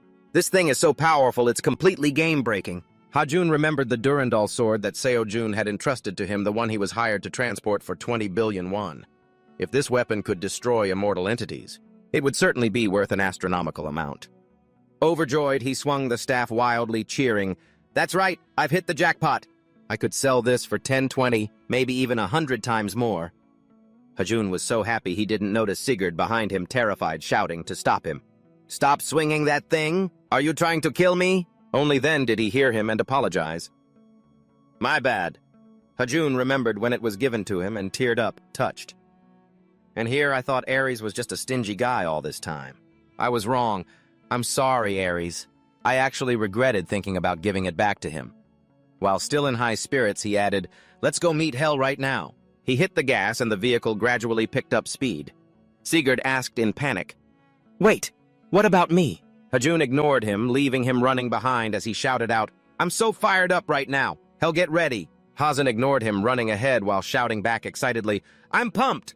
Get ready, little pig, we're going. Sigurd was panting heavily, yet he kept pushing himself to catch up, thinking he couldn't let them go to see Heyo alone. It was too dangerous. A moment later, Hajun slammed on the brakes. The tires screeched against the pavement, and from the momentum, Lucio bumped her head into his back. We're here, he announced. They had stopped in front of a castle shrouded in a gloomy atmosphere. Hazun felt a bit uneasy. I should double-check my phone, he thought. I never expected the delivery address to be a massive building like this. The little lady looked at the castle full of caution. This was also Lucio's first time seeing Heyo's castle. Hazun had just stopped, when suddenly a man's voice shouted, blocking his path. "Sirius!"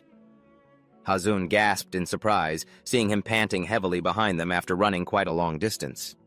Sirius said, exhausted, "It's too dangerous for you to go in alone." He asked, confused, "You've been running after us the whole way." He immediately replied, "What other choice did I have? You never stopped once." Hazun stepped off the bike and walked up to Sigurd. "You don't need to come with us." "Then why did you run after us?" He countered instantly. "Do you think you can just walk into Heyo's castle?" Hazun protested. "Why not? There isn't even anyone guarding the gate." Sirius advised him, "Honestly, you should probably just turn back," hearing the strange things he was saying. Then he turned back to look, and to his surprise, 3 soldiers suddenly rushed over to question them. "Stop, identify yourselves, and state the reason you are here." Hazun cursed under his breath. "Damn it, I didn't expect the castle to have guards, too." He stepped in front of the 2 of them and raised his hand in a greeting as if they had known each other for a long time. "Great to see you guys again." The leader of the guards recognized him and said, "My lord, where did your clothes go?" Sirius stood up for him and explained, "These 2 came under Freya's orders to deliver a letter." The guards stood at attention, obeying him instantly. "Understood, my lord. We will open the gate immediately." Hazun asked suspiciously, "Why do they follow your orders so perfectly?" He replied nonchalantly, "Because they were trained to obey commands. They are the Gams, the elite army protecting all of Heyo, and I am their commander." A flash of pride flickered in Sirius's eyes. In the blink of an eye, the doors of the huge building swung wide open. He led the 2 of them inside. Hazun and Lucio looked around with curiosity. "This castle looks so normal. It doesn't look like a place belonging to the underworld at all. Not everything in the underworld has to look terrifying." Sirius walked ahead and then stopped in front of someone. Deep inside, a woman wearing a maid outfit slowly turned her head. It was Ganglut. She approached them and questioned, "I want to know the exact reason you and they have come here. You have Freya's letter with you, right?" Sirius acknowledged it, saying, "That's right. Will you take us to meet Heyo? The goddess has been waiting for you. Follow me." As soon as she finished speaking, Ganglot walked ahead. Hazun, hearing that, excitedly replied, "Sure." He held Lucio tightly in his arms and whispered, "Lucio, is she a goddess or a hero from mythology?" Lucio looked up and answered, "She is neither a hero nor a goddess, but she has served under Heyo for a very long time." Hazun wondered curiously, "Ganglot, how could she serve a goddess for so many years?" The little lady laughed out loud. Lucio really wanted to hear some of those secrets. Lucio knew for a fact she had heard them, but she didn't answer, which made the little lady very angry. "She's ignoring Lucio. She should have responded when a pretty fairy like Lucio is the one asking." Lucio didn't expect Ganglot to be so petty. The little lady pouted and complained, but Lucio didn't expect that at this moment. Ganglot was blushing, thinking to herself, "How cute." After walking for a while, she suddenly stopped. Ganglot stood before a closed door and announced, "Heyo is waiting inside. Be careful, the door is very heavy." Sigurd beside them also warned, "From here on, you're on your own. Remember to deliver the letter to Heyo." Once inside, he found it strange, but still politely said, "All right, thank you for everything, Sigurd." As he said that, Ganglot pushed the large door open. Hazun tensed up, looking at the gloomy space, thinking to himself, "When meeting Hephaestus, Ares, or other gods, I was never this nervous. Perhaps it's because she is the goddess who rules the underworld." Ganglot walked into the room and reported, "My lady, I have brought Freya's messenger." The ruler of the underworld let out an "oh." The woman named Heyo spoke up, "This aura is truly strange. Not entirely alive yet, not someone who has passed on. So you are the one who has disturbed Heyo's peace." Hazun held up the letter and reported, "I only came to deliver a letter from Freya." The young girl asked suspiciously, "A letter?" Instantly, a piece of magic snatched the letter from his hand. Heyo was the one controlling it, then she giggled. The girl seriously read the letter. Once she finished, she said suspiciously, "Tell me, how can I verify that? As outsiders like you, all the contents of this letter are true. I don't know how to prove it. I told her I don't know. I was just tasked with delivering the letter, and I've never read it. Why are you asking me that?" Hazun asked, flustered. Hearing that, Lucio quickly stopped him. "You're not allowed to ask questions without permission." He replied nonchalantly, "What's the big deal? It's just a question." Hela was surprised. It was the first time she'd seen someone dare to do that. She felt incredibly intrigued. You're quite bold. Most people are afraid of me. Fine, since you're so curious, I'll answer. Hajun stared blankly at the person walking toward him. Hila tore the letter in two, while explaining there was an infiltration into the Hila archives. The intruders disguised themselves as the dead from Helheim. This is clearly the work of an outside force. It was caused by Helheim because I never ordered such a thing. The moment she finished speaking, the letter in her hand turned to ashes. Suddenly, a blinding light appeared, accompanied by Hela's voice resonating throughout the entire universe and all of mythology. There is only one place from which those who dare to commit such heinous acts like breaking the cycle of life and death could have come. The ground split into 7 parts with blue flames flickering everywhere. Hajun frowned, listening intently. The words sounded somewhat familiar. The Hela who ruled the underworld had finally shown her face. She was just a little girl with a lovely appearance, declaring eloquently, "They are the culprits behind this." He thought in a daze, "Is that little girl the ruler of Helheim?" Ganglot seemed shaken by her cuteness. She whispered, "She's so cute." In the gloomy palace of the underworld, Helheim asked arrogantly with her hands on her hips, "So have they already left?" Ganglot below replied respectfully, "Yes, my lord, I opened a space portal and sent them back to Olympus without any delay." The little girl pondered and sighed, "What a pity. It's been a long time since I've had such special and interesting guests," Helheim said dejectedly. "Anyway, Freya must have a sense of humor. It's really strange. No one could have expected her to bring a mortal and a living one at that to this place Helheim." She explained, "He is known by everyone as the Divine Messenger. There are many rumors that have made his reputation legendary everywhere. He has traveled across mythical realms, completing deliveries to collect reward points." The little girl pondered, "The Divine Messenger, huh? Fine then. Now that I've confirmed their existence thanks to him, I can't just sit here and do nothing." Hearing this, the little girl immediately jumped off her chair. Helheim ordered, "Ganglot, get ready to leave now." She asked flustered, "You mean?" Before Ganglot could finish, the little girl cut her off clearly, declaring, "That's right. I will personally head to the source of this incident." Scene shifts to the wooden house surrounded by lava. Hephaestus gasped in shock. "Are you sure that's what she said? Or perhaps you misunderstood something?" Hajun insisted firmly. "No, I am sure. That is exactly what she said, word for word." Lucio beside him also chimed in. "He's telling the truth, sir." Lucio was right there too. Freya gripped her nails, nervously muttering. The ground split into 7 parts with blue flames flickering everywhere. That sounds nothing short of nonsensical prophecy. So I just assumed it was all a fabrication. Lucio and Hajun were both a bit scared, seeing their attitude. Why are the two of them so serious? Thinking back before he mentioned that prophecy, Hercules had the exact same expression. He suspiciously remembered that when Hajun finished the task for Freya, she also said her goodbyes. "Forgive me, Hephaestus, but I have to leave right now. I'll come back and get my things later." He also replied sympathetically, "In this situation, I can fully understand your position."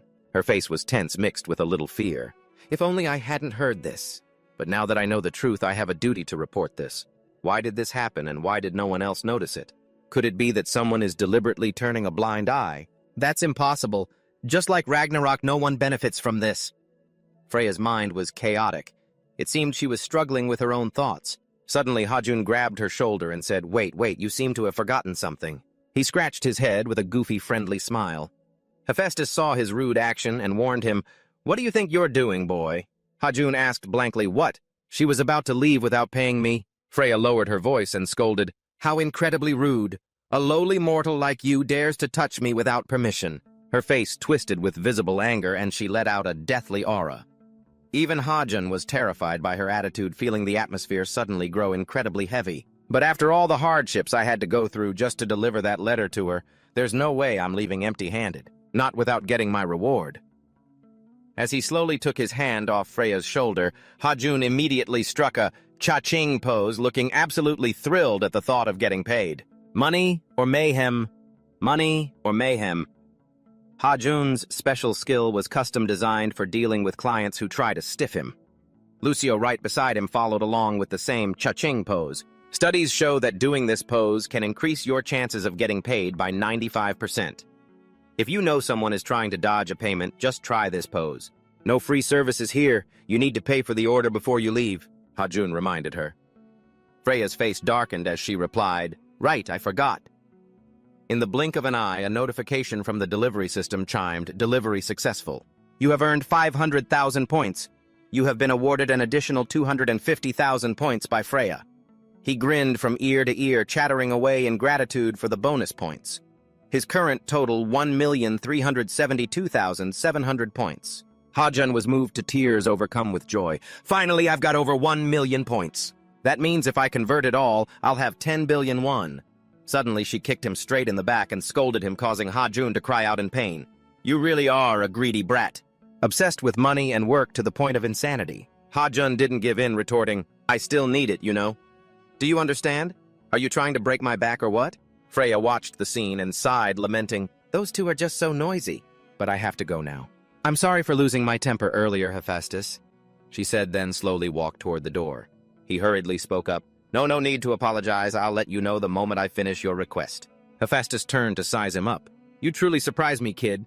Sometimes I can't even tell whether you're the brave type or just a clueless, reckless fool." Ha-jun asked awkwardly, "Did I do something wrong?" Hephaestus laughed out loud and said, "Forget it. A man's got to have some guts, right?" By now, Ha-jun had vaguely realized what Hephaestus meant. "You mean, Freya almost tore me to shreds?" Ha-jun suddenly remembered something and spoke up. "Right, I have a question to ask you, Hephaestus." The man looked confused and asked back, "What is it now?" "That prophecy. That the earth will be cracked into 7 pieces. What's so terrifying about that? Why is everyone so shocked whenever it's mentioned? Even the hero Hercules was incredibly surprised by this before." Unable to contain his curiosity, he asked while Hephaestus looked equally suspicious. "Hercules, you say? What do you mean by that?" Ha-jun recounted everything he knew regarding that issue. Only he remained silent, listening to the story. After finishing everything, Ha-jun asked again, "So what on earth actually happened?" But Hephaestus was trembling all over. Suddenly he shouted in agitation, "Why are you only telling me this now? You should have reported it sooner." Ha-jun replied, innocent of any wrongdoing, "You didn't ask me. I didn't even know where this place was." Hephaestus calmed down and thought about it. "Fair point. That makes sense." Hephaestus thought tensely. No wonder there's a council meeting with all the major gods scheduled soon. They must be gathering to discuss this very issue. The Conference of the Olympian Gods. This meeting takes place whenever the 12 Olympian gods gather to discuss matters regarding the world. It's been 389 years since the last one. So he was also very curious why they had been summoned so suddenly this time. Now everything made sense.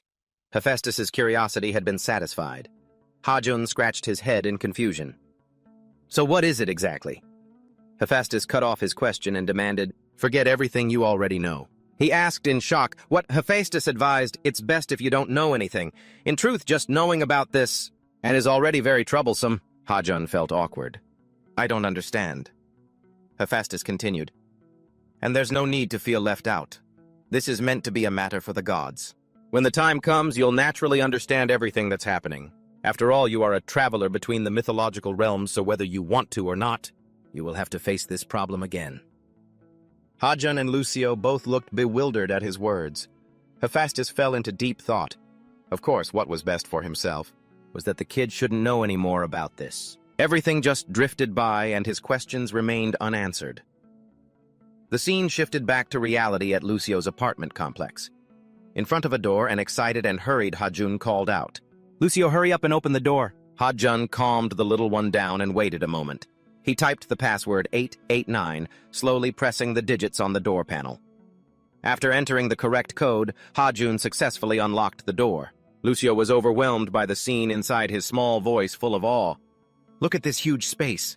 This place really doesn't look like that tiny hole we used to call home." Ha-jun, standing nearby, was just as happy. Now that all the previous owner's belongings had been cleared out, "I can finally feel it. I really own this place now.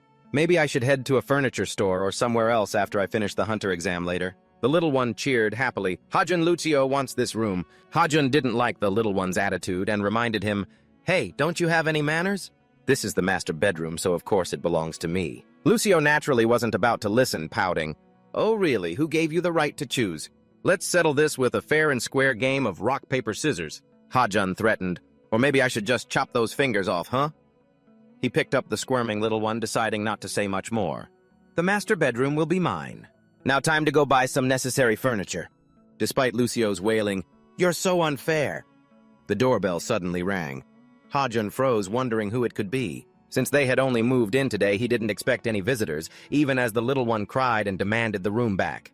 Lucio claimed that room first. Ha-jun calmed himself down and walked over to open the door, thinking, maybe it's someone from the management office. Ha-jun called out, please wait a second. May I ask who is? Before he could finish his sentence, the woman standing outside made Ha-jun stop. It was Beach Arin, a member of the Jinwan Guild. She greeted him gently. Hello? After Arin's sudden appearance, Ha-jun was a bit surprised to see her and asked, what are you doing here? Lucio, still in his arms, chimed in, this person. Lucio remembers seeing her when we went to pick up Ariz's sword. Ha-jun thought to himself, that's right. I just remembered she lives right next door. I guess I've been too busy to even notice. Arin held out a green cake and said, this is for you, the divine delivery person. He took it, grimacing slightly at its strange color, and asked, what is this? She explained, rice cake. It's a housewarming gift to welcome you to the building. Ha-jun gave a polite, forced smile and said, I don't recall saying I was having a housewarming party.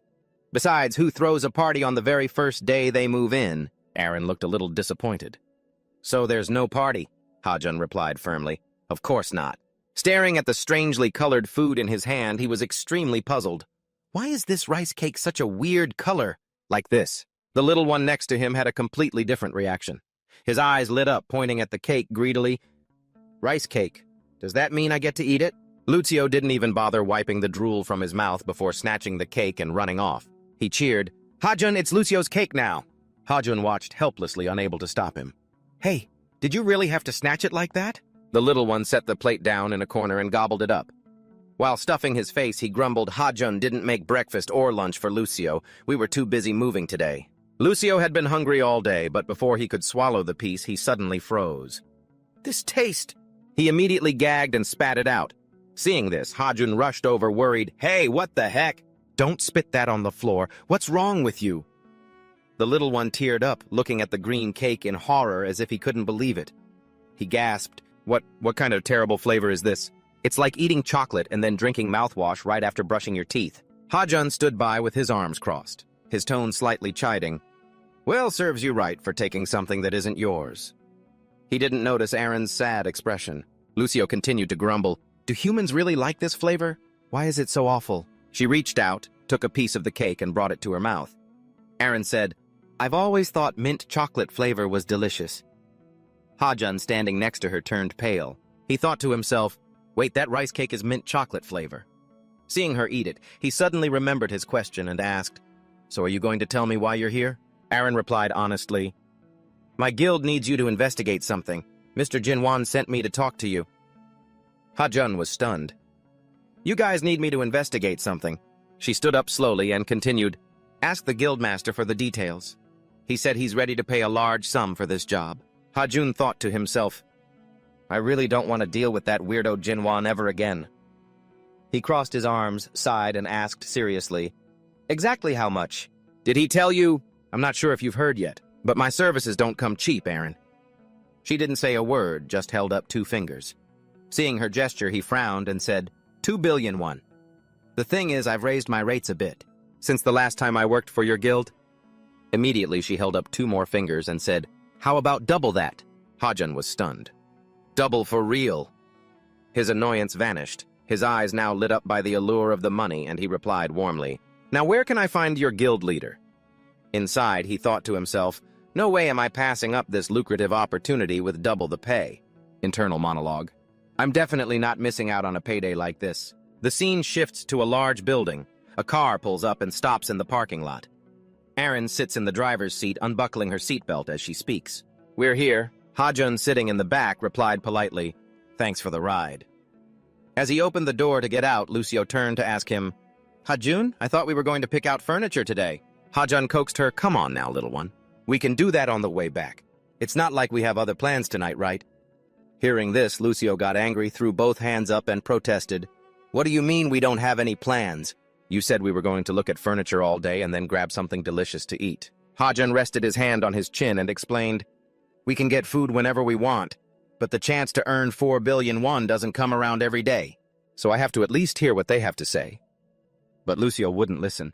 She pointed at him angrily and scolded, Ha-jun, you are nothing but a blatant liar. Suddenly, Aaron walked over holding a gold card and said, "Take this if you want." The little one was still pouting, but quickly asked, "What is that?" Aaron replied, "This is an access card for the employee cafeteria. You can grab a snack there after the meeting. The food there is actually really good." Hearing that, Lucio's eyes sparkled with joy, and she thanked the woman dancing around and praising her. Lucio felt she was a strange person for only caring about the food, but she's all right in my book. Witnessing this, Ha-jun thought to himself, of course Lucio's been won over by the food. He suddenly turned to the side, noticing something. Ha-jun looked up at the massive building in front of him and exclaimed, "So this is the Jinwan Guild, the top guild in the country. In my entire life, I never thought I'd get to step foot inside of this building." The scene cuts to an office. Seo-jun greeted them happily. "Look who it is. I heard you're moving into a new place today. Congratulations." He continued, "Oh my, look at my manners. I should have brought a gift." Not wanting to drag things out, Ha-jun went straight to the main point. "Let's put the pleasantries aside. I want to know why you need me," he warned. "And don't waste my time. My little partner is itching to get going." Lucio, holding her meal voucher, puffed out her cheeks a bit dissatisfied and urged, "Hurry up, Lucio is hungry." Seeing this, Seo-jun didn't say much else, displaying his hospitality by inviting them to sit. "Right, let's get down to business. Sit down, you two." Ha-jun hugged the little one tight. He was filled with suspicion regarding Seo-jun's behavior. Why is he acting so friendly? It makes me uneasy. I have a bad feeling about this. He placed a folder on the table and said, "I'll give you an overview of the issue that's been emerging lately." Looking at the contents, Ha-jun wondered, wait, are they re-evaluating the difficulty of the dungeons? Seo-jun didn't beat around the bush and got straight to the point. "I'm sure you still remember the monster we encountered in the Hayani dungeon. Just like that one monster's appearing, in other dungeons have suddenly become much stronger than the level they were originally rated for. As a result, many dungeon raids across the country have been suspended." He said seriously, "If we fail to clear these dungeons, it could lead to the worst-case scenario. A dungeon break." Seo-jun predicted based on the current critical situation. He crossed his arms as he sat opposite them and continued, "That would release all the monsters and ravage the entire country. A disaster like that could cause the whole nation to collapse." Ha-jun picked up the folder and said, "I understand this is extremely urgent, but you really expect me to go find the cause of this?" Seo-jun saw his skepticism and said, No, that's not it at all. What I need you to do is much simpler. Could you take a look at the next page?" Ha-jun was curious. "The next page," he continued, "you just need to go to the dungeons mentioned in the report and investigate the monster there." Ha-jun's expression changed and he blurted out, "Are you kidding me?" He flipped to a page featuring a dragon. Ha-jun stopped and asked, "You want me to collect data on the red dragon?" Below was some information about the red dragon. It is massive, distinctively red, possesses a long tongue, and is known by the world as a boss monster, considered the strongest of them all. A level 7 monster in this country. Even if all the rank A hunters in the nation teamed up, they still couldn't take it down. It's a certainty. Hearing that, Ha-jun was furious and lunged forward, acting all tough, stomping on the table and confronting Si-jun. "Isn't your guild supposed to be the strongest in the country, so why are you offloading this onto a delivery guy like me? Expecting me to investigate a terrifying monster like that? You could see a hint of fear in your eyes from that reaction." "I won't let you fight this alone," Se-jun said with a bit of a guilty conscience, then continued. "My guild will handle the basic tasks like scouting. The area we want you to cover is to gather information on the Red Dragon and the Lizard King." Hearing the name of a new monster, he asked back, "The Lizard King. What the hell is that?" "You explained in detail. It's another monster in the area. I was hoping you could check that out too while you're there." Ha-jun was so angry he felt like spitting fire. He grabbed Se-jun by the collar and shouted, "No way in hell am I doing that! Basically, it's a suicide mission and you're only offering me 4 billion won." Se-jun panicked, grabbed his hand and stammered, "Calm down, I haven't finished yet." Fearfully, he added, "That amount is just the deposit. I'll pay you double that after the investigation is complete." Ha-jun suddenly calmed down and let go of his collar. Even he couldn't believe his ears. He was already paying double, and now he'd be getting double that amount again. Se-jun was sweating nervously and nodded. Immediately, Ha-jun reached out, slapped his hand, and said excitedly, "Deal!" In his heart, he whispered, 8 billion won man. I'd be a total idiot to turn down a payday like this. The scene shifts to a dreamy, mystical space with a star-studded sky and a shimmering rainbow. An old man with white hair appears holding a long staff with wings and 2 snakes. His eyes flashed with caution as he heard approaching footsteps. The arrival was a young man clad in armor riding a horse also armored in gold. In his hand, he held a purple slime. The old man with white hair spoke up, "You're not usually this late." He immediately explained, "I ran into a little trouble on my way back." He threw the monster onto the ground. It was slimy and long like a snake, but it had 5 eyes and rows of sharp teeth. He spoke about the creature. "I saw one of these creatures wandering below. It seems they've also been appearing in Northern Europe recently." The old man looked down and assessed it. "They've traveled that far already. They're spreading much faster than I anticipated. We need to resolve this as quickly as possible." He thought to himself, "I realized the apocalypse had begun, but I didn't think it would spread this fast." Because the rider couldn't stay long, he immediately said his goodbyes. "I have matters that need to be resolved, so I must be going," he asked. "What other business do you have to take care of?" The rider turned his horse and looked back. Answering, Odin requested that I go to Valhalla because there's been a disturbance there. "I didn't expect it to be this late already, so I have to hurry." The white-haired old man reassured him, "You don't need to worry about that. Freya has already found a Greek hero to deal with that problem. Sigurd only had good things to say about him. It seems this hero has handled everything very well." Hearing that, he asked out of curiosity, "A Greek hero, is it Orpheus or Achilles?" He replied, "No. From what I know, that hero is just an ordinary mortal like you."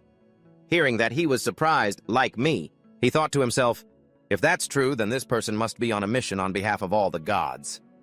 He frowned slightly, feeling a bit annoyed and curious. "But why is he sticking his nose into my business? What if he's considered a servant of the Greek gods? I want to see this so-called hero with my own eyes." On the other side, Hajun was walking back holding Lucio. He was ecstatic thinking about the money he was about to receive. Laughing, he exclaimed, "So much money!" And the little one in his arms happily raised her hands and cheered, "It's dinner time!" At the Nosan-jung-nam gate, a black hole was emitting strange lightning. The winds coming from the gate swept up the dust on the ground. Ha-jun had arrived and stood before the gate. He felt a bit annoyed and said, "I swear I'll never come to this place again, but yet here I am dragged back into it." Lucio stood below, mouth agape, and asked Ha-jun, "Have you been into this dungeon before?" He replied to the little one, "No, but I've been in a place even more dangerous than this for a whole month." Hearing that, Lucio was both surprised and disbelieving, adding, "You've stayed in a place even more dangerous than this for a whole month." The little one concluded her own thoughts. "I knew it. Even though you look normal on the outside, I know you're not ordinary in the slightest." Hajun complained, "Kid, you have no idea what I've been through." Finishing his sentence, he smiled deviously as a weapon appeared in his hand. "All right, let's go inside and see what's what." His shiny new vehicle appeared, his newly upgraded scooter. Things were definitely going to be a lot easier now. At that same moment, the system panel popped up containing information about the scooter. The ultra-durable scooter crafted from precious materials by master artisans. The bike has a protective energy shield. This vehicle is for elite warriors and reduces 90% of all external impact on the rider. At that same moment, a system window popped up displaying information about the scooter. Ultra-durable scooter crafted from premium materials by master artisans. Features a protective barrier. Designed for elite warriors, reducing all external impact on the rider by 90%. Hazen thought to himself that he'd only casually asked Hephaestus to try upgrading his bike. He couldn't believe it actually worked. He remembered asking the man, "Hephaestus, I really need to see if this thing is still good to go." Hephaestus had surprisingly agreed right away, just telling him to leave the bike with him. It turned out way better than Hazun expected. As he ran his hands over it and checked it out, he couldn't believe it. He had received such an incredibly upgraded bike.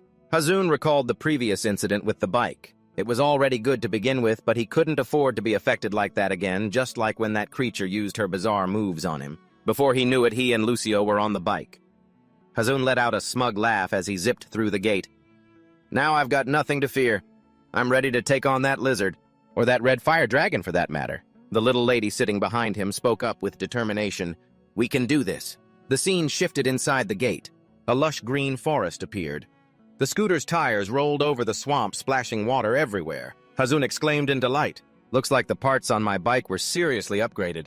The wheels are just gliding over this swamp, without getting stuck in this mud at all." Lucio, sitting behind him, had mud splattered all over her face. She clung tightly to Hazun, crying and shouting, "Hazun, the water is spraying all over me." He felt a bit sheepish, though not overly concerned. "Sorry, kid, there's not much I can do about it." Suddenly, Lucio seemed to spot something ahead and kept calling his name. Hazun, Hazun! In front of them stood a magnificent palace. Lucio said, "Look." The sight caught Hazun off guard, and he gasped in surprise. The palace radiated a sparkling glow. "Good grief, this castle is massive!" The two continued speeding over the mud. Lucio asked, "Hazun, is this the place you said you lived for a month? Does this look anything like that castle?" Hearing that, he denied it immediately. "No way, if that place had looked this nice. I wouldn't have jumped off the boat." The little lady was confused by his words. "Jumped off the boat, what do you mean?" Hazun brushed off the question. "Forget it, never mind." As the bike reached the palace entrance, he calculated based on the intel he had. "I think if I can just get past this castle gate, I'll be able to find the Lizard King." "But something feels off. Why isn't anyone guarding the gate?" Hazun was confused. "I expected there to be guards here, just like every other castle." No sooner had he thought that than a squad of lizard soldiers holding spears marched right toward him. Hazun turned red with anger and cursed. "Damn it, I figured it wouldn't be that easy." He tried to calm himself down, but since I'm already here, I guess it's predictable. Seeming to catch a sound, one of the lizards spotted something scanning the area alertly. There was no one at the gate like it thought. The lizard scanned the area confused, but they had no idea that two humans were hiding behind the door. Hazun watched the lizard's movements and muttered, "These gunbell guys really need to come up with a better plan. They always use the same tired tactics. Give me a break, will ya?"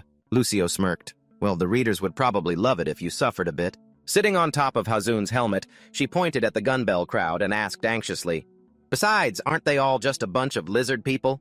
He suppressed his frustration and replied to Lucio, "Ugh, this is no joke. They're giant lizards that walk on two legs, and right now. Get off my helmet now." Hazun muttered to himself.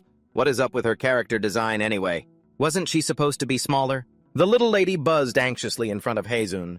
"So what do we do now? You and I are going to go in and destroy everything like we always do, right?" But that wasn't part of Hazun's plan. He crouched behind the door, calculating. "I didn't come here to kill those monsters. My mission is to gather data on the boss." Hazun stayed lost in his own thoughts. He remembered the time he gave his all to destroy the giant wolf in Hiohem. That meant, I don't need to risk my life fighting those monsters like I used to. Hazun made a plan. I'll follow the lizard's trail quickly and get the first part of this plan done. He smirked, tapping into his power. Thanks to Kini, the two of them slipped past the monster's guard unseen. Hazun looked back and mused, "Nice. Just using Kini is enough to keep them from noticing we're even here. I hope I can find this boss's location without any trouble." Hazun looked down at his phone, feeling smug. Even if things go south, I can still buy some useful gear to get out of this mess. With 8 billion won in my account, money isn't even a concern anymore. Suddenly, a notification pinged a new quest request. It came so out of the blue that Hazun stumbled his fingers, frantically tapping the phone screen. What the hell? Why is a new quest popping up at a time like this? Behind him, Lucio was panicking uncontrollably. The invisibility spell wore off, revealing their true forms. The lizard army spotted them. Lucio shrieked, "Hazun! They're coming right for us!" The two of them panicked and bolted. Hazun frantically mashed his screen. "Damn it, why can't I close this notification?" The little fairy fluttered, terrified and crying, "Hazun, do something!" Suddenly, Hazun realized something. He glanced at the screen and mid-sprint came to a dead stop. Hazun turned around, facing the monsters with newfound confidence, leaving Lucio in a state of shock. "Hazun, what's wrong? Why are you stopping?" He calmed her down. "Just watch. You'll see. Everything is under control now." A lizard warrior lunged forward with a spear, but Hazun calmly shoved his phone screen right in its face and barked, "Halt!" He demanded, "Do you lizards have any idea what this is?" Hazun pointed to the quest board on the screen. "Your boss just hired me, that's what." The phone displayed the client, the Lizard King. Accept or decline? The lizard paused, stunned, and turned to whisper with the others. Lucio was bewildered. "The Lizard King sent you a request?" Hazun replied coolly. "Yep. Looks like he's handing me a job." Hazun thought to himself with a smug, satisfied grin. This is a bit weird. Usually it's a god or some deity sending these requests, not a Lizard King. But whatever, a job's a job.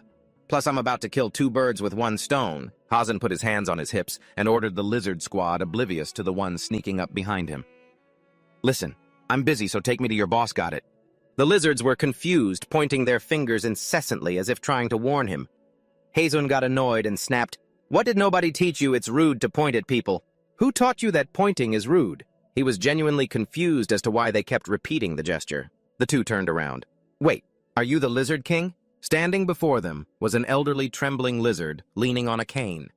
In his imagination, the Lizard King was supposed to be a ferocious, savage beast, but this old guy was nothing like that. He looked nothing like the monster in the report. Hazun gaped, thinking, he looks more like the monster's grandfather, way older. The old lizard stood there, shaking, muttering something to them. Hazun was lost. He's not telling me what to do. What am I supposed to do now? While he was pondering, Lucio peeked over, thinking, maybe I can buy something from the shop to help. I can't turn anything in if I don't know what it is or where to go. The little fairy spoke up, wanting to help. Hazun, do you want me to translate what they're saying? He was surprised. What? Hazun gestured toward the Lizard King, asking in disbelief. You can understand what he's saying. Lucio stood proud, beaming. Of course I've studied Nigerian. It's actually the second language I'm most fluent in. Even with that weird accent, I can still understand them perfectly. See, aren't I great? Hazun was impressed and complimented her. I have to say, that's actually pretty impressive, my little fairy. The Lizard King continued to speak. The fairy listened, nodding along. Hazun turned to her. What's he saying? Lucio answered fluidly. He said that many years ago a catastrophe struck this lizard kingdom. A brutal war took place here. A stranger, someone who seemed incredibly vicious, destroyed everything. It was horrific. The ground was covered in corpses, eggs, adults, everyone was slaughtered. He didn't even spare the elders. He left the kingdom in ruins. A dangerous monster with blue eyes. Hazun pointed at himself, saying, Wait, he expects me to defeat this intruder. He hit the nail on the head. The Lizard King and his army were looking at him with sparkling, pleading eyes. It actually kind of freaked Hazun out. Why did the author suddenly draw them to look so cute? They looked like they were in desperate need of help. He shook his head, refusing. No way. I'm just a mercenary, you know. It's not that powerful.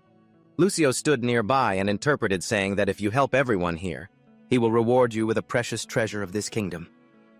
As soon as those words were spoken, Hazun didn't hesitate. He nodded in immediate agreement, his eyes sparkling, thinking to himself, I can't just stand here and watch the people of the Lizard Kingdom slowly fall into despair, even if they are monsters. Hazun seemed to only care about the reward, quickly asking, So what exactly is this treasure he's talking about? With a judgmental look, Lucio said, He's going to take you to the basement right now to show you. The lizard folk knelt, thanking him as if he were a savior. Hazun reassured them, Hey, don't worry about that intruder. Or anything else that might happen. You can count on me.